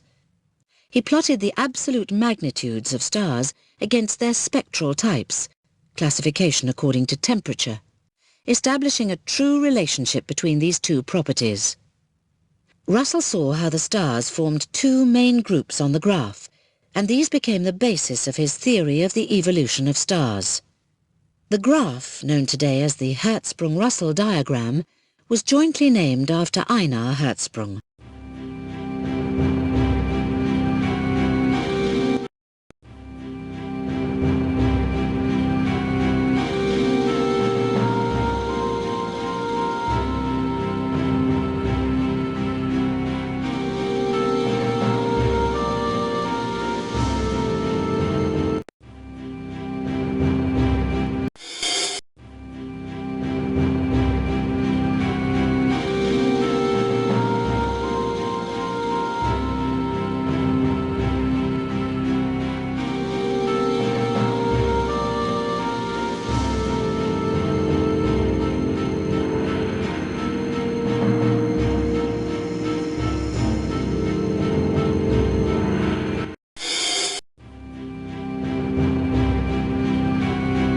Harlow Shapley was an American astronomer who showed that the Milky Way galaxy is larger than had been previously believed, and that the Sun is towards its edge rather than at its centre. Through his study of Cepheid variable stars, unstable pulsating stars, he devised a way of measuring distances in space. This led to a review of the shape and structure of the Milky Way galaxy, helping to establish our present understanding of the structure of the universe. He also showed that spiral nebulae, now called spiral galaxies, are separate from our own galaxy.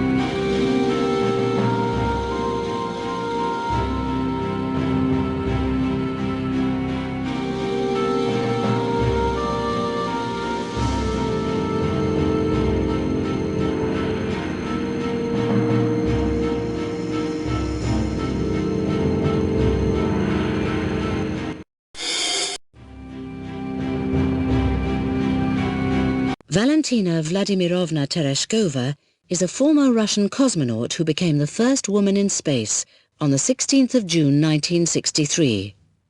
Her flight aboard Vostok 6 lasted less than 3 days.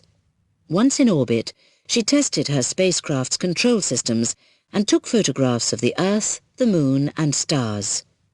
She was able to talk by radio to Valery Bykovsky, the pilot of Vostok 5, who had been orbiting the Earth for 2 days before she arrived. Tereshkova returned on the 19th of June, having orbited the Earth 48 times. It was another 19 years before the next woman cosmonaut flew into space.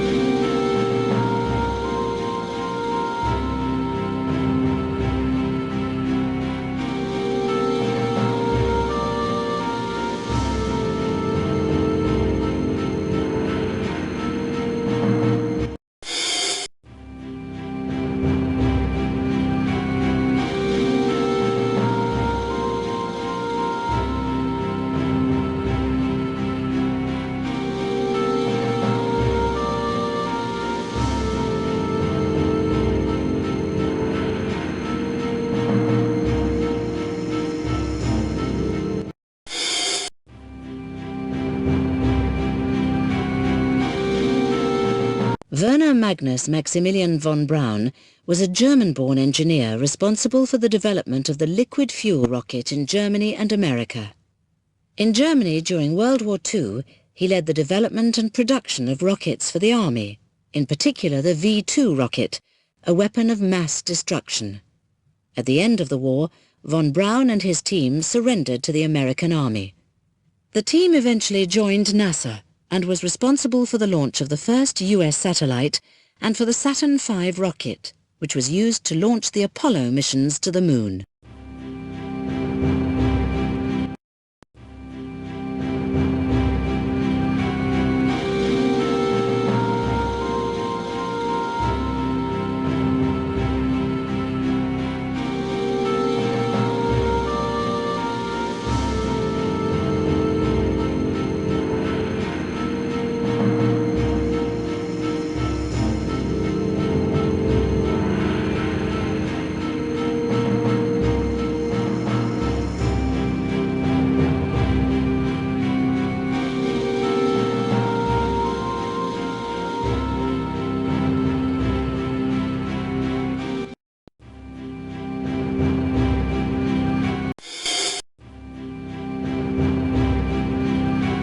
Fred Lawrence Whipple is an American astronomer who proposed that comets are made of snow, ice and dust, and that as a comet nears the Sun, it produces a tail of gas and dust. His dirty snowball model was shown to be true when the Giotto space probe gave us our first close-up view of a cometary nucleus in 1986. In addition to discovering 6 comets, Whipple examined the behavior of comets and their relationship with meteors. He also defined the term micrometeorite, a tiny particle of meteoritic material that falls on Earth as a dust particle.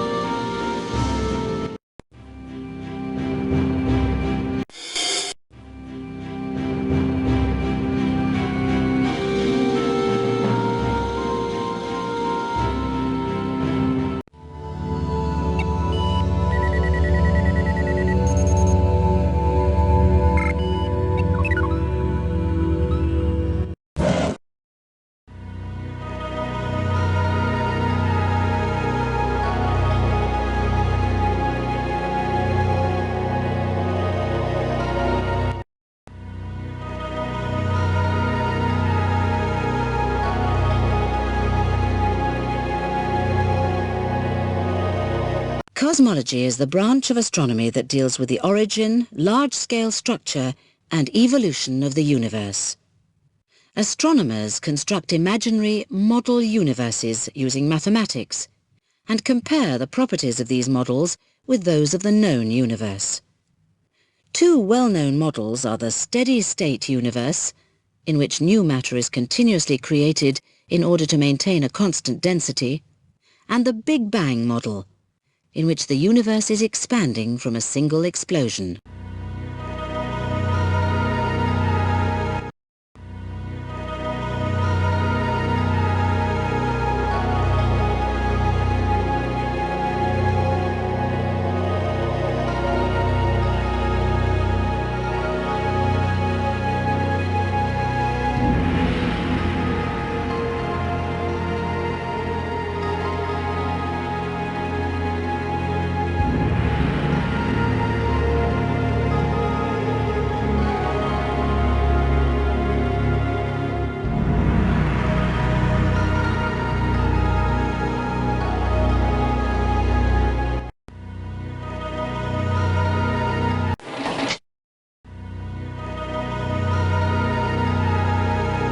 The Big Bang model proposes that the universe exploded into existence about 15 billion years ago.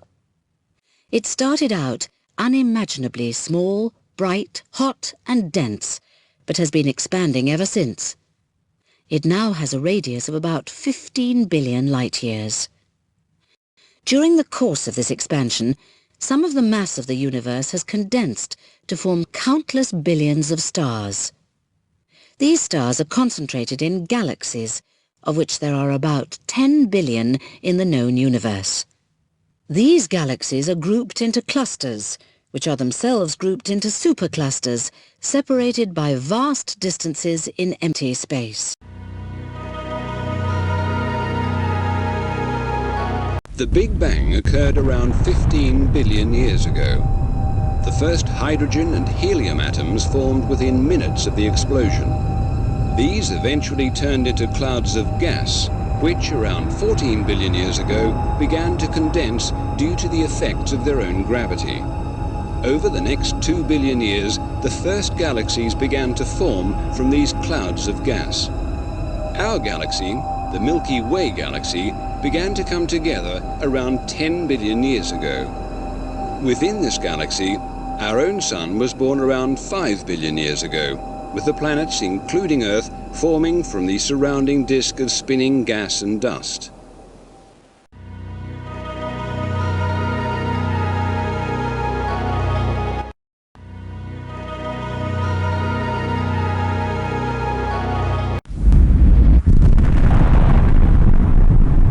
What happened in the initial moment of the Big Bang remains a mystery, but it's likely that after only the tiniest interval, the universe was still smaller than the nucleus of an atom.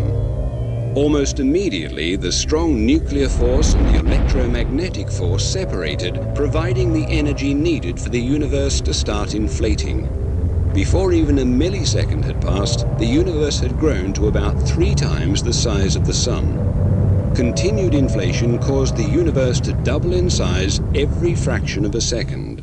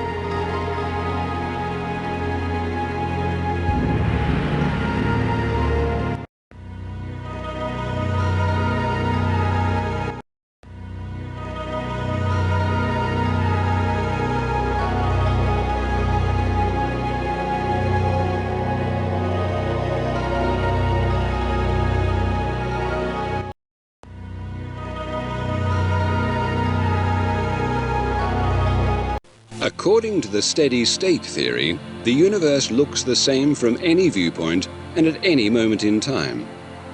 This theory also states that the density of the universe remains constant despite its continuous expansion. This is said to be achieved by the creation of new matter in the form of hydrogen gas, the raw material for new stars.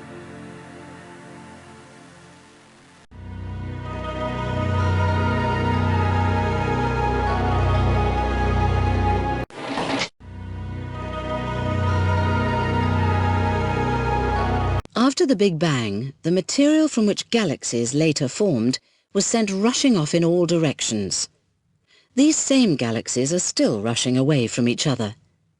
Measuring the size of the universe depends on our ability to measure the distance between us and the furthest galaxies. Astronomers measure and analyze the light from galaxies to calculate how far away these are. They estimate that the furthest are about 15 billion light-years away.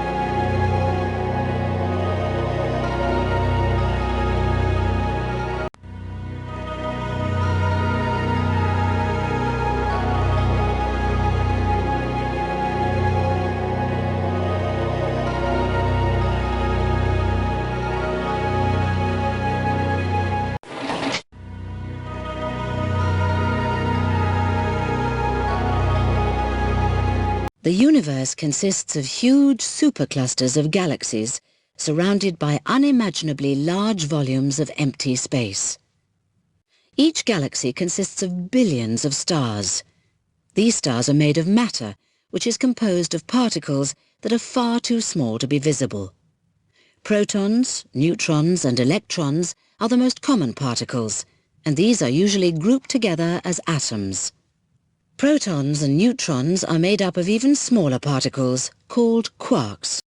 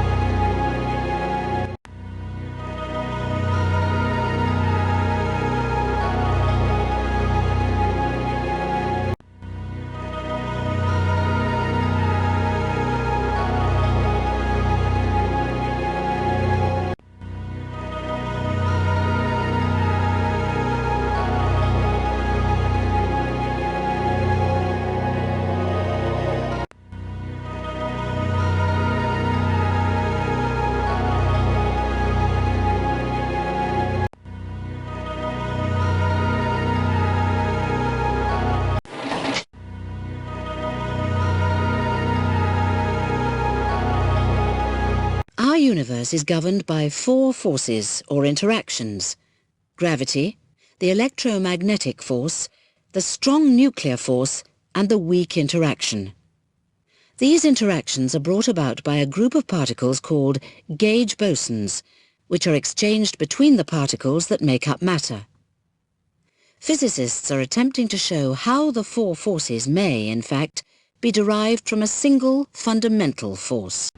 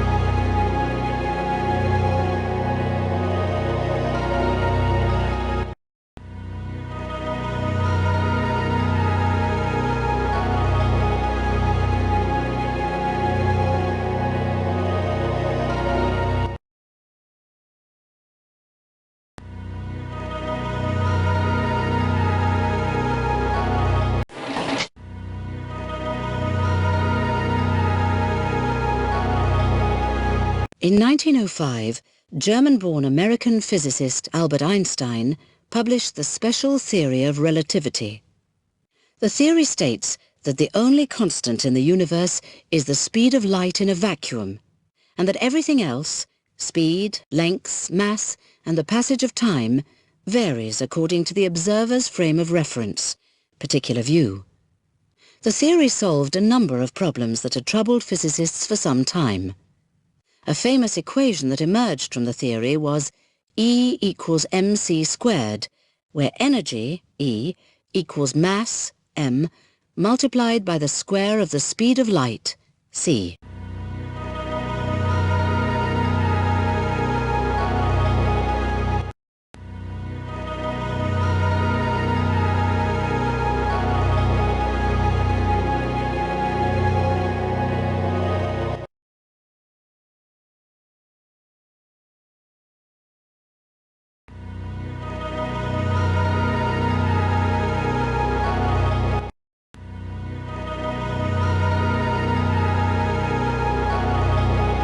As this rocket is slowly passing by a planet, an identical rocket approaches at very nearly the speed of light. As the second rocket passes the first, it appears to us to be shorter in length because objects contract in the direction of their motion. Contraction in the direction of motion is not visible at everyday speeds, but at speeds approaching the speed of light, it becomes much more apparent.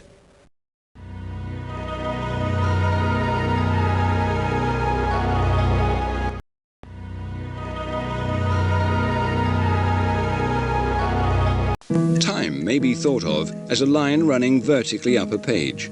Space can be measured in a line running out from the timeline at 90 degrees. Your lifeline, or world line as it is also called, moves somewhere in between the two. If you were to stand perfectly still, your lifeline would travel straight up. Time would pass, but your position in space would not change. If instead of standing still you were to move at a constant speed in a particular direction, your lifeline would be straight but inclined from the vertical. The faster you travel, the more your lifeline inclines. In reality, most people travel at various speeds through life, and so their lifelines tend to be irregular.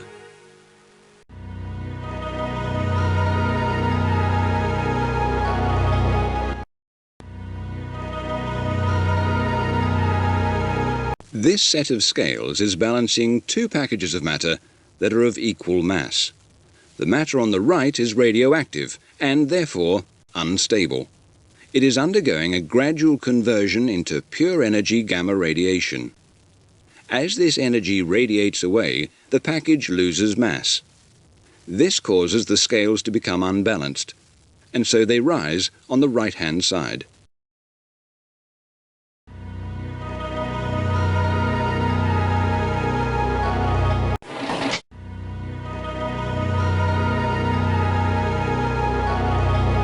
In 1915, German-born American physicist Albert Einstein devised his general theory of relativity.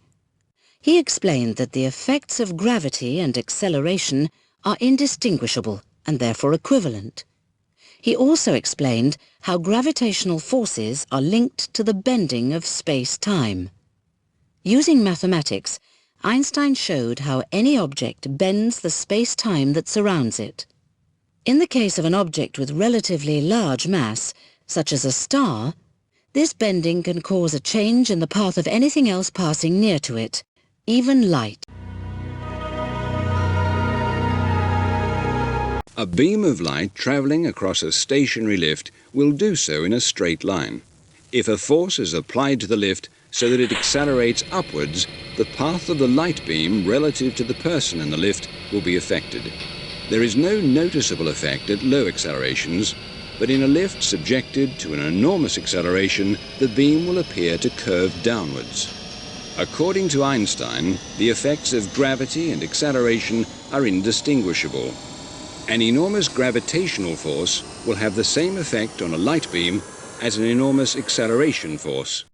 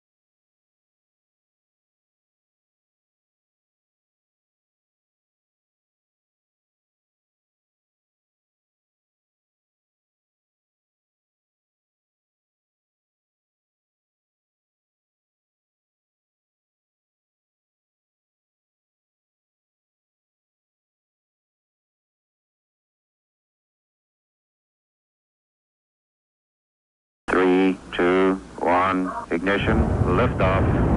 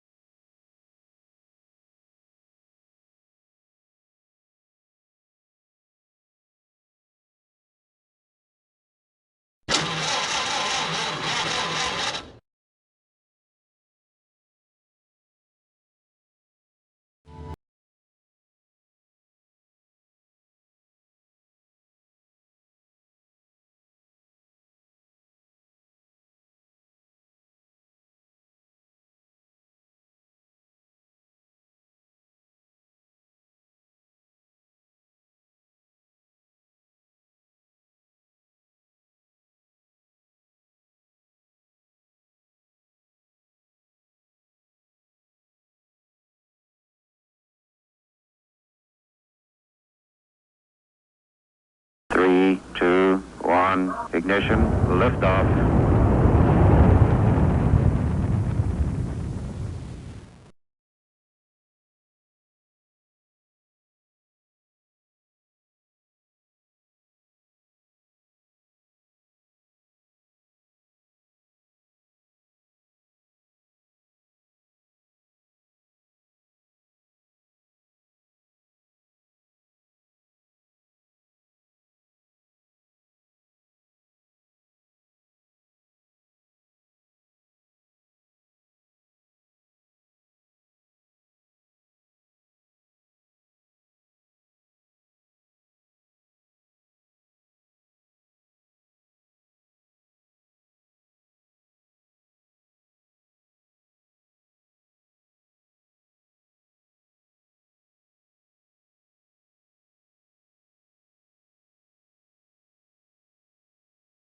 Three, two, one, ignition, liftoff.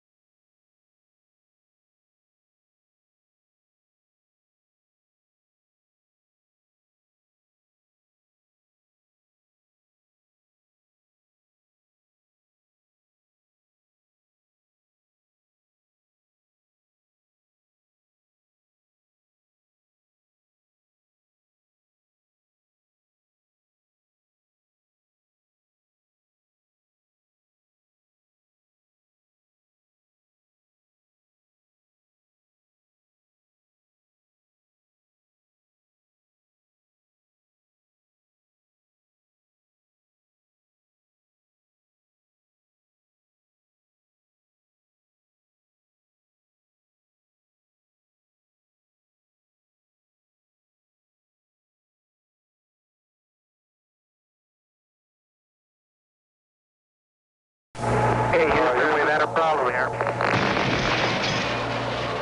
Say again, please. Houston, we've had a problem.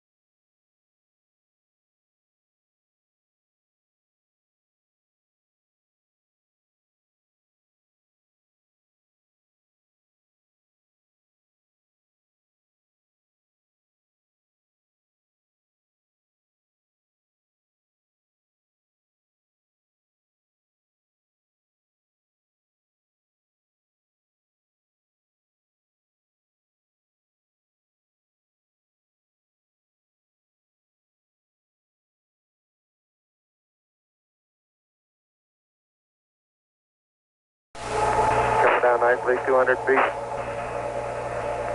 Looking very good. Tranquility Base here. The Eagle has landed. You got a bunch of guys about to turn blue. We're breathing again. Thanks a lot.